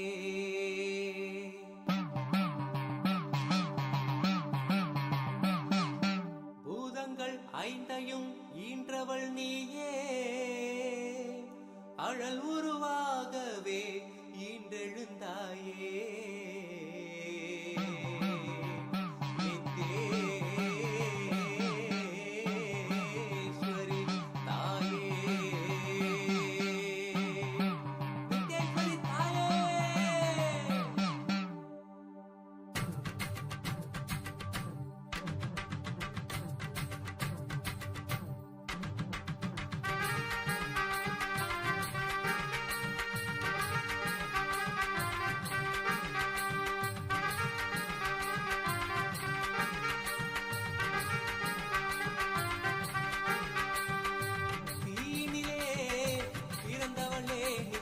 ஆனந்தத்தியே நித்யானந்தேஸ்வரி தீனிலே பிறந்தவளே நித்ய ஆனந்தத்தியே நித்யானந்தேஸ்வரி கருமங்களை கொன்றிட வந்தாய் நித்யானந்த தர்ம மண்ணில் வென்றிட வந்தாய் கர்மங்களை கொன்றிட வந்தாய் நித்யானந்த தர்ம மண்ணில் வென்றிட வந்தாய் தீனிலே பிறந்தவளே நித்ய ஆனந்தத்தியே நித்யானந்தேஸ்வரி தீனிலே பிறந்தவளே நித்ய ஆனந்த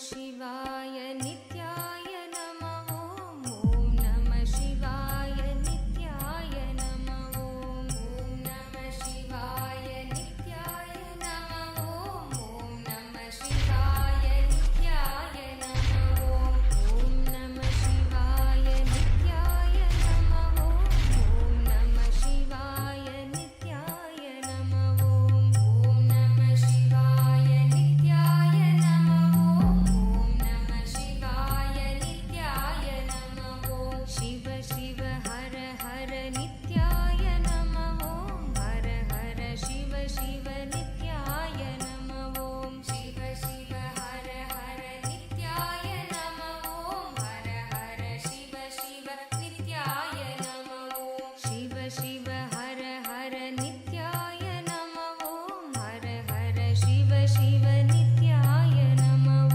शिव शिव हर हर नित्याय नमः हर हर शिव शिव नित्याय नमः हर हर महादेवा हर हर महादेवा हर हर महादेवा हर हर महादेवा हर हर Mahadeva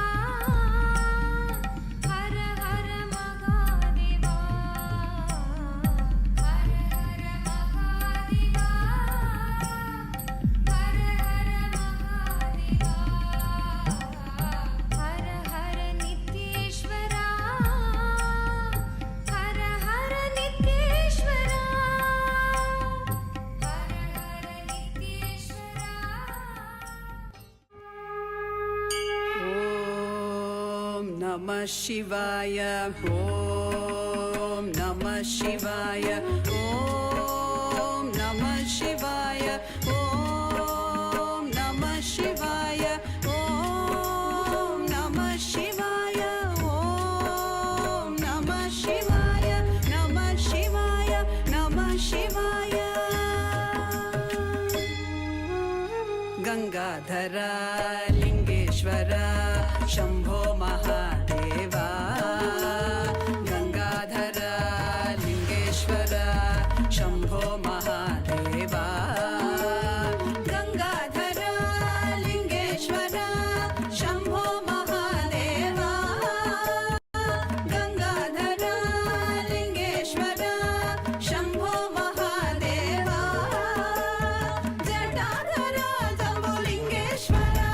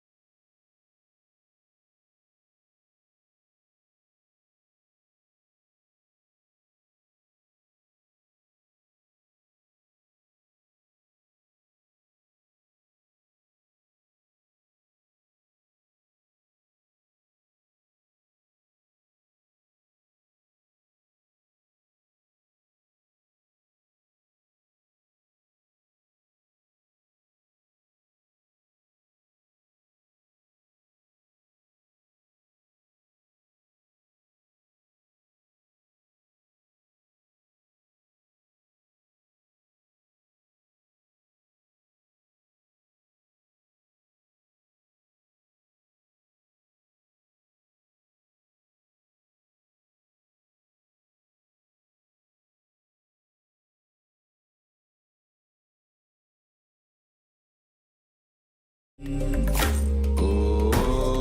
Nityananda.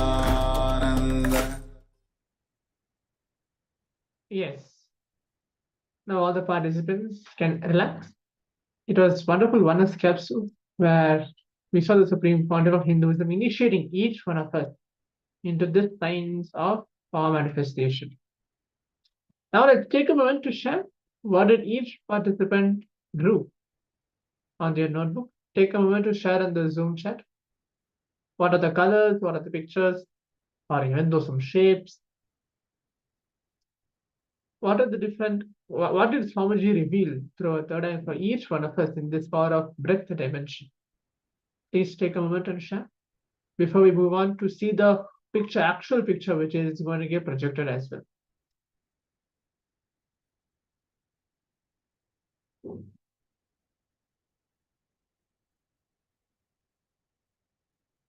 Yes, this is one of the very beautiful powers. See, here we are combining the power of blindfold reading or third eye and the power of the breath dimension, which is our artistic expression. So many times we have certain incompletions with our breath dimension.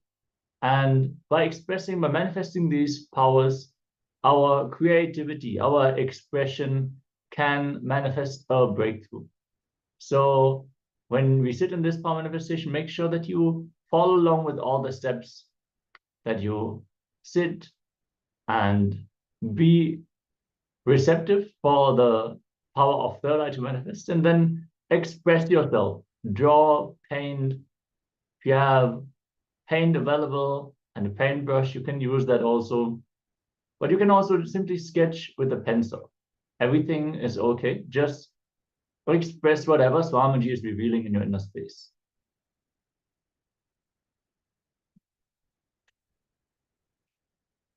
Yes. So now let's take a moment to go ahead and see. We're going to project the picture. Yes. Now all the participants can see it is a flower which is there. Purple flowers which are there in this picture. That is 90% of it. Most of it there's grass around. And here and there is a kind of blue things which is there. So you can see either the color wise, or if you have just seen even the flower, the picture of flower, then you have manifested this power manifestation. But for all the participants who are still not yet manifested, do not create a self-doubt. Do not feel, okay, why I'm not manifested? I'm not even given my 5% into it. No. Always have the cognition that drop all the self-doubt at Swamiji's feet. Power manifestation happens through Swamiji's grace. We are channels for Swamiji to flow through each one of us. So just declare that let Swamiji manifest. I'm going to chant the Mahavakya and sit remembering Swamiji. Whatever manifestation happens, let it happen. So we're going to have multiple different sessions as well. And the first round was third eye plus the breath dimension. Yes, many times we make the mistake when we are yet to manifest the power that we fall into the doubt. But that is not what's going to move us towards manifesting the power. Only manifesting more power will actually bring the power manifestation into expression. So decide whenever you face some self-doubt, self-hatred, and self-denial, especially during the power manifestation, decide to take a step back and say, okay, I am consciously deciding not to judge myself based on the results of this power manifestation. I'm just going to keep making myself available for Swamiji to manifest. And simply you will have the breakthrough. For now, we are going to move on to the next session, but we're going to have continued power manifestation sessions throughout the day. The next session is a Kriya.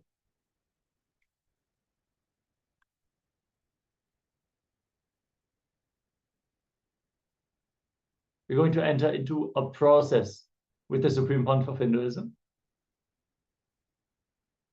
Requesting everyone to settle down. We're going to enter into this process after just a short moment. Om Nityananda Para Paramashivoham Om Nityananda Paramashivoham Om Nityananda Paramashivoham Om Nityananda Paramashivoham Om Nityananda Paramashivoham Om Nityananda Paramashivoham Om Nityananda Paramashivoham Om Nityananda Paramashivoham Om Nityananda. Yes, sorry for the interruption. We are now going to move on to the next session.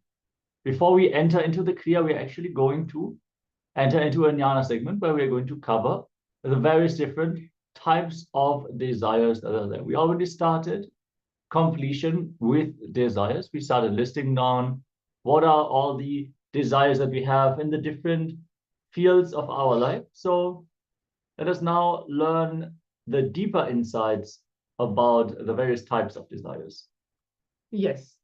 So every action of ours, every action of each one of us has been due to the pull and push of each other's ego, each other's desires, each other's emotions. If all of us are able to live out of only our desires, we'll have a peaceful death, full of satisfaction, even if you die on the very platform itself. If you live your whole life with borrowed desires, you will never see real fulfillment. Even if you are living in a marble house, you will have a prolonged death, pulling and pushing and unable to get liberated from your unfulfilled desires. So there are very big difference between needs and wants. All of us want something, we need something. Your needs are already taken care of. Maybe food, maybe shelter, maybe the basic survival needs. But it is possible to satisfy, it is very much possible to satisfy your need, but it becomes impossible to satisfy your very wants because they're changing all the time. All of us know that. In this point of time, if someone comes and asks you, what do you want? You may tell, I want a car. The next 5 minutes, if somebody else comes and asks you, what do you want? You may tell, I want a beautiful house. So it changes every single time. And this is very much part of becoming a matured being. As Swamiji has also recently described in the satsang, it is important that we understand that doing the tyaga of our current desires is only what is going to make us mature into the greater and greater visions for our own life. As a child, we might want a toy car, and as long as we have it, we play with it and we enjoy ourselves through this object. But once we grow into a teenager or a young adult, still depending on this toy car, that can not be our highest possibility. We should mature, we should expand, we should develop our desires to also develop ourselves as a being. When we ferociously do the tyaga of our desires, then the breakthrough in our possibility happens and we are even able to manifest powers. Yes, a same example, for all the participants who would have been there in yesterday's satsang, Swamiji's yesterday's live satsang, Swamiji very beautifully says, his tyaga is to give up his good name and fame. It is not needed for him. He doesn't need to have that very good name and fame. Oh, he just created Kailasa out of the donations which he made. No, not at all needed. He's giving the tyaga, the sacrifice which Swamiji is doing for each one of us matters a lot. So now coming to the topic, types of the desires. There are 3 types of desires which we're going to cover in today's session. The participants who wants to write down the notes, please take a note as well. The 3 different types of desires, which is the first one, conflicting desires. Second one, contradicting desires. We're going to cover the first one first. Conflicting desires. means having a desire which conflict itself. In one statement itself, you will create conflict and wrong energy. How many of us actually do that? We give a statement to others, or we give a statements to ourselves while speaking, maybe consciously or unconsciously, but we create conflict in that very statement itself. And of course, it creates a bad impact among ourselves, among others, and obviously it creates a wrong energy. For example, I want to get rid of headache. This itself is keeping the headache alive. Moving on to the contradicting desires, the second one. Having two or more desires at the same time, which contradict each other, and which you know that you cannot fulfill at the same time. For example, I want to become a CEO. At the same time, I want to lie down on the beach. Is it possible? Obviously, no. See, we are very much responsible for the desires that we cherish in our inner space. So if we cherish conflicting desires, which by themselves conflict themselves, we're not able to fulfill them because it is a twisted logic. It is not clear and straightforward. When we have a simple desire, the steps we need to take will be clear, and we will be very much aware of what is the next thing we need to do.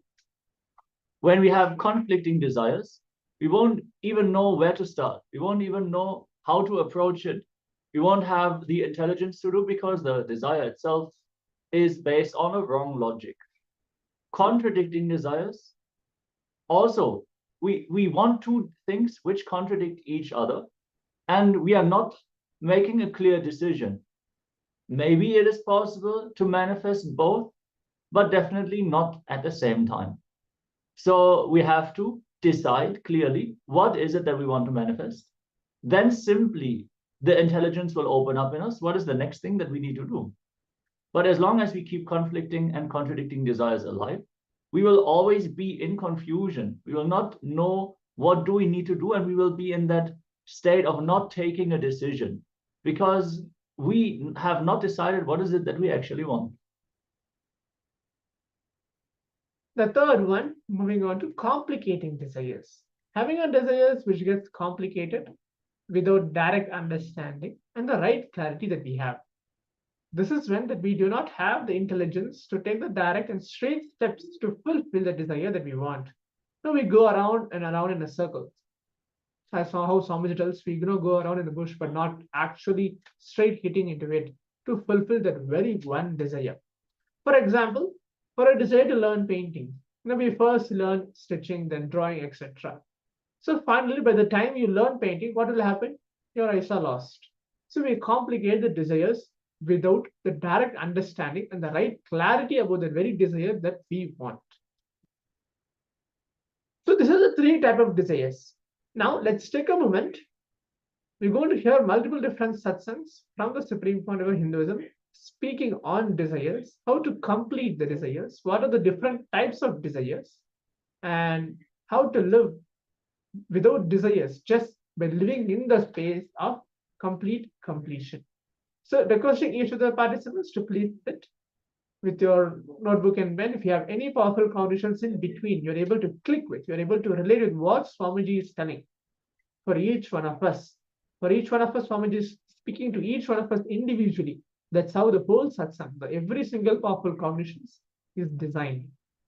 So if you're able to relate with any powerful conditions, please write it down. And later, during the internalization exercise, we can share and see what are the understandings of each participant in this very session, which we are covering on types of desires.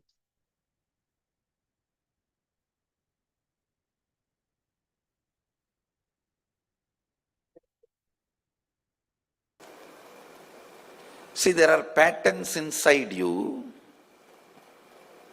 contradicting, conflicting, complicating. I'll give you some examples. One side, you will have a desire.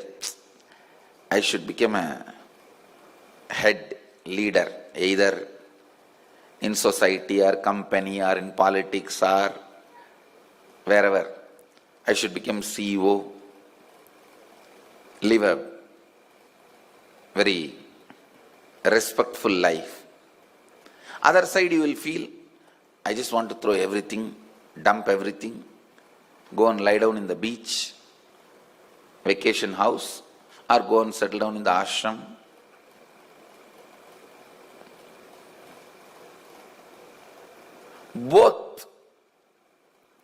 Both completely contradict with each other. One side, you want to live a responsible life where you will be responsible for so many people. The other side, you just want to throw everything and lie down in the beach. Many people think ashram life is a retired life. No. If you come here, then we will teach you. Ashram life is no tired life, not retired life.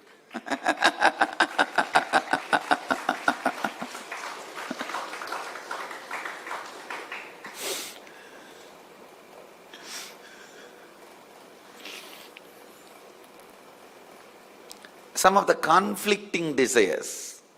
See, the words you carry inside you plays a major role in your life. For example, if you carry a word, I should get rid of a headache, you will never be out of headache. Because every time this word gets repeated inside you unconsciously, the headache also will get empowered. Instead, you should be carrying the word, I should become healthy. The words you carry is very important. If you want to learn how to carry right words, learn from my Gurukul kids. I have trained them. I have given them a set of rules. You won't hear from them the word no. Not only that, one, talk to them. I have given them completely a new integrity culture, a new integrated DNA. The very words they utter will not be conflicting.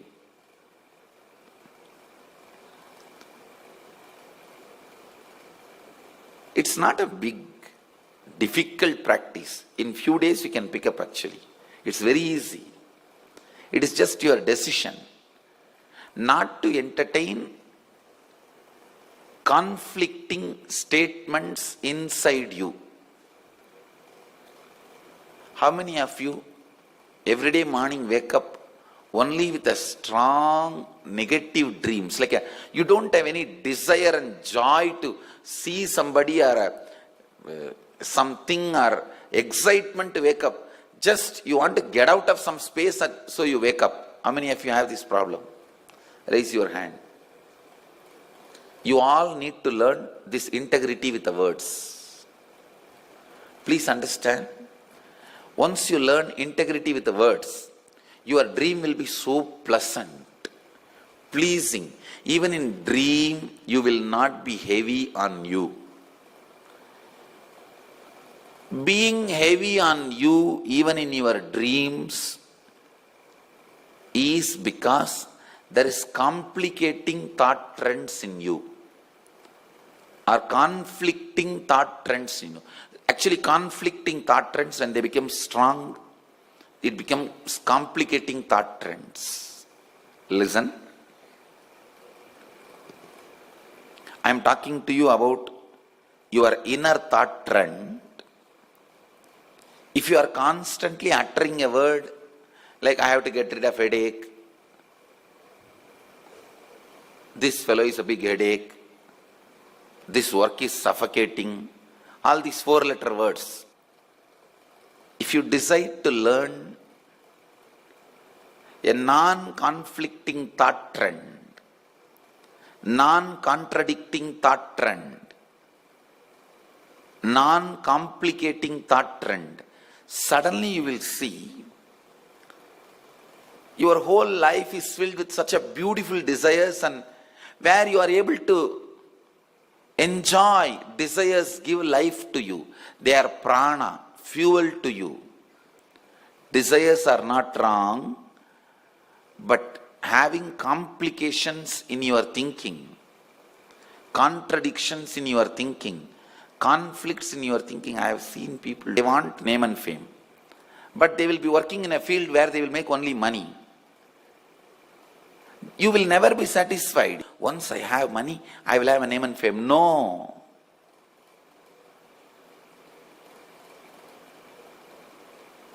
You may want money, but you will be wasting your life in the field where you will get a lot of name and fame, but not money. These are all because of complications, where you are not clear with your thought trend. It is like you jump from the cooker into fire. Because cooker is too hot, you want to jump out, finally you jump into fire. Many times, to escape from one space, if you are jumping into another space, you will be only complicating your life more and more.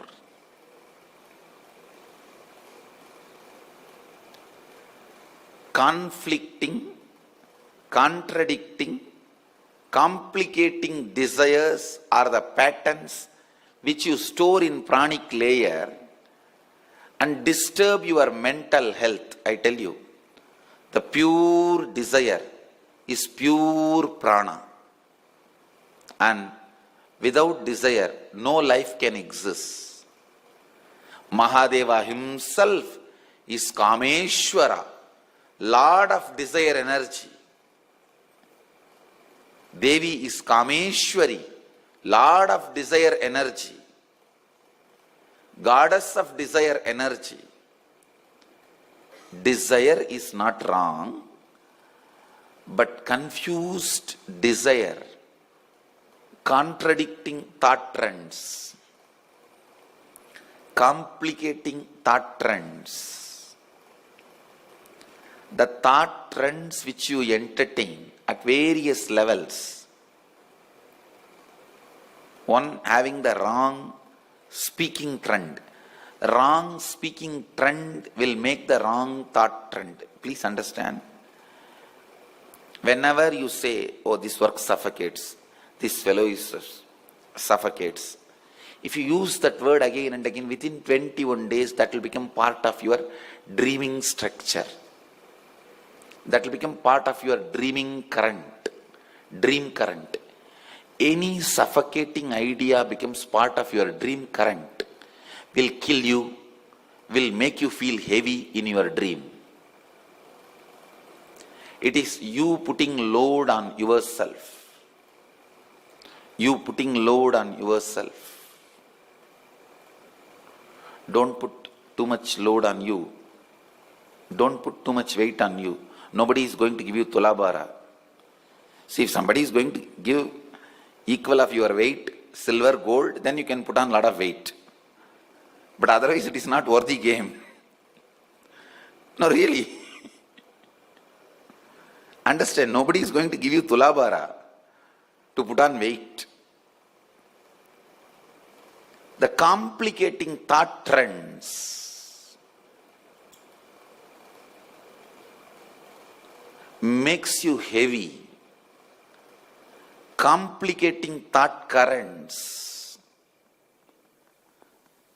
makes you suffocating, painful. Even when you shift from one conscious state to the other conscious state, like a dream to the waking state, you will see so much of heaviness, feeling like tired, bored. Let's spend few minutes and dig out what kind of a thought trend we are cherishing. What kind of a thought trend we are enjoying. Let's identify contradicting, conflicting, complicating thought trends, the desire trends. Actually, if this layer is complete, if your conflicting, contradicting, complicating desires are complete, you will have such beautiful dream space and deep sleep space. Your dream and deep sleep will be so light. Whole day you will feel fresh, alive, enjoying. With very less number of hours sleep, you will be able to handle your routine. With very less number of sleeping hours, you will be able to handle your routine.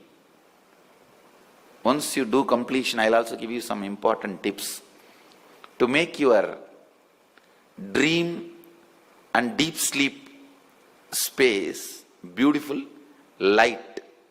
Because if that becomes light, lot of complication in your breathing layer will be cleaned. If the breathing layer becomes complete, lot of complication in that space will be cleaned. It's like one helps the other. Always sleep with the left. Please understand. Ordinary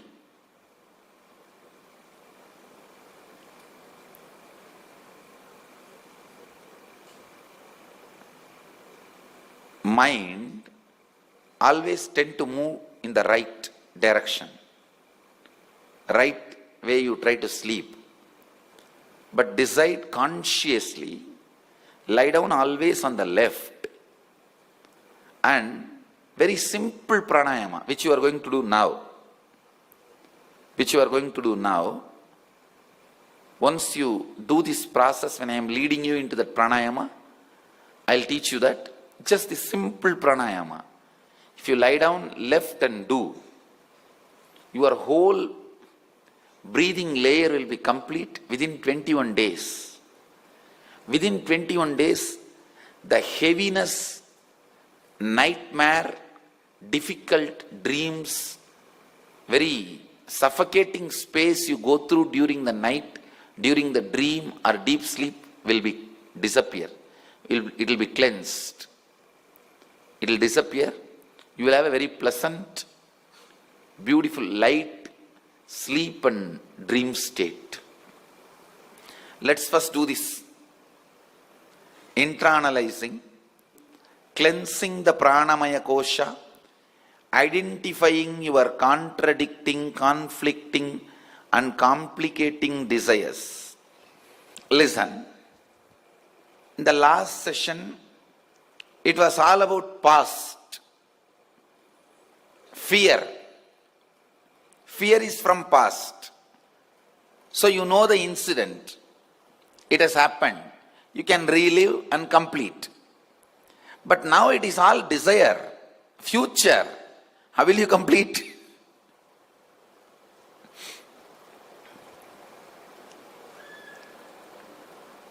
You can complete using this powerful pranayama, powerful technique to shift your energy to pranic layer. Please understand.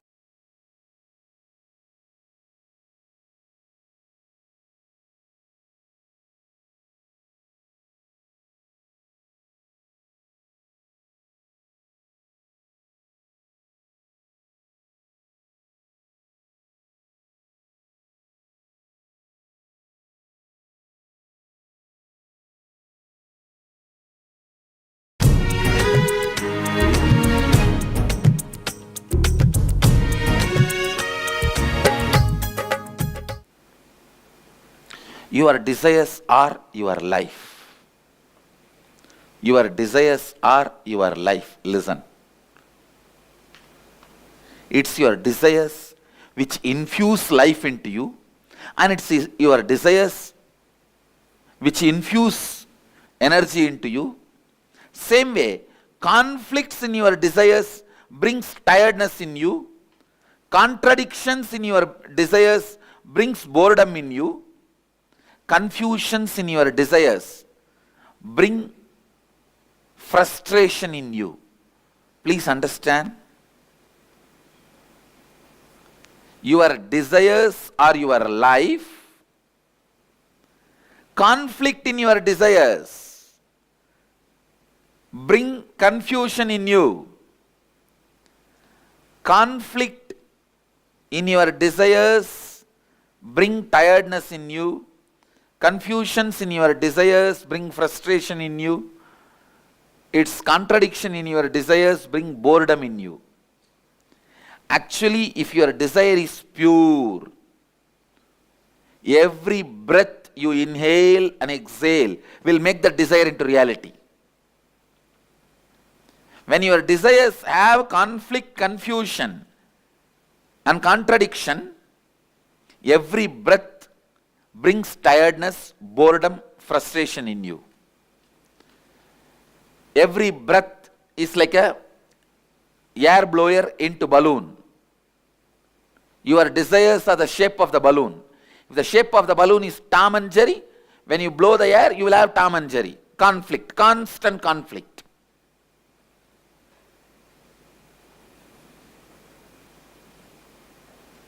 If the shape of the balloon is just round, when you blow the air into that balloon, you will have a round balloon. The shape of the balloon is tall. When you blow the air into it, you will see tall balloon. Your breath infuses energy into your desire. So the one and only thing you need to do in your life is not giving up desire, but removing the conflicts, confusions, contradictions in your desires. Please understand, renunciation is not giving up your desires, it is giving up conflicts, contradictions, confusions in your desire. One of the biggest mess up happened in the field of spirituality is wrong understanding. Renunciation means giving up desires. That's the worst understanding happened or misunderstanding happened in the spiritual field.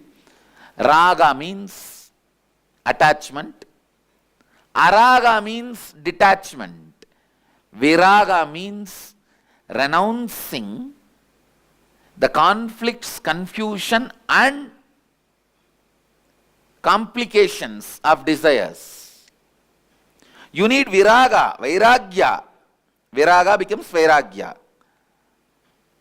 Please understand, renouncing desires is not what we want. Renouncing the complications, contradictions, confusions is all we want. Renouncing complications, confusions and contradictions. That's all we need. That's all we need.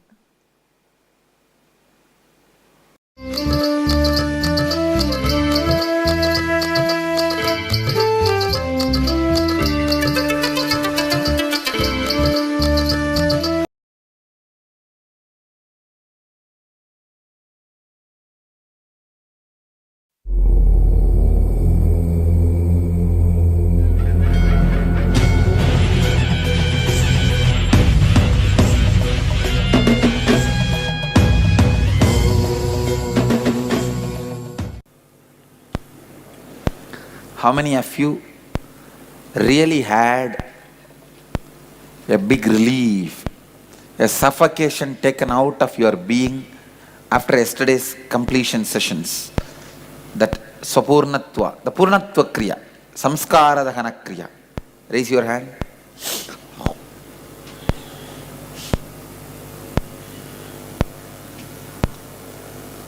Great.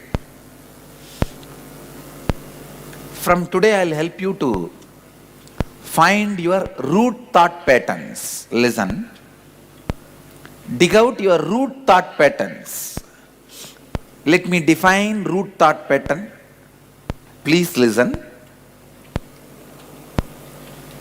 For this chain, the thread is the root. On the thread, all beads are standing. Am I right? If the thread is cut, what will happen? Same way, all your patterns are connected to one thread. That thread is what I call root thought pattern. Root thought pattern. From today, next 4 days, I am going to guide you to get into the root thought pattern of your suffering. Actually, from today, we start the mystical process. Till yesterday, all this process, even in corporate level programs, you can see. Now we are going to start which corporates cannot teach you. You need a mystic, a master to teach you that. First session in the morning, we are going to work on finding your desire and guilt patterns. Then finding the root thought pattern of desire and guilt. Listen, how many of you have done NSP? Now you will see I am doing it completely, totally different. Don't expect it to be in an old way. Because with this whole program, I have aligned the whole thing. That is why you will be seeing the whole thing in a different way and taking you to the deeper level. Yesterday, many people in the energy session gave me a letter that they wanted to complete with me. They wanted time with me.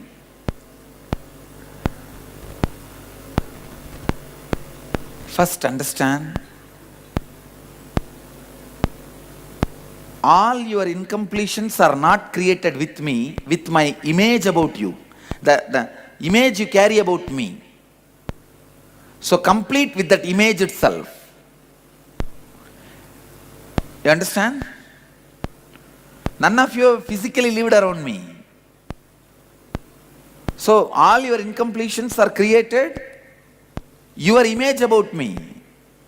So get the photograph and sit and complete. No, if you try to complete physically with me, it will be disastrous for you. You will realize you are not part of me or my life, which is too much for you to, because everyone is imagining that they are living inside my heart and I am living inside their heart and all that. When you get in, you will see it is a pure emptiness. I am an ocean.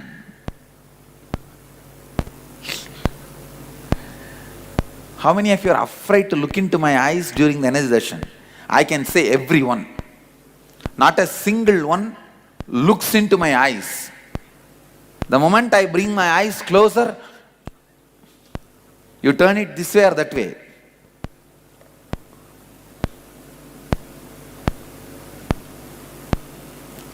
Because there's a vast ocean. See, my eyes are window for the sky. Bottomless sky. Listen, I'm using the word bottomless sky. Means sky which is down. Catching it? Sky which is down. Bottomless sky.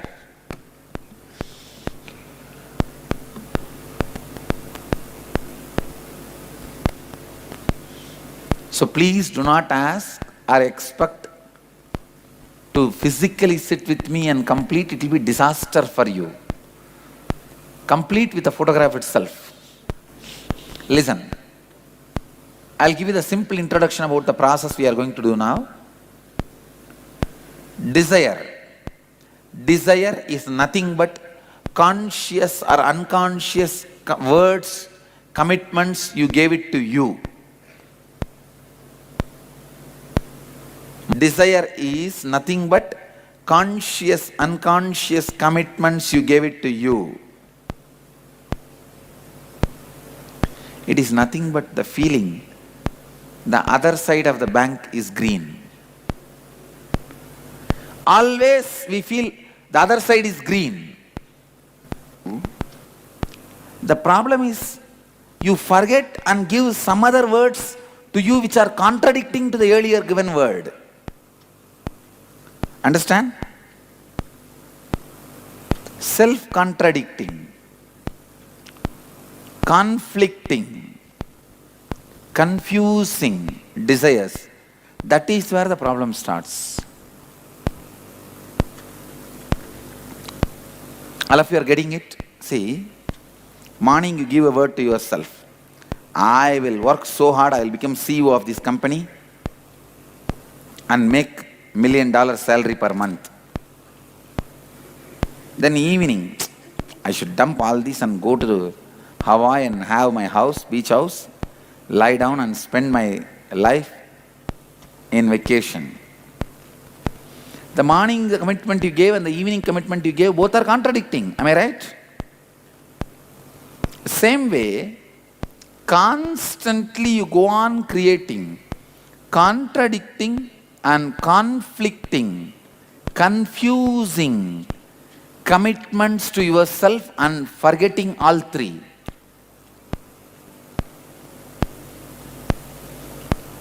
There are, see,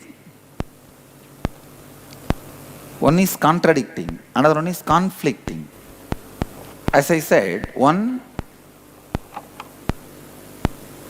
which is conflicting means morning you want to work, evening you want to go for vacation.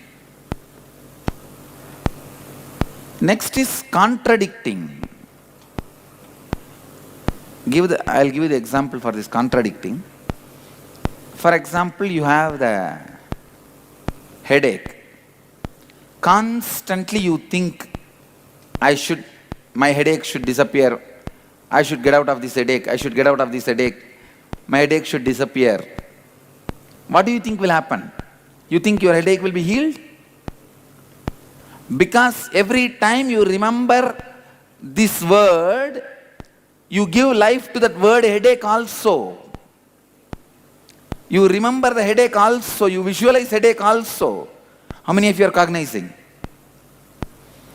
When you give strength to that word also, how is it going to disappear? That is the way you never get out of any addictions.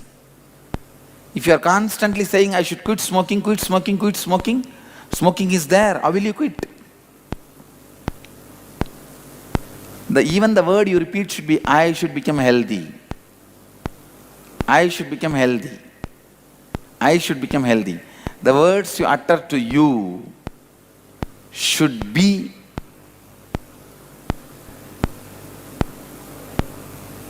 right word. And then the third is confusing desires. You want to become a painter, artist, finally you land up in learning some computer skills. Thinking that in computer you will learn painting. Is anyway the actual painting art and computer painting is going to be similar? Confusing desires. How many of you cognize these confusing desires that you play with this with your life? You do it. Please listen. Take it up. Go back to the earliest incidents in your life where you received the first ideas and notions about desires. Describe the incident clearly. First time when you heard about what is desires. Describe. Look deeply into your life and list down all the desires you have related to sensory plex, etc.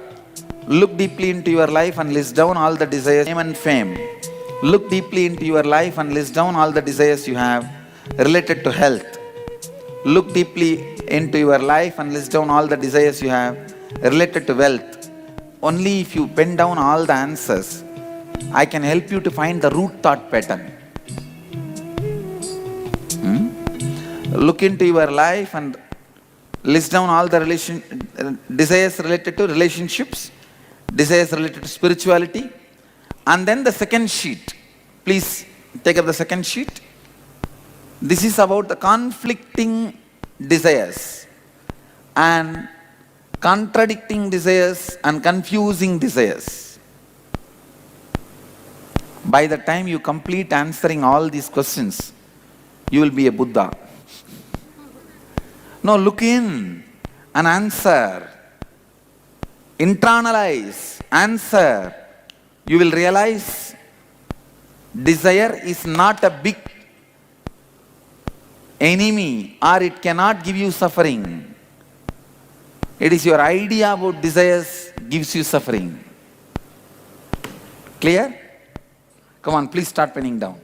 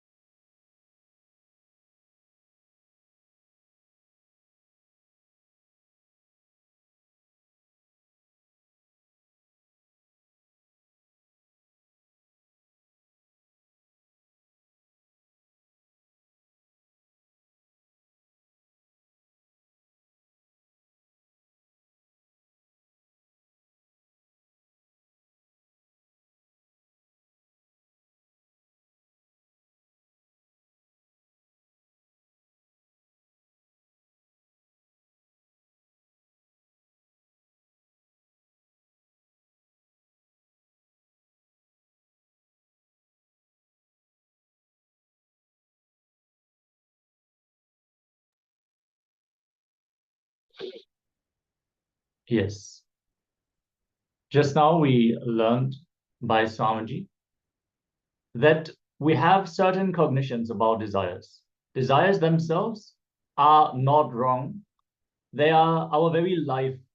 But it is the contradictions, the conflicts, and the complications we create around our desires. The conflicts that we create because of our desires and the powerlessness we experience through them, which makes all this so complicated. But Swamiji is very clear.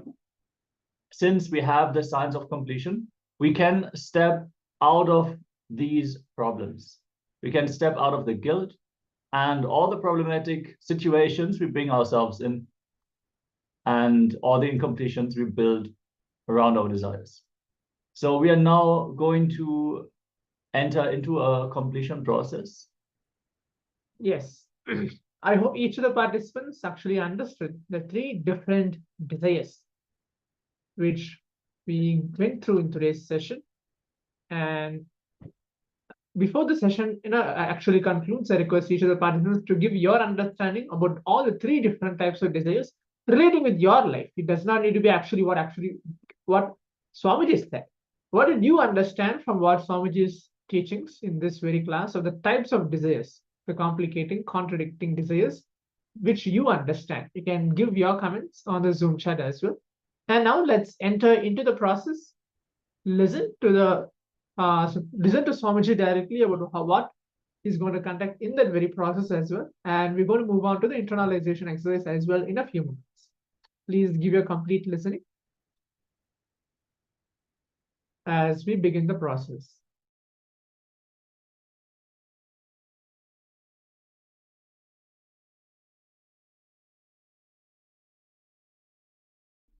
Please understand. When we go into the experience, you will understand. You yourself will be able to very clearly see which is your prarabdha and which is your agamya. In this one session, you will be able to see it very clearly. First, listen to me. Please listen. Later on you can do. Now sit with closed eyes. See whatever you have inside you as desires, whether it is already fulfilled or unfulfilled, whatever you know as desires. from the young age, whatever you accumulated, your childhood fantasies, or youth fantasies, or the old age fantasies, whatever you accumulated, sit and take accounts of everything. Means pen down vividly. Please understand. Don't show it to anybody, first thing. Second thing, don't look at others' desire and write. You already accumulated agamya from others' desires only. At least when you write, look into you and write. But people are very happy looking through that corner of the eyes. What is she writing? Now at least look within yourself. Two things. Do not judge. If you judge, your mind won't reveal itself to you. First thing. Second thing, pen down as vividly as possible. You need to know. Only when you record, you will know. Third thing, write in the same language you think. If you think Telugu and English mix, or Hindi and English mix, the same way write. Don't edit. Because many of the inner truths will be revealed to you when you write as it is. Please do not change the language, change the sentence formation, change the grammar. Write as you feel.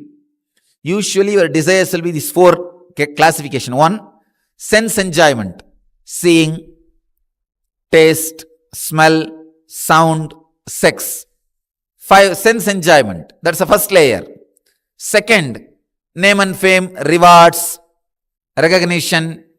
The third, accumulating more than what you need, just for the sake of accumulation. Like let me have one house in Kodaikanal.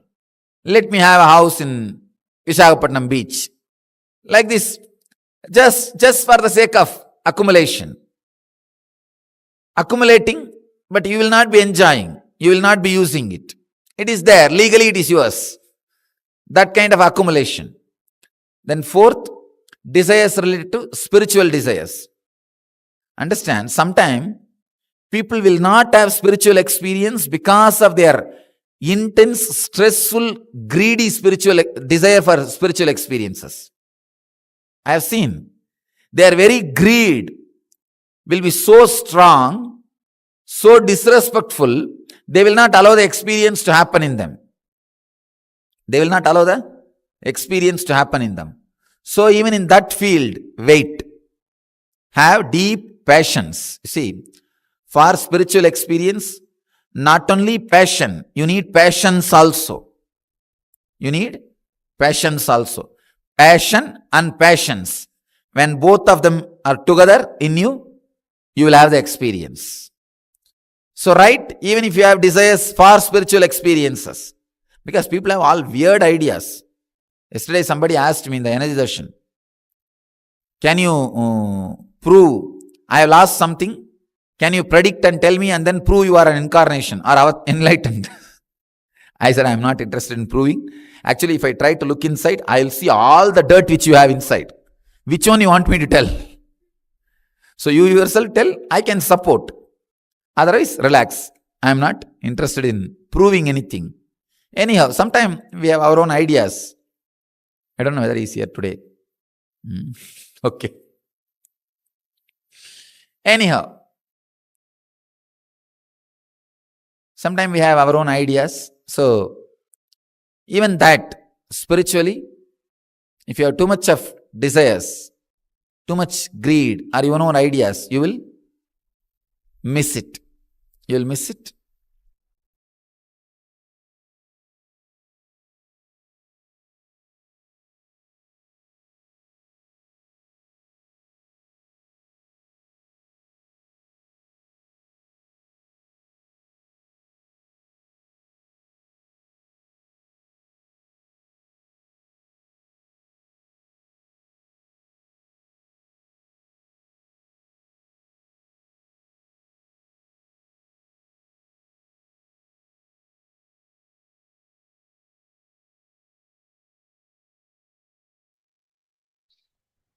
Yes. With this, we are now going to move on to the internalization exercise. We have covered in depth the various different types of desires and why desires are not wrong. It is the way that our complicating, contradicting, and conflicting desires are making us powerless. Swamiji clearly told, we decide what we breathe life into, and our desires are our very life. So let us now complete with all these complications that we are creating and actually simply manifest what we want in life. That is what this is all about.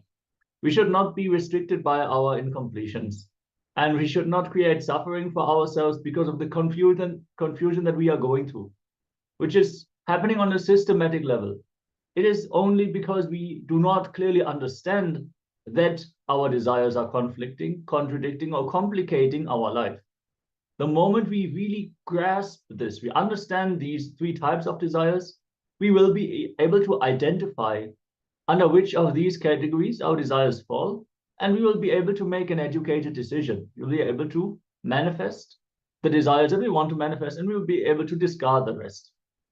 So whatever you have inside you as desires, whether it is already fulfilled or unfulfilled, whatever you know as desires from the young age, whatever you accumulated, your childhood fantasies, your youth fantasies, or the old age fantasies, whatever you accumulated, sit and take accounts of everything, means pen down vividly. See, we gave the example of the toy car. It might not apply to the female bodies among us here, but similarly, like in your young childhood, you would have had certain desires, something that you wanted to experience.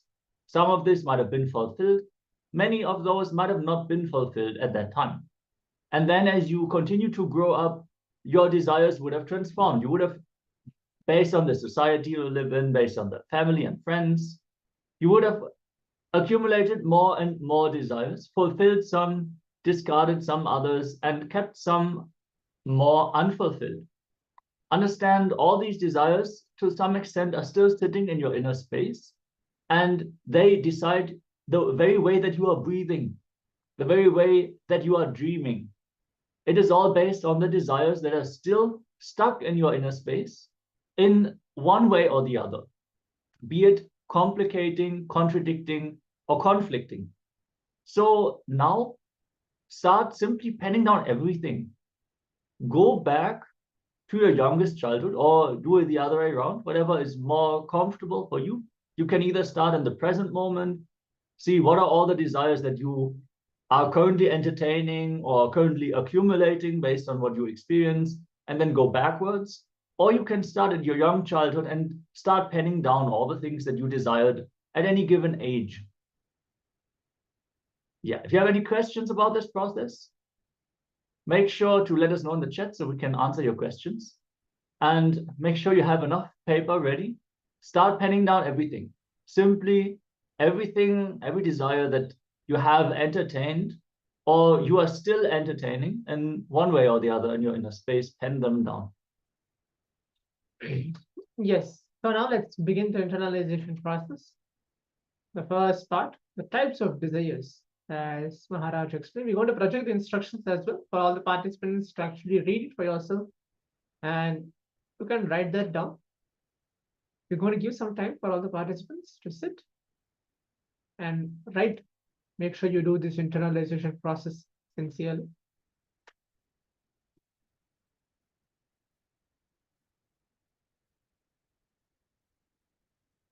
Pen down everything vividly, in detail.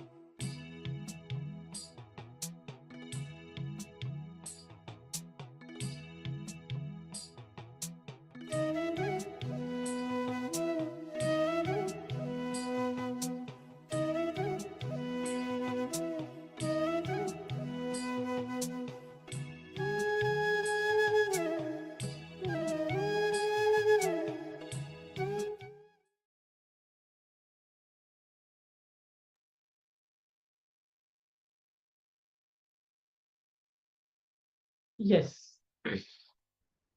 So I hope each of the participants have written down everything vividly in detail. Now let's move on to the next step of the internalization exercise. There are three important reminders for this. The first one is do not judge yourself. If you judge, your mind won't reveal itself to you, won't reveal anything to you. That's the first thing. And then pen down as vividly as possible. You need to know. Only when you record, you will know it. The third thing is write in the same language you think. If you think Telugu and English mix, or Hindi and English mix, the same way write. Don't edit anything out, because many of the inner truths will be revealed to you when you write as it is. Please do not change the language, change the sentence formations, change the grammar. Write everything as you feel in detail. Yes. So this is once more for all the participants.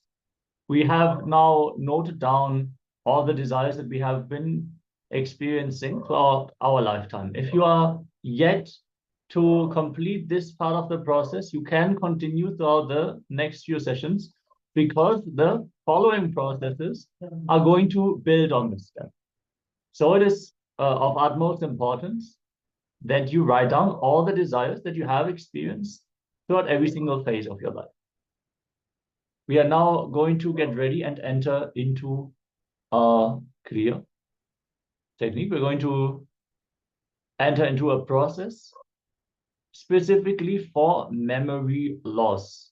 See, when we are looking in and we're trying to do the completion, many times, especially among the elderly generation, there might be many incidents which we are not even able to recall anymore.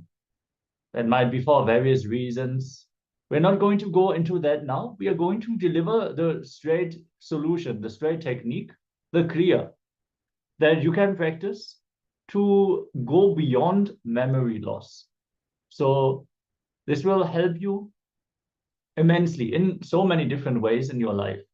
See, memory is useful for many things, especially for completion in our context. But in every single situation of your life, if you're able to recall all the experiences that you had, you will be able to make informed decisions. You will be able to be savvy in the field that you are working in. You will simply be able to handle yourself in life. If you have forgotten the right context or the information that is required to handle the situation, simply you will struggle. So in this Kriya, Swamiji will guide us step by step on how to restore our memory and protect our memory, so we are not going to lose it even in the old age. So requesting all the participants to get your yoga mats ready. It is going to include a physical process, so make sure you have the space and you are ready to enter into a powerful technique which is directly guided by Swamiji himself. Requesting all the participants to sincerely participate in this process. This is going to help you in various different levels throughout the day. So let us all get ready to perform this Kriya for memory loss.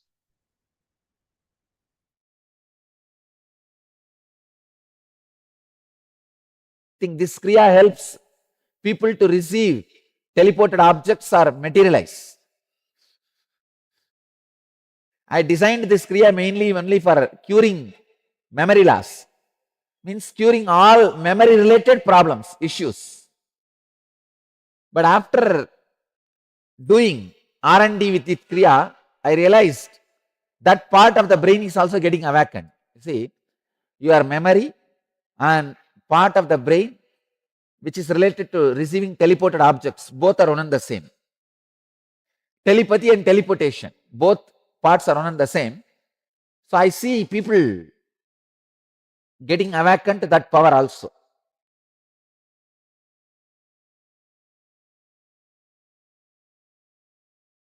Today's Kriya you may need to master. Means at least 48 days you should do. Only then completely the problem will be cleared, but it will be healed once for all. This Kriya will heal all problems related like Alzheimer's,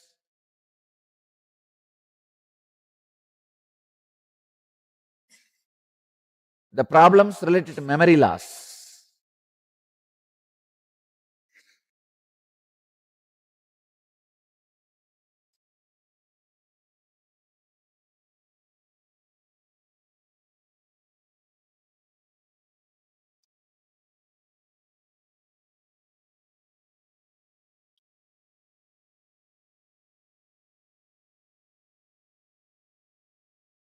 Please come to the Virasana.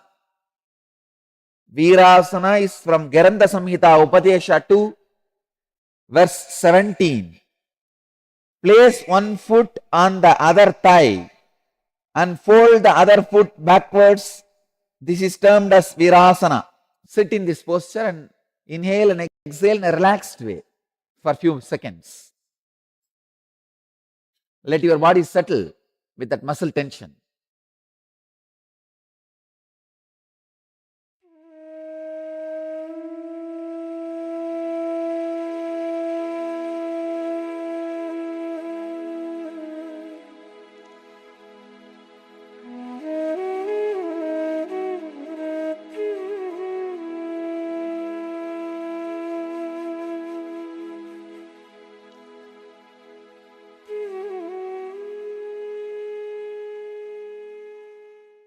In Virasana, now we will start the next step.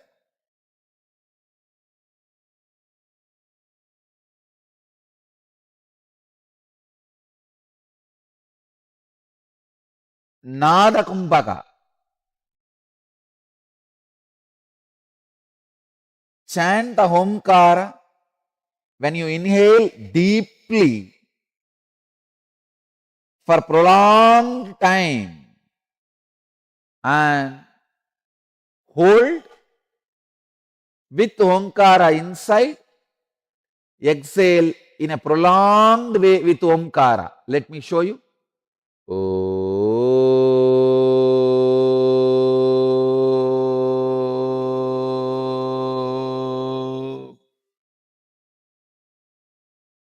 Inside also when you hold.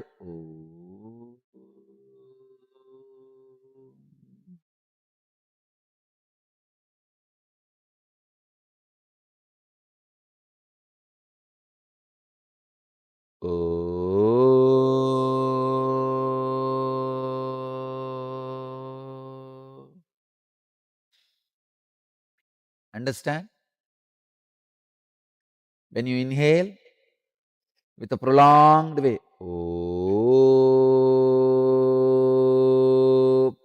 through nose and mouth, both inhaling. When you hold inside, hold with Omkara. Then when you exhale, exhale with Omkara.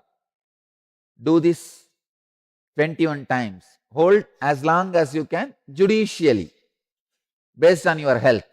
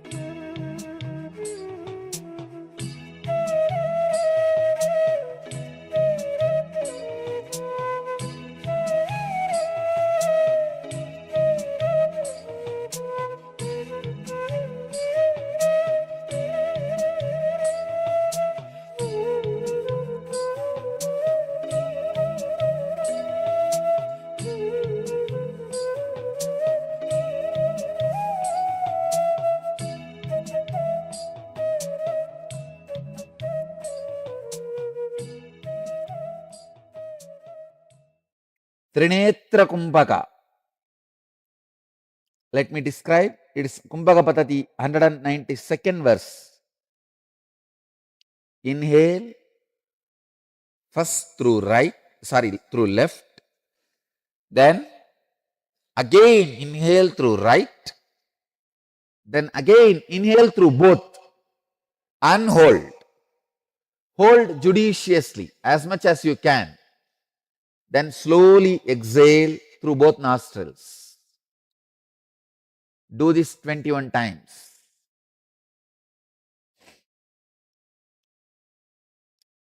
Inhale through left without exhaling. Inhale through right also. Without exhaling, inhale through both and hold.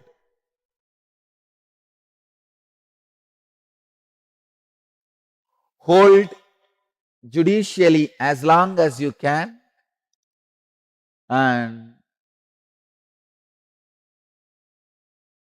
when you can't hold anymore, exhale very slowly. Do this 21 times.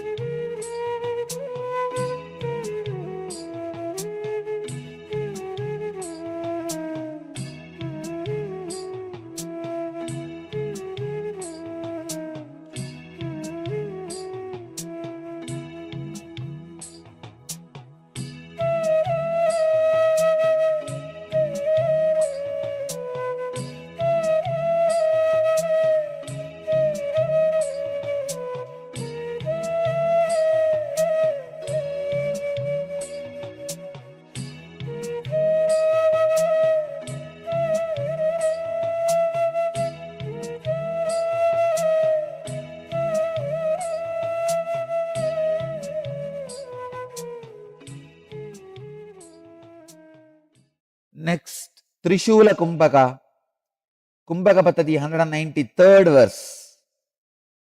Inhale through the nostrils and also through the mouth. Simultaneously, hold the breath judiciously as long as you can. Now exhale and relax when you can't hold anymore. Do this 21 times. Let me show you.